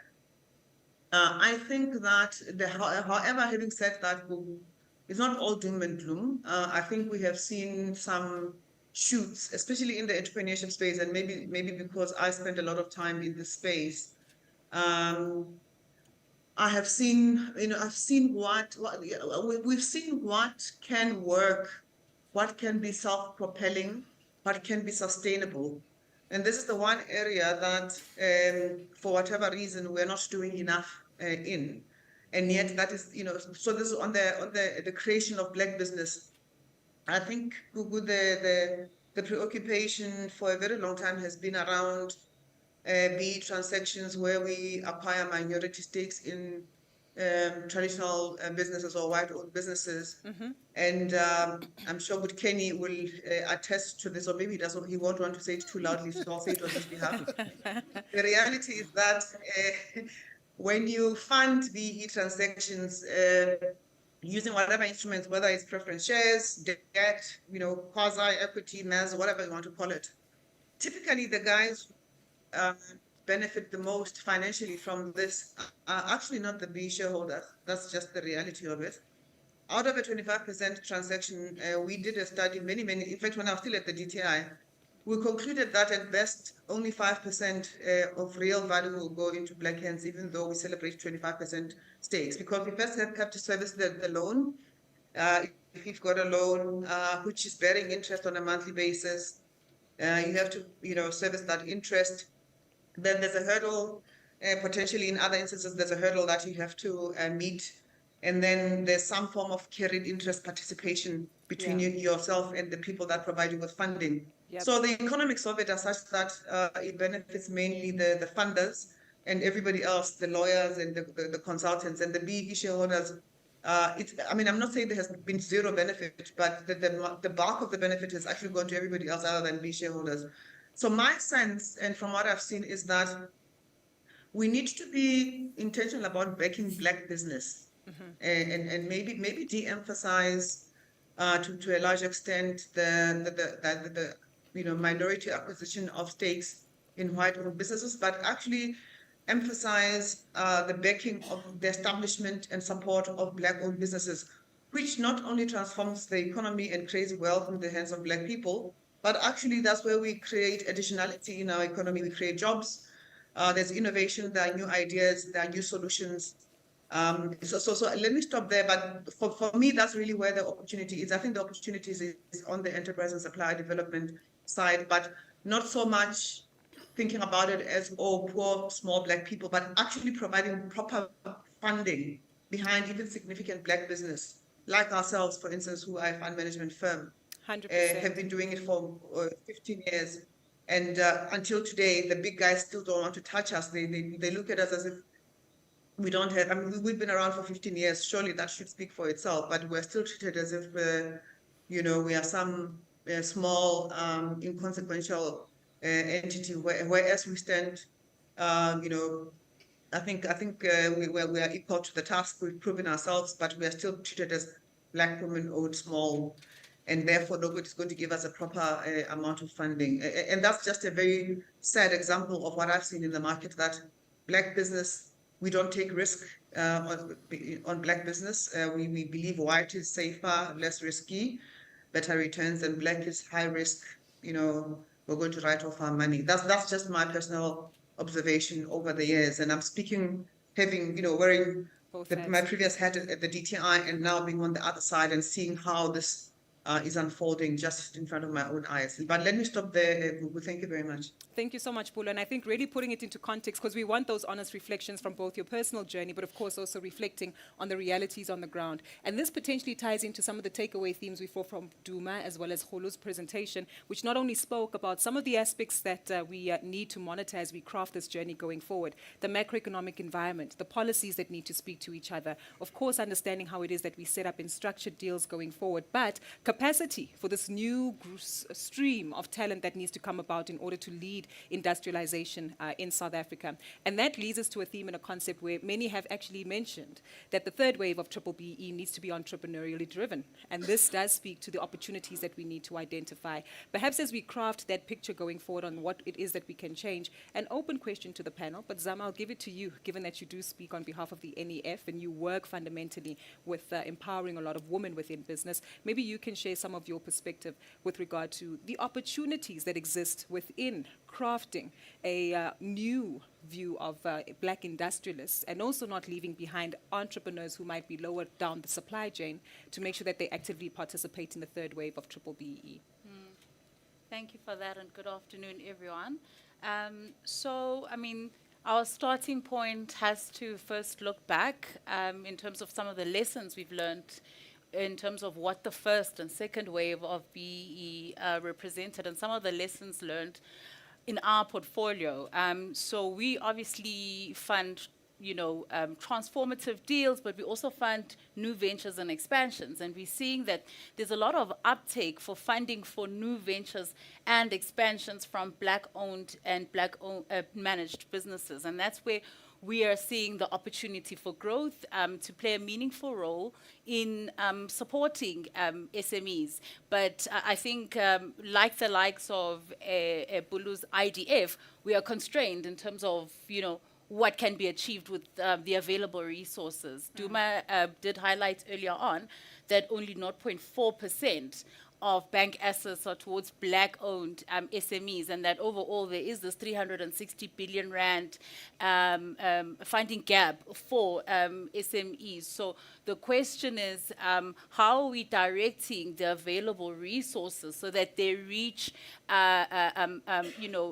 entrepreneurs on an equitable basis, and we're able to then see our entrepreneurs helping us solve for the triple threat that we see as SA. So there's a strong move away from acquisition finance, which does have its challenges unless the growth in the underlying business can outstrip the interest, then you're dead in the water. And so a lot of shareholding will not vest for that particular reason. So there are a lot of important questions that must be asked and answered upfront in the right way. And I want to lean back to what's been said earlier on to say when we talk about the third wave, we're not saying that the way, looking at individuals and looking at broad-based groupings is not the way to go. It is a plus situation. So as we continue to do transformative deals going forward, how do we enable the people buying in to make sure that they're buying in at the right value?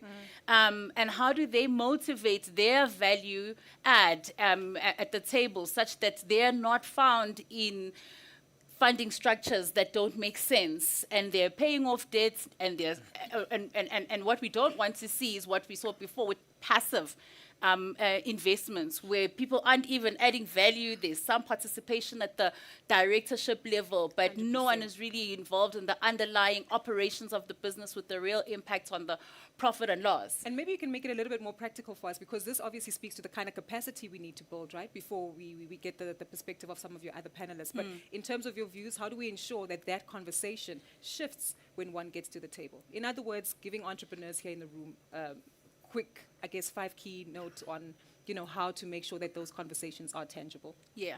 I think the BE entrepreneurs need to be aware and appreciate the value that they bring to the table, because once you don't understand your value add, when it's time to negotiate, you'll be acceptable to whatever terms are put on the table.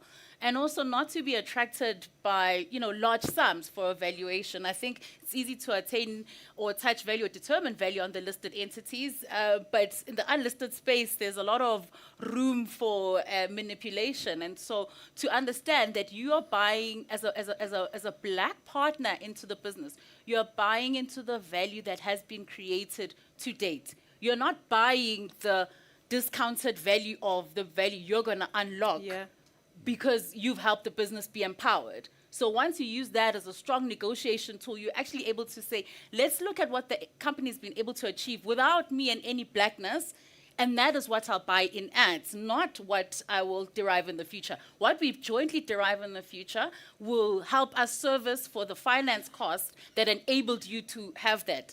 So we can't have the situation where the white shareholders, if they stay in the business, are absolved totally from the downside risk of BEE, but they benefit immensely from the participation. I want to be controversial there slightly, because along the sidelines and during the proceedings of today, a lot of some of the participants said that sometimes as Black participants, you're just happy to have a seat at the table, to raise your voice even further and be a lot more, not combative, but a lot more direct and clear about the value that you bring is often a theme, I guess, that does come to mind as to how we need to change that particular mindset. Your thoughts on that? And I'm opening it up to the panel. I think it's clear.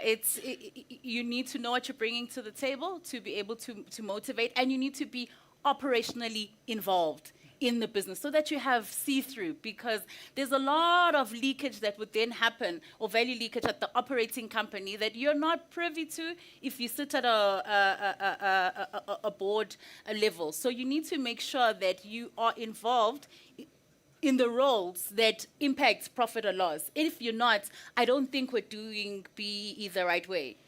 But from a funding space, I think there is opportunity to look or to fund businesses where black entrepreneurs are starting their own businesses, and in instances where black entrepreneurs have actually identified strategic equity partners. So it becomes a meeting of two minds, then one party bulldozing the other at the boardroom. 100%. Oren, it seems as though you have something to say. No, I can definitely jump in. I always have something to say. I think the one thing that we've learned over a number of decades of transacting is that financial investors generally don't make good operators. So I think one needs to make that distinction. The reality is that there is a gap in terms of black-run, black-operated, black-funded businesses. And over the years, as our balance sheet has grown, and we come to the table with a lot more power nowadays when we do a financial transaction, we found a lot more alignment in terms of black-owned businesses, in terms of what they want out of us, which is more than just capital. Especially with smaller businesses, there's a lot of other touch points that are required. I think for me, the gap is, so we invest in late-stage mature assets as private equity type of model.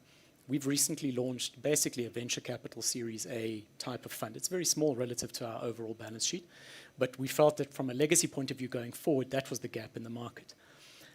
Some of the learnings from that is it's a completely different skill set. It's hugely resource intensive, and the returns are significantly different from the easier large-scale BE transactions, mature transactions, or even if it's not a BE transaction, where we're purely going in as a capital provider in a traditional PE. So in other words, you need to be a lot more patient if you're saying different. Well, so for me, the really interesting question is, and it's to a point that Hanki made earlier on, which is why should the BEE players be expected to be redistributive, be somehow philanthropic as commercial players? We shouldn't be. That being said, we do have an appetite for it. So the interesting conversation for me is transactionally and from a compliance point of view and from a tax law point of view, etc., how do we facilitate the ability of pooling funding from those sources that are aligned in terms of worldview conceptually with lower risk, with higher risk, sometimes 100% risk appetite capital, like a foundation wearing another hat, like the First Rand Empowerment Foundation? How do you pool all those sources of funding in a way that provides a commercial return to those players that need a commercial return, but has the developmental impact? In this case, the developmental impact being large-scale opening up of capital, of funding for black-owned and black-run businesses, because there is a huge gap out there. 100%. Especially at the lower stages. Definitely. I do want us to come back to that, but of course I'm looking at Mr. Fihla and I'm thinking, shoo, if you saw Duma's presentation, I guess you'd naturally respond to a lot of the themes and the concepts that he shared. But giving us a breakdown of the ownership of the top 50 JSE listed companies, less than 5%, so really raising some alarm. Of course, some progress and of course witnessing some of the outcomes from Standard Bank specifically, where again, having actively participated in BE transactions, but a lot more opportunities that need to be explored primarily when it comes to funding and support for small and medium-sized businesses. Again, we understand it's a corporate entity. Risk mitigation is the name of the game. But of course, we're trying to ensure that we are actively invested in the policies of the day to advance growth here. Help us understand from your perspective as a bank, your observations on the challenges related to actively supporting black-owned businesses through the necessary policies to ensure that it cultivates growth within the SMME segment. You don't want me to comment on the 2%, I take it. That was for Duma's partner. Oh, no. That's direct. I was giving you context more diplomatically than Duma did. Duma would have said it's racism, not risk management. I mean, I think that Duma is absolutely right. But, statistics, you can manipulate them the way you want, and they'll give you a specific outcome. I mean, 50% of listed entities, especially banks, are foreign-owned. Which you did allude to. Yeah, and if you look at Standard Bank, I mean, the biggest shareholder is ICBC, which owns 20%. The second biggest shareholder is the GEPF, Government Employees Pension Fund, at about 15% or so via the PIC. So if you exclude institutional investors, then you get a completely different picture. So it depends. So you need to make sure that you're measuring the right thing to get to the right number. Having said that, though, direct BE ownership is definitely still small, but you need to be careful with the statistics, know exactly what you are measuring, and whether you want foreign investors not to invest in South Africa. If that's what you want, you'll get a different outcome. Then does it not call for a different approach, perhaps, that should be adopted by a bank like Standard Bank and other peers? I think it does. I mean, I think let me then come to your question around entrepreneurs and how do we make sure that they're adequately supported. I think the biggest weakness in the SA economy and the broader availability of capital and funding is that we do not have big enough venture capital in South Africa. I mean, if you look at most countries where the entrepreneurs, emerging companies on a day-to-day basis, they are largely funded by venture capital. You go to the Silicon Valley in the US, the funding of all of these tech companies that you see, some of them developing and growing into global players, their initial funding comes from venture capital. And that we do not have in South Africa, or we have it on a very, very limited basis. And there are benefits in growing venture capital, and I don't think we've paid enough attention as banks, as government, and as a whole range of other funders to venture capital, because it behaves differently. Firstly, you've got appetite for higher risk. Secondly, you have well-developed mechanism as to when you exit and look for new entrance into that specific market, and you play a different capital injection cycles, so to speak. And as a consequence of that gap, it means then the banks have to play throughout that entire value chain. And if you look at banks, banks are not geared for funding startups. I mean, let's be honest. Our credit committees are rigid. The way they work, it's on the basis of financial metrics that are proven over time. The capital reservation that we have to hold when we do equity participation are so punitive that, quite frankly, they do not make sense because they suppress the returns. The provisions that we have to make to accommodate economic shocks are so punitive. So I think banks as a lender to startups are just not a viable avenue. Having said that, though, there are certain lessons that we've learned which we're working on, and I think all of us ought to work on those. The first one is that BE schemes have struggled because they're underpinned by two things. The first is the capital growth over a period of time. And if you have economic shocks, suddenly you do not have growth, which means then your asset cover is depressed. You have to restructure the deals, and you have to unwind the deals. The second is dividend flow, which allows for cash flow to service the debt. And again, if there are economic shocks, then suddenly you don't have the dividend flow, and you don't have the cash to fund and to service your schemes, which means then that you have to look very carefully at how do we risk mitigate those two things. What is the role of investee companies?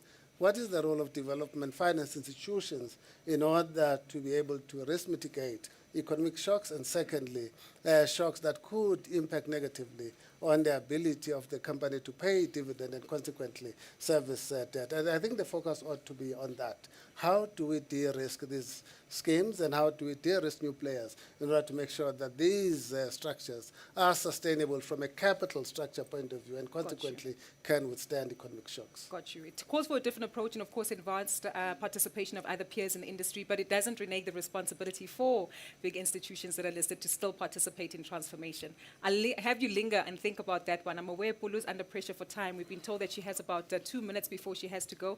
But Pulu, just before you do go, and we continue with this conversation, taking a look at other levers in terms of legislation, the capacity for entrepreneurs, and of course, unlocking new opportunities in various sectors and legislation speaking to each other. We're just keen to get some of your thoughts as you share your concluding remarks with us before you go. Gugu, luckily I don't have a 2-minute time limit. Oh. My next session is supposed to start at 15:15, but they've just asked us to start 30 minutes later, so I can stay on a little bit long. Fantastic. Go But thank you for giving.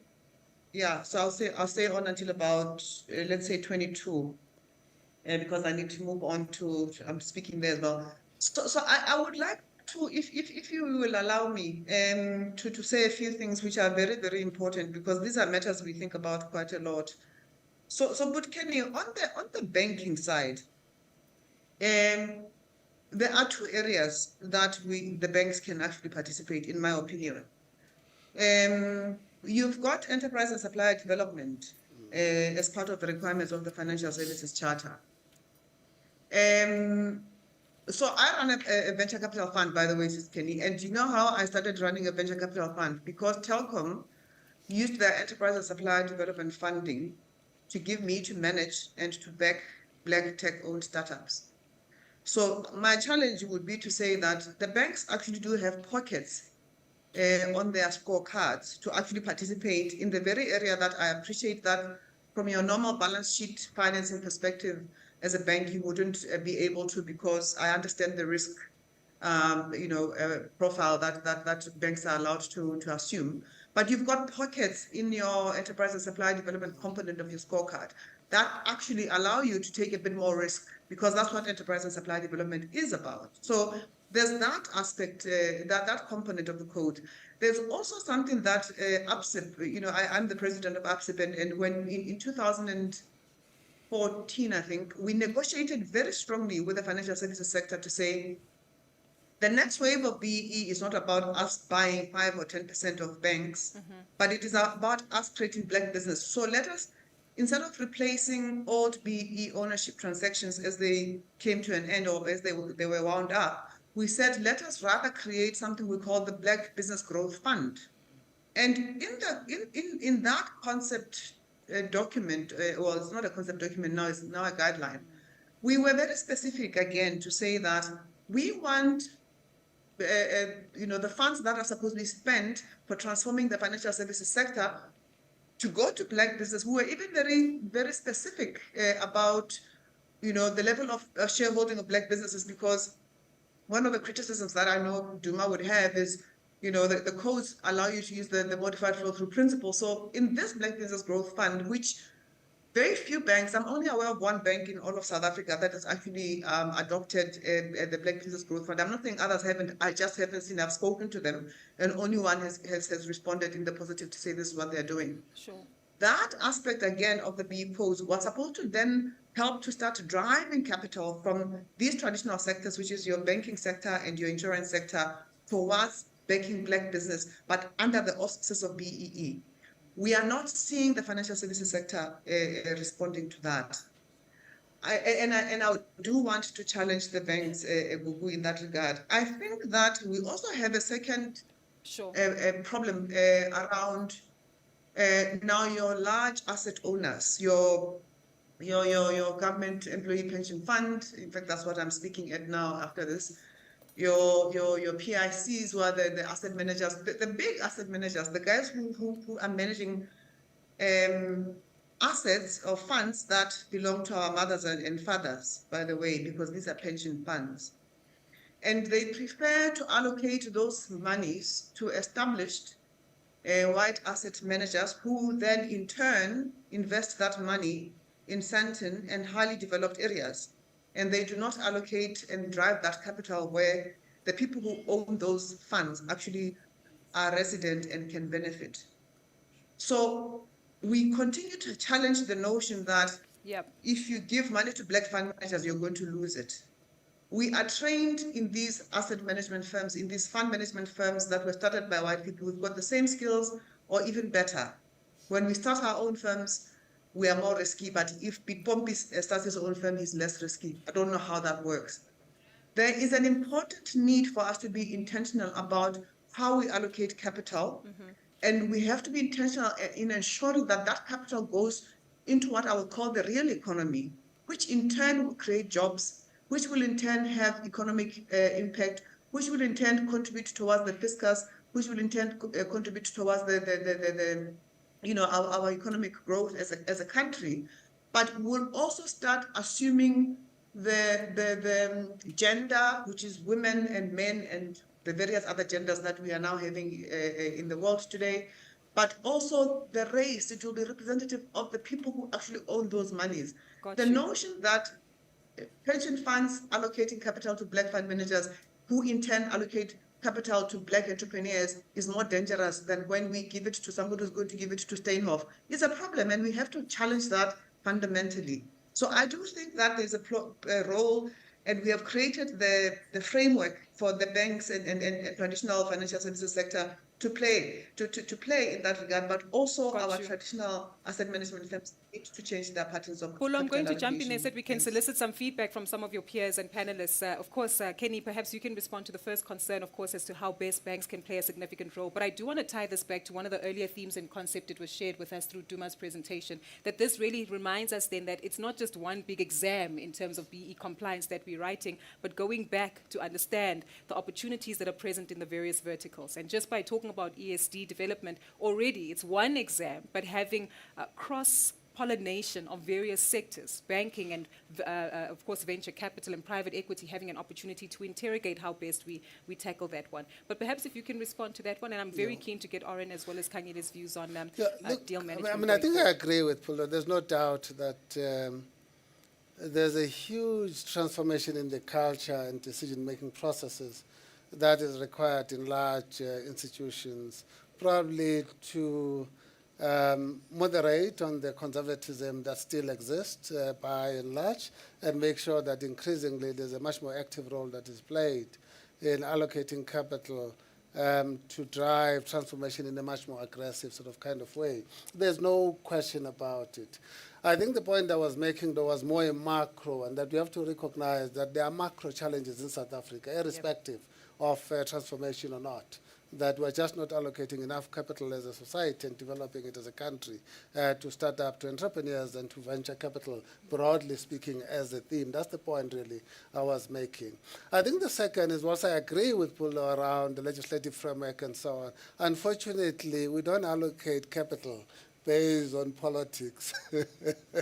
Important as they are, politicians will proclaim, want to create 1 million jobs, but politics don't create 1 million jobs. Yeah. Companies create jobs because the environment is enabling. Companies grow and invest because there are opportunities and the sustainable demand over a long period of time and so on. I think the focus ought to be in the sustainability angle to economic transformation and to growth. For example, there's a massive issue of energy transition with about 1.4 trillion sort of US dollars required to enable Africa to transition from an energy point of view. That's a huge opportunity for black entrepreneurs, for black firms, and so on. How do we creatively work on capturing that opportunity? Because we know it's huge, and we know that if we have the right players and they structure the deals and they structure and manage the companies appropriately, we are likely to have sustainable growth underpinning the performance of those companies. I think, to me, that's where the focus ought to be. Yes, having a legislative framework, yes, having policy objectives and so on is absolutely important, but that alone is not enough because it does not speak to sustainability, to viability, and to the ability of those entities to be profitable over a long period of time. 100%. Go ahead. Yeah, I think just to add to that, I mean, from what's being said, it's quite clear. We are reminded of what we already know, that BE is underfunded at the moment. So how do we solve for it?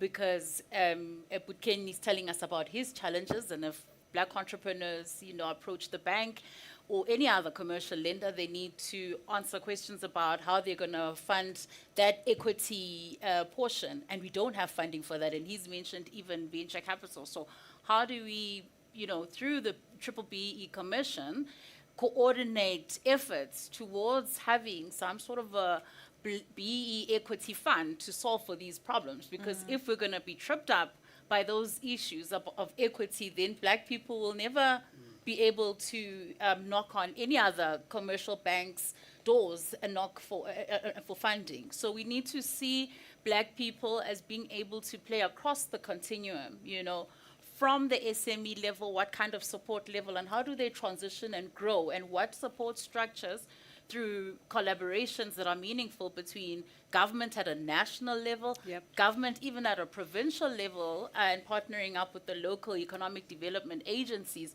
to solve for those problems, because we must see transformation not only in the 3 nodes but across the board. And this third, all the other 6 provinces that are less economically active, and we need to make sure that this third wave has more women participating meaningfully, and we don't leave out people with disabilities and youth. Definitely. So how do we do that?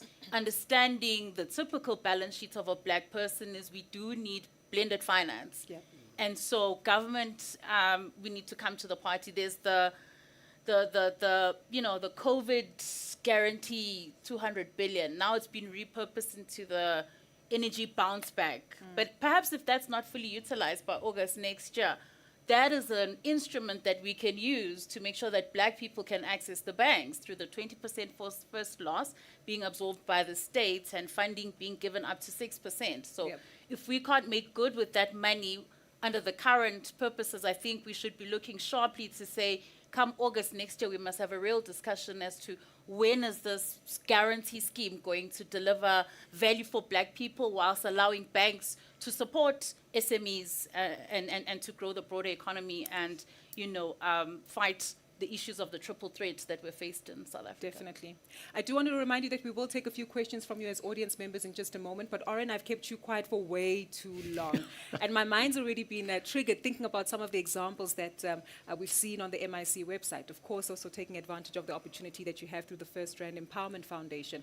And as we focused on this entrepreneurially driven third wave of Triple BEE, you've had first-hand experience wearing the MIC hat, where there's a particular farm in Hazyview, in Mpumalanga, if I'm not mistaken, where you assisted them, again, not only to ensure that within the agricultural space, they had ownership, they had the necessary skills development, actively participated in driving them into the value chain of one of the largest FMCGs within South Africa. And there were a number of lessons that you also shared. You probably don't remember. 20? Oh, I do remember. Oh, you do? I was running it, yeah. Fantastic. It was a while back. It was a while back. One of but my favorite projects, actually. And maybe that's why it makes a great reference right now, to understand some of the learnings that come from that on the back of the conversations we're having around the structuring of deals, but also the capacity for entrepreneurs to make sure that these guys can be long-term industrialists. So the project, the program that you're referring to was actually our assistance. It was actually part of our CSI program in terms of assisting emerging farmers. And there was a whole set of interventions in terms of access to market, funding, technical support, etc. But I'd actually like to move the conversation out of the CSI space into the traditional capital markets and how we deploy that capital. So I'm going to wear two hats again. One, so in terms of what Paul has raised with respect to unlocking capital directly into black businesses, that's exactly why Mick started Kulisani Ventures 2 years ago. Very different space for us. Venture capital is not a good fit with private equity. It really isn't. A completely different skill set. But we recognized that there was just such a paucity. I stand to be corrected. I think that the VC funding space is around 1.5 to 2 billion rand a year in terms of funding, which is tiny. If you look at assets under management in terms of the traditional asset managers, it's really a drop in the ocean. And once you start disaggregating that to black entrepreneurs and to black female entrepreneurs, the picture gets significantly worse. So that's why we started it. But there's only so much you can do. And we allocated 150 there. And now our board has, I'm probably going to get into trouble for this, has given us another 150 because we've seen the need for it. But we haven't only seen the need, we've seen the fact that there's some very interesting businesses on the ground that need capital, but they need more than capital. They need assistance with compliance and business management. They need technical support. They need to be plugged into networks in terms of market, etc. So we need to find mechanisms of how we can unlock larger pools of funding into that kind of model. And for me, that's why I'm going to wear the other hat now. In terms of FREF, and I hope I don't get in trouble for this as well, but the whole day you've been saying that, so I think if you be fired, I never know whether I'm under NDA for some of this stuff. So, so we've been having a long conversation at FREF in the investment committee in terms of we really want to support impact investing. Okay, we really want to unlock some of this capital endowment base that we have to unlock entrepreneurial development specifically, and we have a black economic empowerment mandate in that respect. And I won't mention the name, but we saw a couple of proposals. And one of them, in the first iteration, black women-owned asset manager in the impact space, but I think the same argument can be made in terms of traditional asset managers as well. Put a proposal together. The problem is for the amount, for the quantum, you need a certain set of assets under management in terms of the fee structure to make it viable. And that number is fairly high. So obviously the numbers didn't stack up. We asked for it to come back. And what we did in the meantime was we started approaching people in the bank in terms of could we use some of their technical assistance grant supports or other areas to basically plug up that gap from a fee point of view that makes this thing viable. So it took some Innovative thinking. Yes, out of the box thinking in terms Yeah. of how to pool it. For me, the trick is going to be in terms of how do we systematize that kind of thinking in terms of Yes. unlocking large pools of funding. And that could be in terms of impact investing, it could be in terms of other areas as well. I mean, the issue of the fact that there are basically no black asset managers, it's very, very difficult. We've seen it. But there's ways of, and on the other hand, I take Kenny's point. Credit committees, I mean, I've seen it with our IC, they are notoriously conservative. That's their function. That's what they're set up to do. So how do you mitigate all of those elements of risk in terms of potentially different players into some kind of instrument? I mean, social impact bonds and things like that on the impact side, but there's got to be other ways of doing it in terms of the traditional capital markets, that we can actually unlock large, substantial volumes of capital to drive black entrepreneurial development, because the ideas are there. We've seen some amazing businesses on the ground. All of them struggle to access funding. Yeah. And you can understand when they approach a bank with an unproven business model, with no balance sheet, with no, an income statement that doesn't stretch far, the bank's going to look at it at its face value and say, we don't know if we can fund this, Exactly. So, Aaron, to stick with you, what you're mentioning is also quite critical. In a moment, we'll come to questions because it has been noted that there are new industries that we need to support. I believe in a previous panel where we spoke about healthcare, technology, and innovation, and one of the speakers actually alluded to the fact that they're seeing those opportunities on the ground. How then do we need to rejig our thinking when it comes to financing and funding those projects in new sectors where, again, black development and entrepreneurship needs to be prioritized, not to fall into this trap again, this funding deficit that we continue to witness? well, I mean, it's the point that Kenny made, which is basically how do we unlock more capital into venture capital? And it's not just venture capital, because venture capital is actually 1 or 2 steps up in that value chain. We've got a whole set of really interesting ideas that are potentially commercializable in universities as well. There's basically no funding in terms of commercialization. And potentially, if there is, it's coming out of the universities, then that IP is locked down. The founder basically loses most of it. That very early stage seed funding. The problem is also there isn't necessarily an integration in terms of just the funding side with a whole set of other support that's required. And the earlier down, the more support is required. So you've got to aggregate all of those services in a way through the right service provider, the right player in the market as well, because the bigger players are not well suited to doing it. Yeah. But how do you take those opportunities, aggregate those opportunities, and almost wholesale them to the larger entities that they can fund them and then hand them over in terms of somebody that can manage it? And there are many players out in the market that have developed competencies in this space. Definitely. Paula's outfit being one of them as well. We can say that louder for her to get some support, right? Exactly. I hope she heard me. Exactly. IDF Capital receiving some recognition there. I understand we do have about 5 minutes. We might stretch it slightly to about 8. And when we do come back to the panelists in terms of drawing some concluding remarks, I do want us just to reflect on the regulatory environment as well as a sense of accountability. It's been mentioned in previous conversations that when companies do not respond adequately to BE policies, there's no sense of accountability, and that's where we see the voodoo accounting coming on board, and even industries perhaps bullying the regulator and I guess the environment into the once empowered, always empowered concept. So how do we keep that circle going? But happy to take a few questions. Duma, your hand has been noted. We'll take about 3. Your hand has been noted, sir. We'll take one at the back as well. I haven't seen any on that side, but if there are, we're happy to make sure that the roving mic gets to you. Oh, we need a female. Are we keeping up with the quota? No problem. We'll throw you in there as well. No problem. Hello. Thank you very much. It's a fascinating conversation, but I do think we're being too polite with each other. Starting with the positive, the stuff I didn't mention in the presentation earlier on is that there's a number of large black companies that have emerged beyond the black ownership figures that I showed.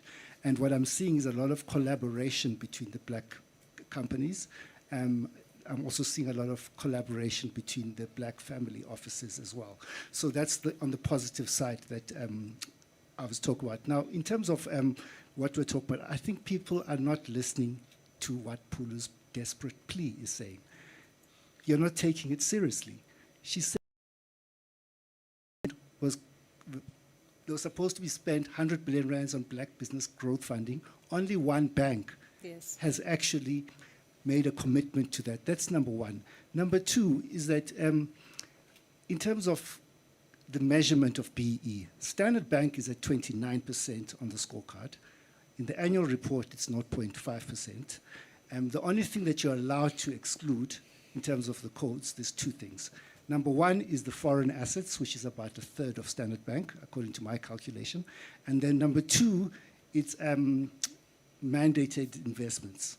Yeah, so what I'm trying to say, we've got to get the measurement right. And I must mention that being a foreign shareholder doesn't prevent you from doing BE. I sat with Jacques Marais back in the day, and he said before the transaction with Tutua, I went to the foreign investors in London and told them, I have to do this for our country. And it was not a problem in terms of foreign. So I don't think that we should be excluding foreign investors from this prerogative to do BE, because people have been there in the past at Standard Bank and it was not a problem. And then the final thing I'm to say is that banks don't allocate according to politics. What I was saying in the morning is that it's about time we started doing that.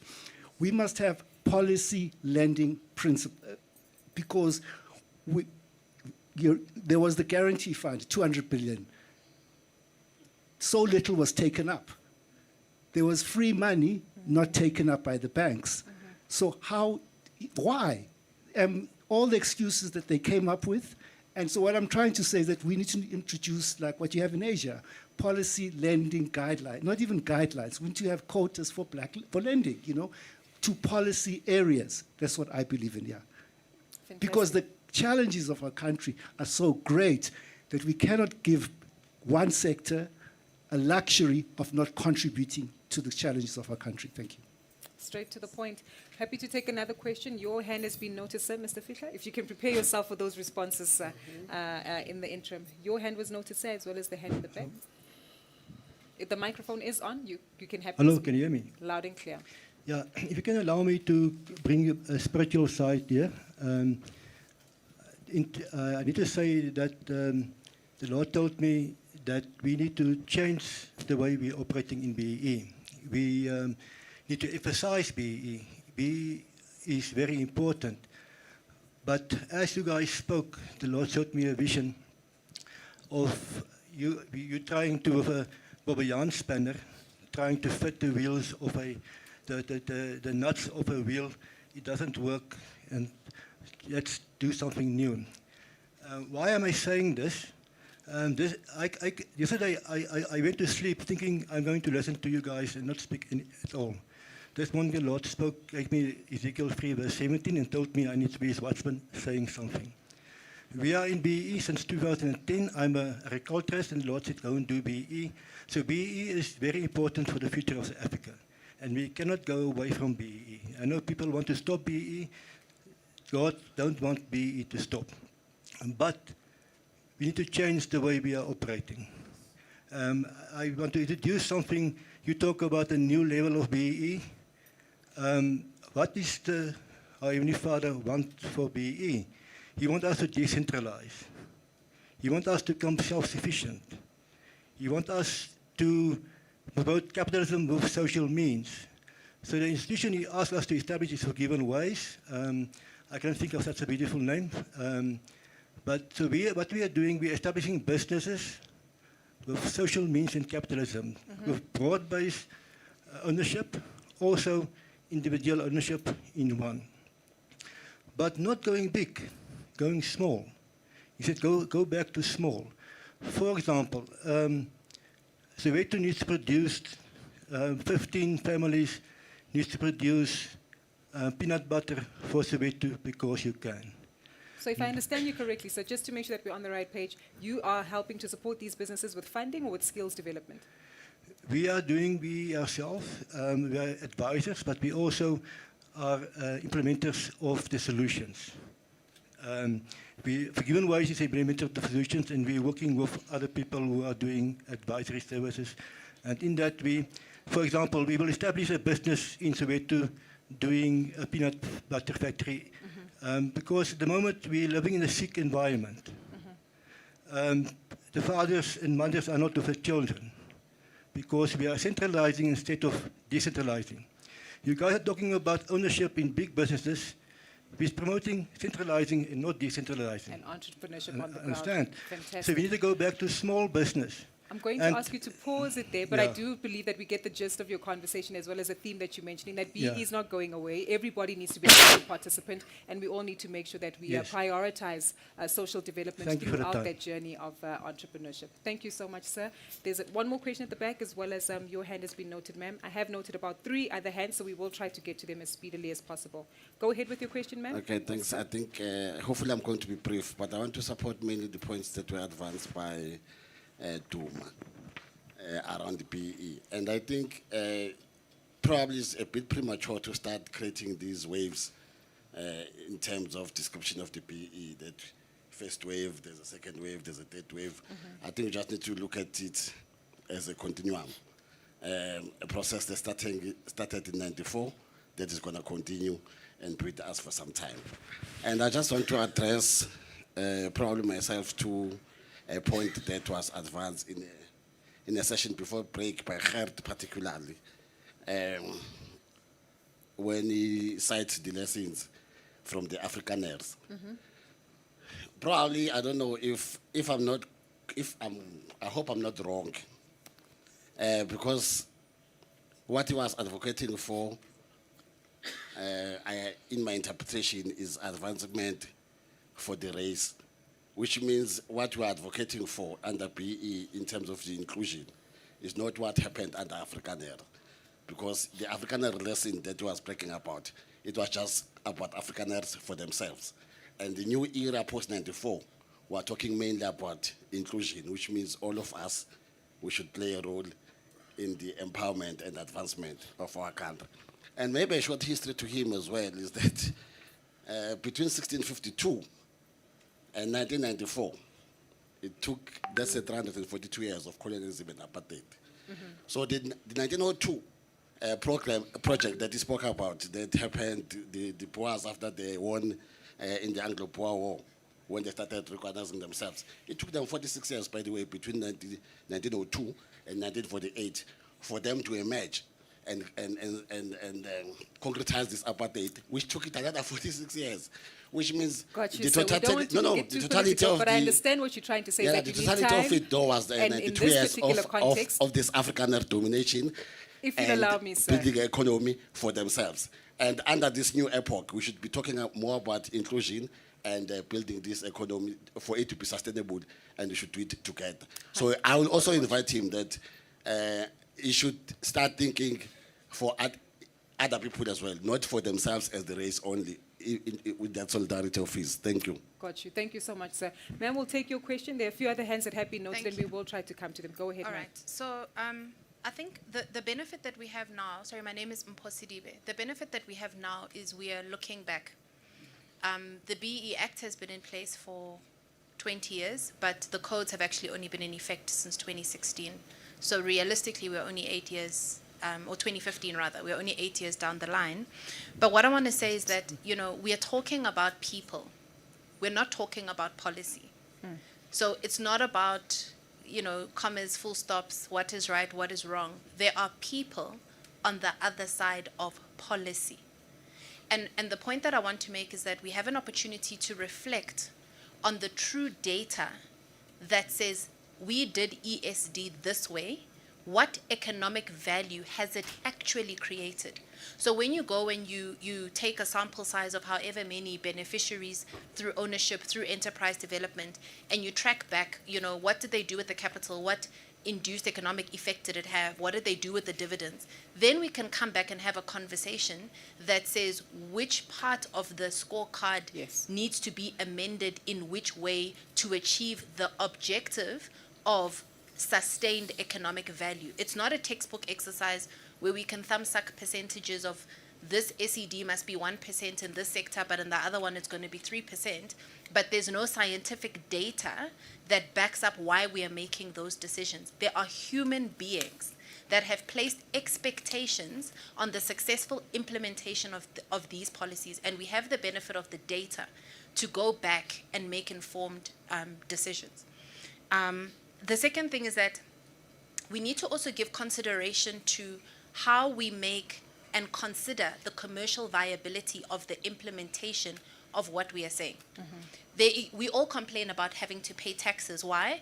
Because the value that we believe taxes should add to us, we are not seeing. So until you can bring a value proposition that is beyond the heart pull of it's the right thing to do, that's not what we're discussing. I'm running a business. I'm trying to build a legacy. Tell me how this thing is going to not cost me the reason I started this thing in the first place. So we need to look at how, is there a relationship that one can build between compliance as well as, tax incentives or something, but I'm just saying that it's beyond, it's the right thing to do. That narrative is not working. It's not working. And just as a final point, on the 10 Rand per month example, I just want to highlight that, one of the things that apartheid was exceptional at doing was breaking trust. So mathematically, does it work if you ask every black South African to give 10 Rand for a shared cause? Absolutely. The issue is we don't trust each other to manage that 10 Rand when it has accumulated into a bank account of X. So what the Afrikaner community has is they have unity in the sense that if we don't do this, it's about preservation. And as black people, we don't have that. So I want to just highlight that the example mathematically is correct, but functionally is not applicable for the market within which we operate. And it would be lovely if Soltech could translate their website. It is 100% Afrikaans. The courses are in Afrikaans. So again, all that does is demonstrate that we can build structures to service our own economies. The Afrikaans ecosystem is an economy on its own. It's fine, but it's an economy. So you can teach in your language because there's a market for business as a business language of instruction within your own economy. But if it's not going to benefit the rest of us, then you can keep it in a different document, but it's not going to serve. And I'm not saying it in a bad way, but it's not something the rest of us can benefit from.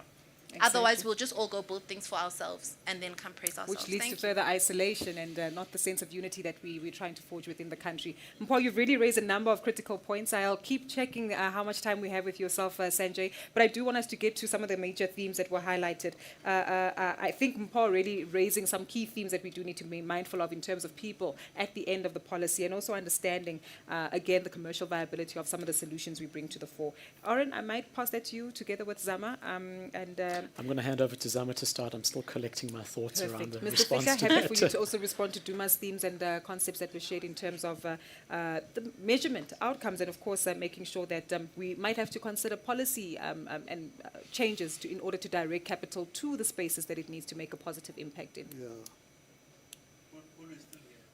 Yes, Pulu, you're still here as well. Happy to get your thoughts on this one as well, which is basically an adamant, call to say we do need additional capital allocation and support for players like yourself within the private equity space. But I think let's give it to Kenny first just to respond to Duma's concerns, and then happy to come to you just to build up on some of the themes that have been mentioned. Look, I think the space for policy, which is why we've got, the sort of Triple B Act and codes. That on its own is a policy intervention to fast track. I think Duma's asking, are you going to be a lot more deliberate about it now? No. Let me allow me to make this point. Duma is asking for prescribed assets, i.e., prescribed that a percentage of your balance sheet must be allocated to the following, and so on. You can do that as a policy sort of choice, but when you do that, you need to make sure then that you change everything else that goes with it.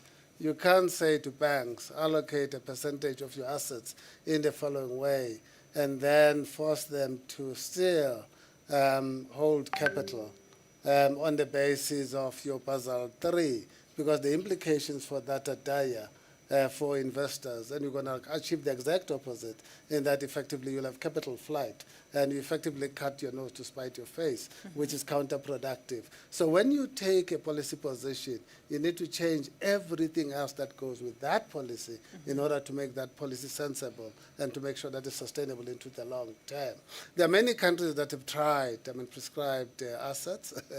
Interestingly enough, the former governor of the Central Bank of Nigeria tried it through the back door. Yes. He's in jail now. Exactly. With the currency and the that's Naira devalued. lost Yeah. 60% of its value. So there are also lessons of how badly that can go when you do it glibly and willy-nilly and without understanding the consequential impact into the economy. Countries that have done that well, by the way, are very few and far in between, but they changed everything, and they were quite careful as to what sectors do they stimulate growth on, what management capacity, what controls do they put in place, what role is played by the state, and more importantly, they dealt with corruption very, very harshly.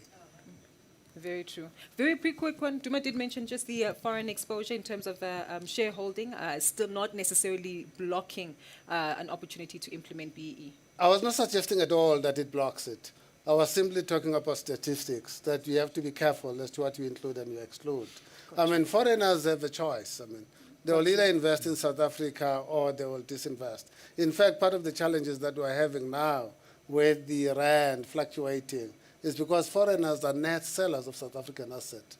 They are literally net sellers of South African assets, which effectively means we've got net outflow of capital from this country. So you have to make a choice. And if you say, I don't care whether they sell and move out of the country, I'm willing to live with the consequences, that's a policy choice that you are making. But understand that there will be consequences and know that you are willing to live with them and so on. And that is why it's so important to be clear about what your objectives are. If your objectives are economic growth, income disparities, job creation, economic transformation, and you think all of those are equally valuable, you will adopt a balanced approach that does not put one above the other.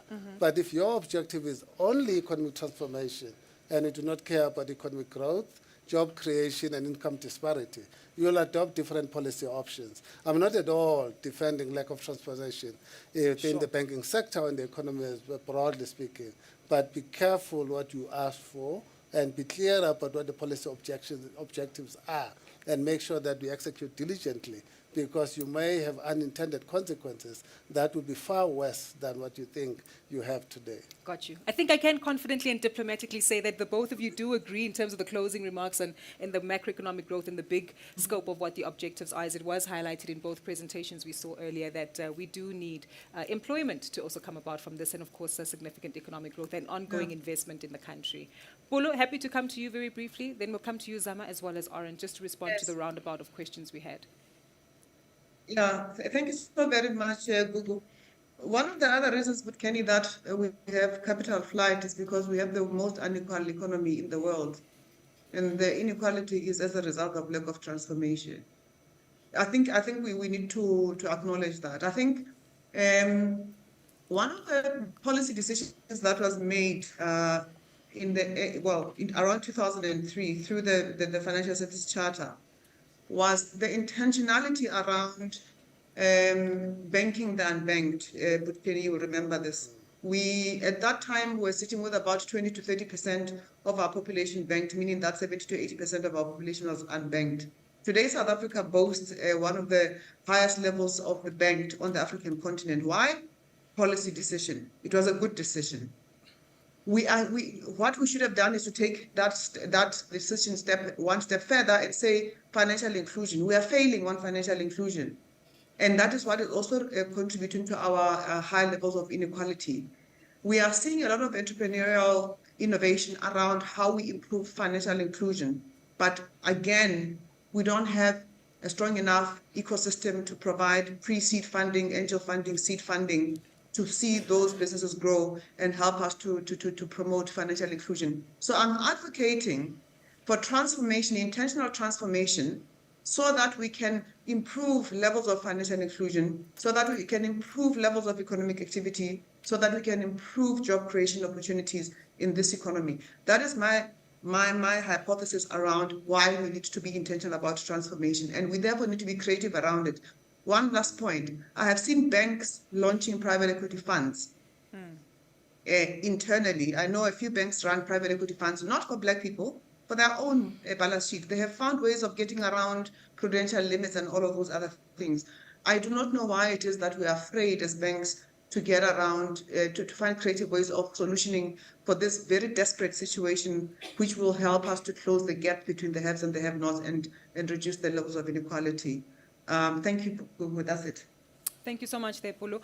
Happy to get some feedback as well as responses as well from Zama as well as Oren, especially on the back of some of the themes that were mentioned by Mpho earlier on in terms of policy, making sure we understand the people impact at the back of it all, and of course the value in terms of commercial viability of deals. Yeah, I think the points have been well made and really value the inputs. I just dotted some notes to say, you know, in going forward, what do we want to see more of within BEE? It's definitely black industrialists, and these black industrialists must be funded. There are schemes already to facilitate their entry and growth, but I'm not sure if a 50 million rand check to support a multi or 100 million rand or a couple of 100 million rand or billion rand projects is actually sufficient. So where to next after the black industrialists program has come to an end? Because I don't think it'll survive into perpetuity. Secondly, if we want black entrepreneurs to play meaningfully in these new sectors, we don't know much about these sectors. So there's scoping studies that need to be done, pre-feasibilities and bankable feasibility studies. The larger the projects, the larger the costs associated with these funds. It's high risk, and 80% of them lead to write-offs, but 20% of them might lead to performance that shoots the lights out, so that whatever you invested initially, you see a sufficient return of capital on. Do we have the right will, not only from government, but from all players in the financial services sector, to make sure that we've pooled sufficient capital, to make sure that we are investing in these early, in these industries of the future? Because it not only speaks to facilitating BEE in a space that's not owned by anyone, but it also speaks to South Africa's global competitiveness and our willingness to invest in the future, and for our, you know, future generations to be able to thrive globally. And we see more localization and more exports of value-added products from South Africa. So I think we do need, you know, more intentionality and funds to follow that intentionality. And perhaps a challenge to financiers, and I don't know how complex, I imagine it's a complex task on the side of commercial banks, but to do some of the elements that we see in the DFI space, where if you are supporting an entity with funding that also helps to support BEE, so you're playing in the BEE ecosystem and saying, who is the investee company procuring from? Not looking at triple BEE ratings level 4, 3, 2, 1, because those can be very misleading, but looking at the actual, what's the percentage, and is the business run by those people? So I think we need to refine our processes to be responsive to what it is that we want to see. Otherwise, it'll always look the same. 100%. Oren, I'm happy for you to share some points then, even if you add some of your concluding remarks as to what we need to consider in this potential third wave. Luckily, I can tiptoe away from the prescribed assets conversation. I'm so glad not to have to go there. Right? I think just to touch to the people element, and I think for me, impact investing is definitely an interesting conversation there in terms of that. Where, speaking of intentionality, you've got a funding model that looks both at social impact and looks at the commercial returns.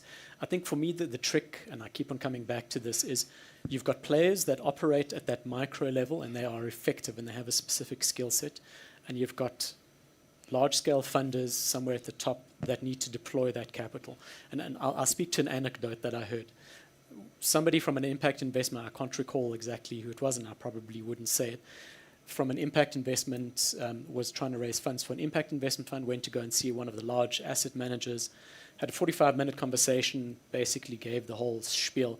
Guy looked at his watch after 45 minutes and said, in the 45 minutes that we've had this conversation, we've made the full turn over what your proposed return on the full fund is going to be, because the assets under management are so substantial. So once again, it comes back to the question in terms of how do you create the instruments, the financial instruments that can pool that capital and then allocate it appropriately. Something like the Jobs Creation Fund that actually has done a fairly good job of that.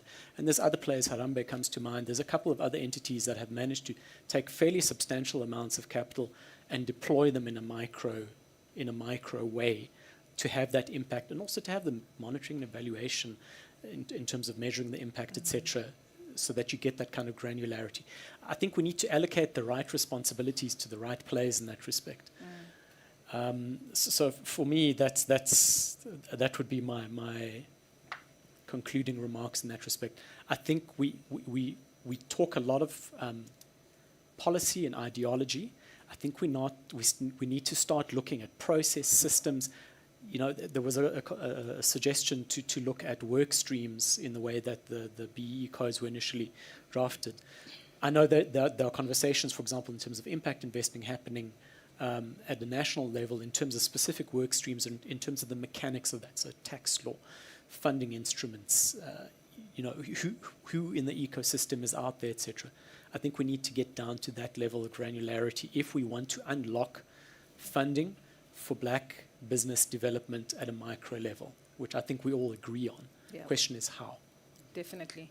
Thank you so much for the perspective that you've shared. Unfortunately, we are under pressure for time, and we're aware that many of you need to dodge the Sandton traffic and obviously perhaps need to just get a refresh on some of the businesses you run, the transactions that you're involved in. And I think what's critical to remember about this particular conversation is that we have focused quite heavily on the commercial aspects, the funding that needs to be unlocked, and of course the entrepreneurial culture and spirit that we need to take advantage of to really drive the kind of economic change we need having BE as a policy. But as has been mentioned by some of the questions, as well as the statements that were made earlier on today, is that again it goes back to people. Understanding that we need to ensure that lives can be practically transformed to make sure that the quality of their lives does change and is on par to many of their counterparts who perhaps have had an advantage over decades and even centuries in terms of development. What does speak to be quite critical is that the new wave of triple BE will have many, many, many layers to it. There'll be several considerations to also bear in mind that do speak to policy, that do speak to the structure and setup of the deals, and of course making sure that we peel back at the various outcomes of the pillars and sector codes to make sure that it's not just one easy exam that is easily put together in order to see some kind of transformation, but really going into the granularity as well as the detail and practicality of the transformation that we look to attain.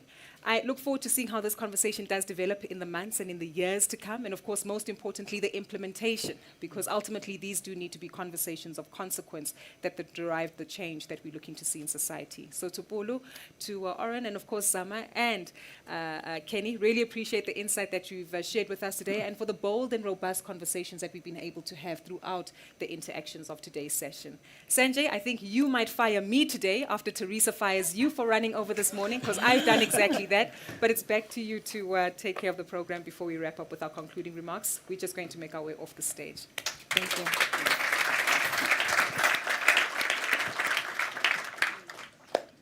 Gugu and panel, thank you very much. Always enlightening, lots of interesting points. My own perspective, we do as a country need to move away from risk-based financing. That's the only way entrepreneurship grows, but that's a conversation for another day. We are almost at the tail end, so it gives me great pleasure to call up the chairperson of Kagiso Capital, Mr. Andrew Marilak, to close off this afternoon and share the vote of thanks. Need a mic, Andrew? Yes, please. Sure.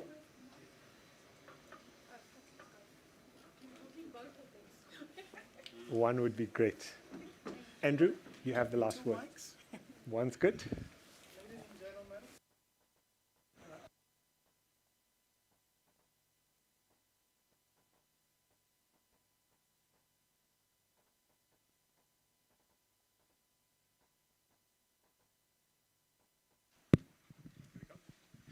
We made a promise to get you out of here by 4 o'clock, and it is my intention to keep to that promise. So I'm going to run ahead of time. I've got a long speech here.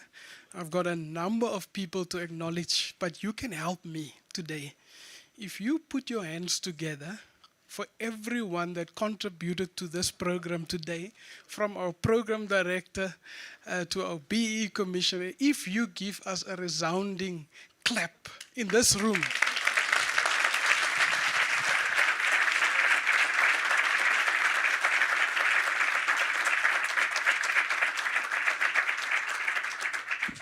This is going to be an unusual vote of thanks. So the next group of people that you need to put your hands together is two groups. There's always a group that is disadvantaged because they didn't get the energy that was in this room. And those are the group that was online. So let us just firstly focus on the group online. Just give them a clap. That's enough. They weren't here. You made the trouble to be here, so I want you to really put your hands together for yourself. The energy in this room was amazing. The energy was really powerful. Then I need to acknowledge the funders, the Institute of Inner Work, KC Institute, that worked with our colleagues from First Rand Empowerment, and also the Kagiso Group, Kagiso Trust that is here, and all the other trustees. We just want to acknowledge what the contribution that you've also made. So let's put your hands together for the trust.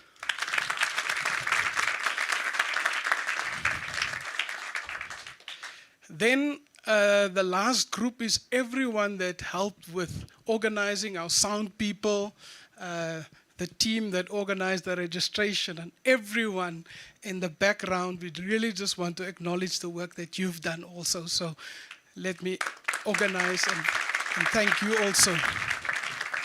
Do I have a minute left? 5 minutes left. I have 5 minutes left. So I've just made some notes, Commissioner. If not BEE, I think your answer remained unanswered today. I think we can agree there was a plurality of views on the table, but no one said, here's the other solution. So I want to acknowledge that contribution. And another thought was outsourced thinking. That just grabbed me. We can't outsource our thinking in this country anymore. I could see the hunger in the room to engage. And I am the chairperson of a formidable group of companies. And I'm looking at my CEO and saying, what next? Because we really want to build on the energy that was in this room. We cannot outsource our thinking anymore. There's a lot that was said today. Policy loans, where's our voodoo? My dear profession also came under scrutiny today. I'm a chartered accountant by profession, and I need to go to those forums and say, what manga accounting? When I attend those conferences, then I must take away with that. And it's not an either or. It's not. And our chairperson, as I want to end off where she started off, let's have put on a multifocal view of the different lenses that we need to look at in terms of BEE.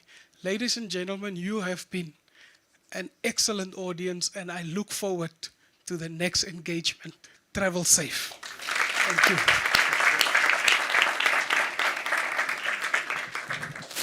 The meeting is closed. Thank you. Am I within my time frame? You are.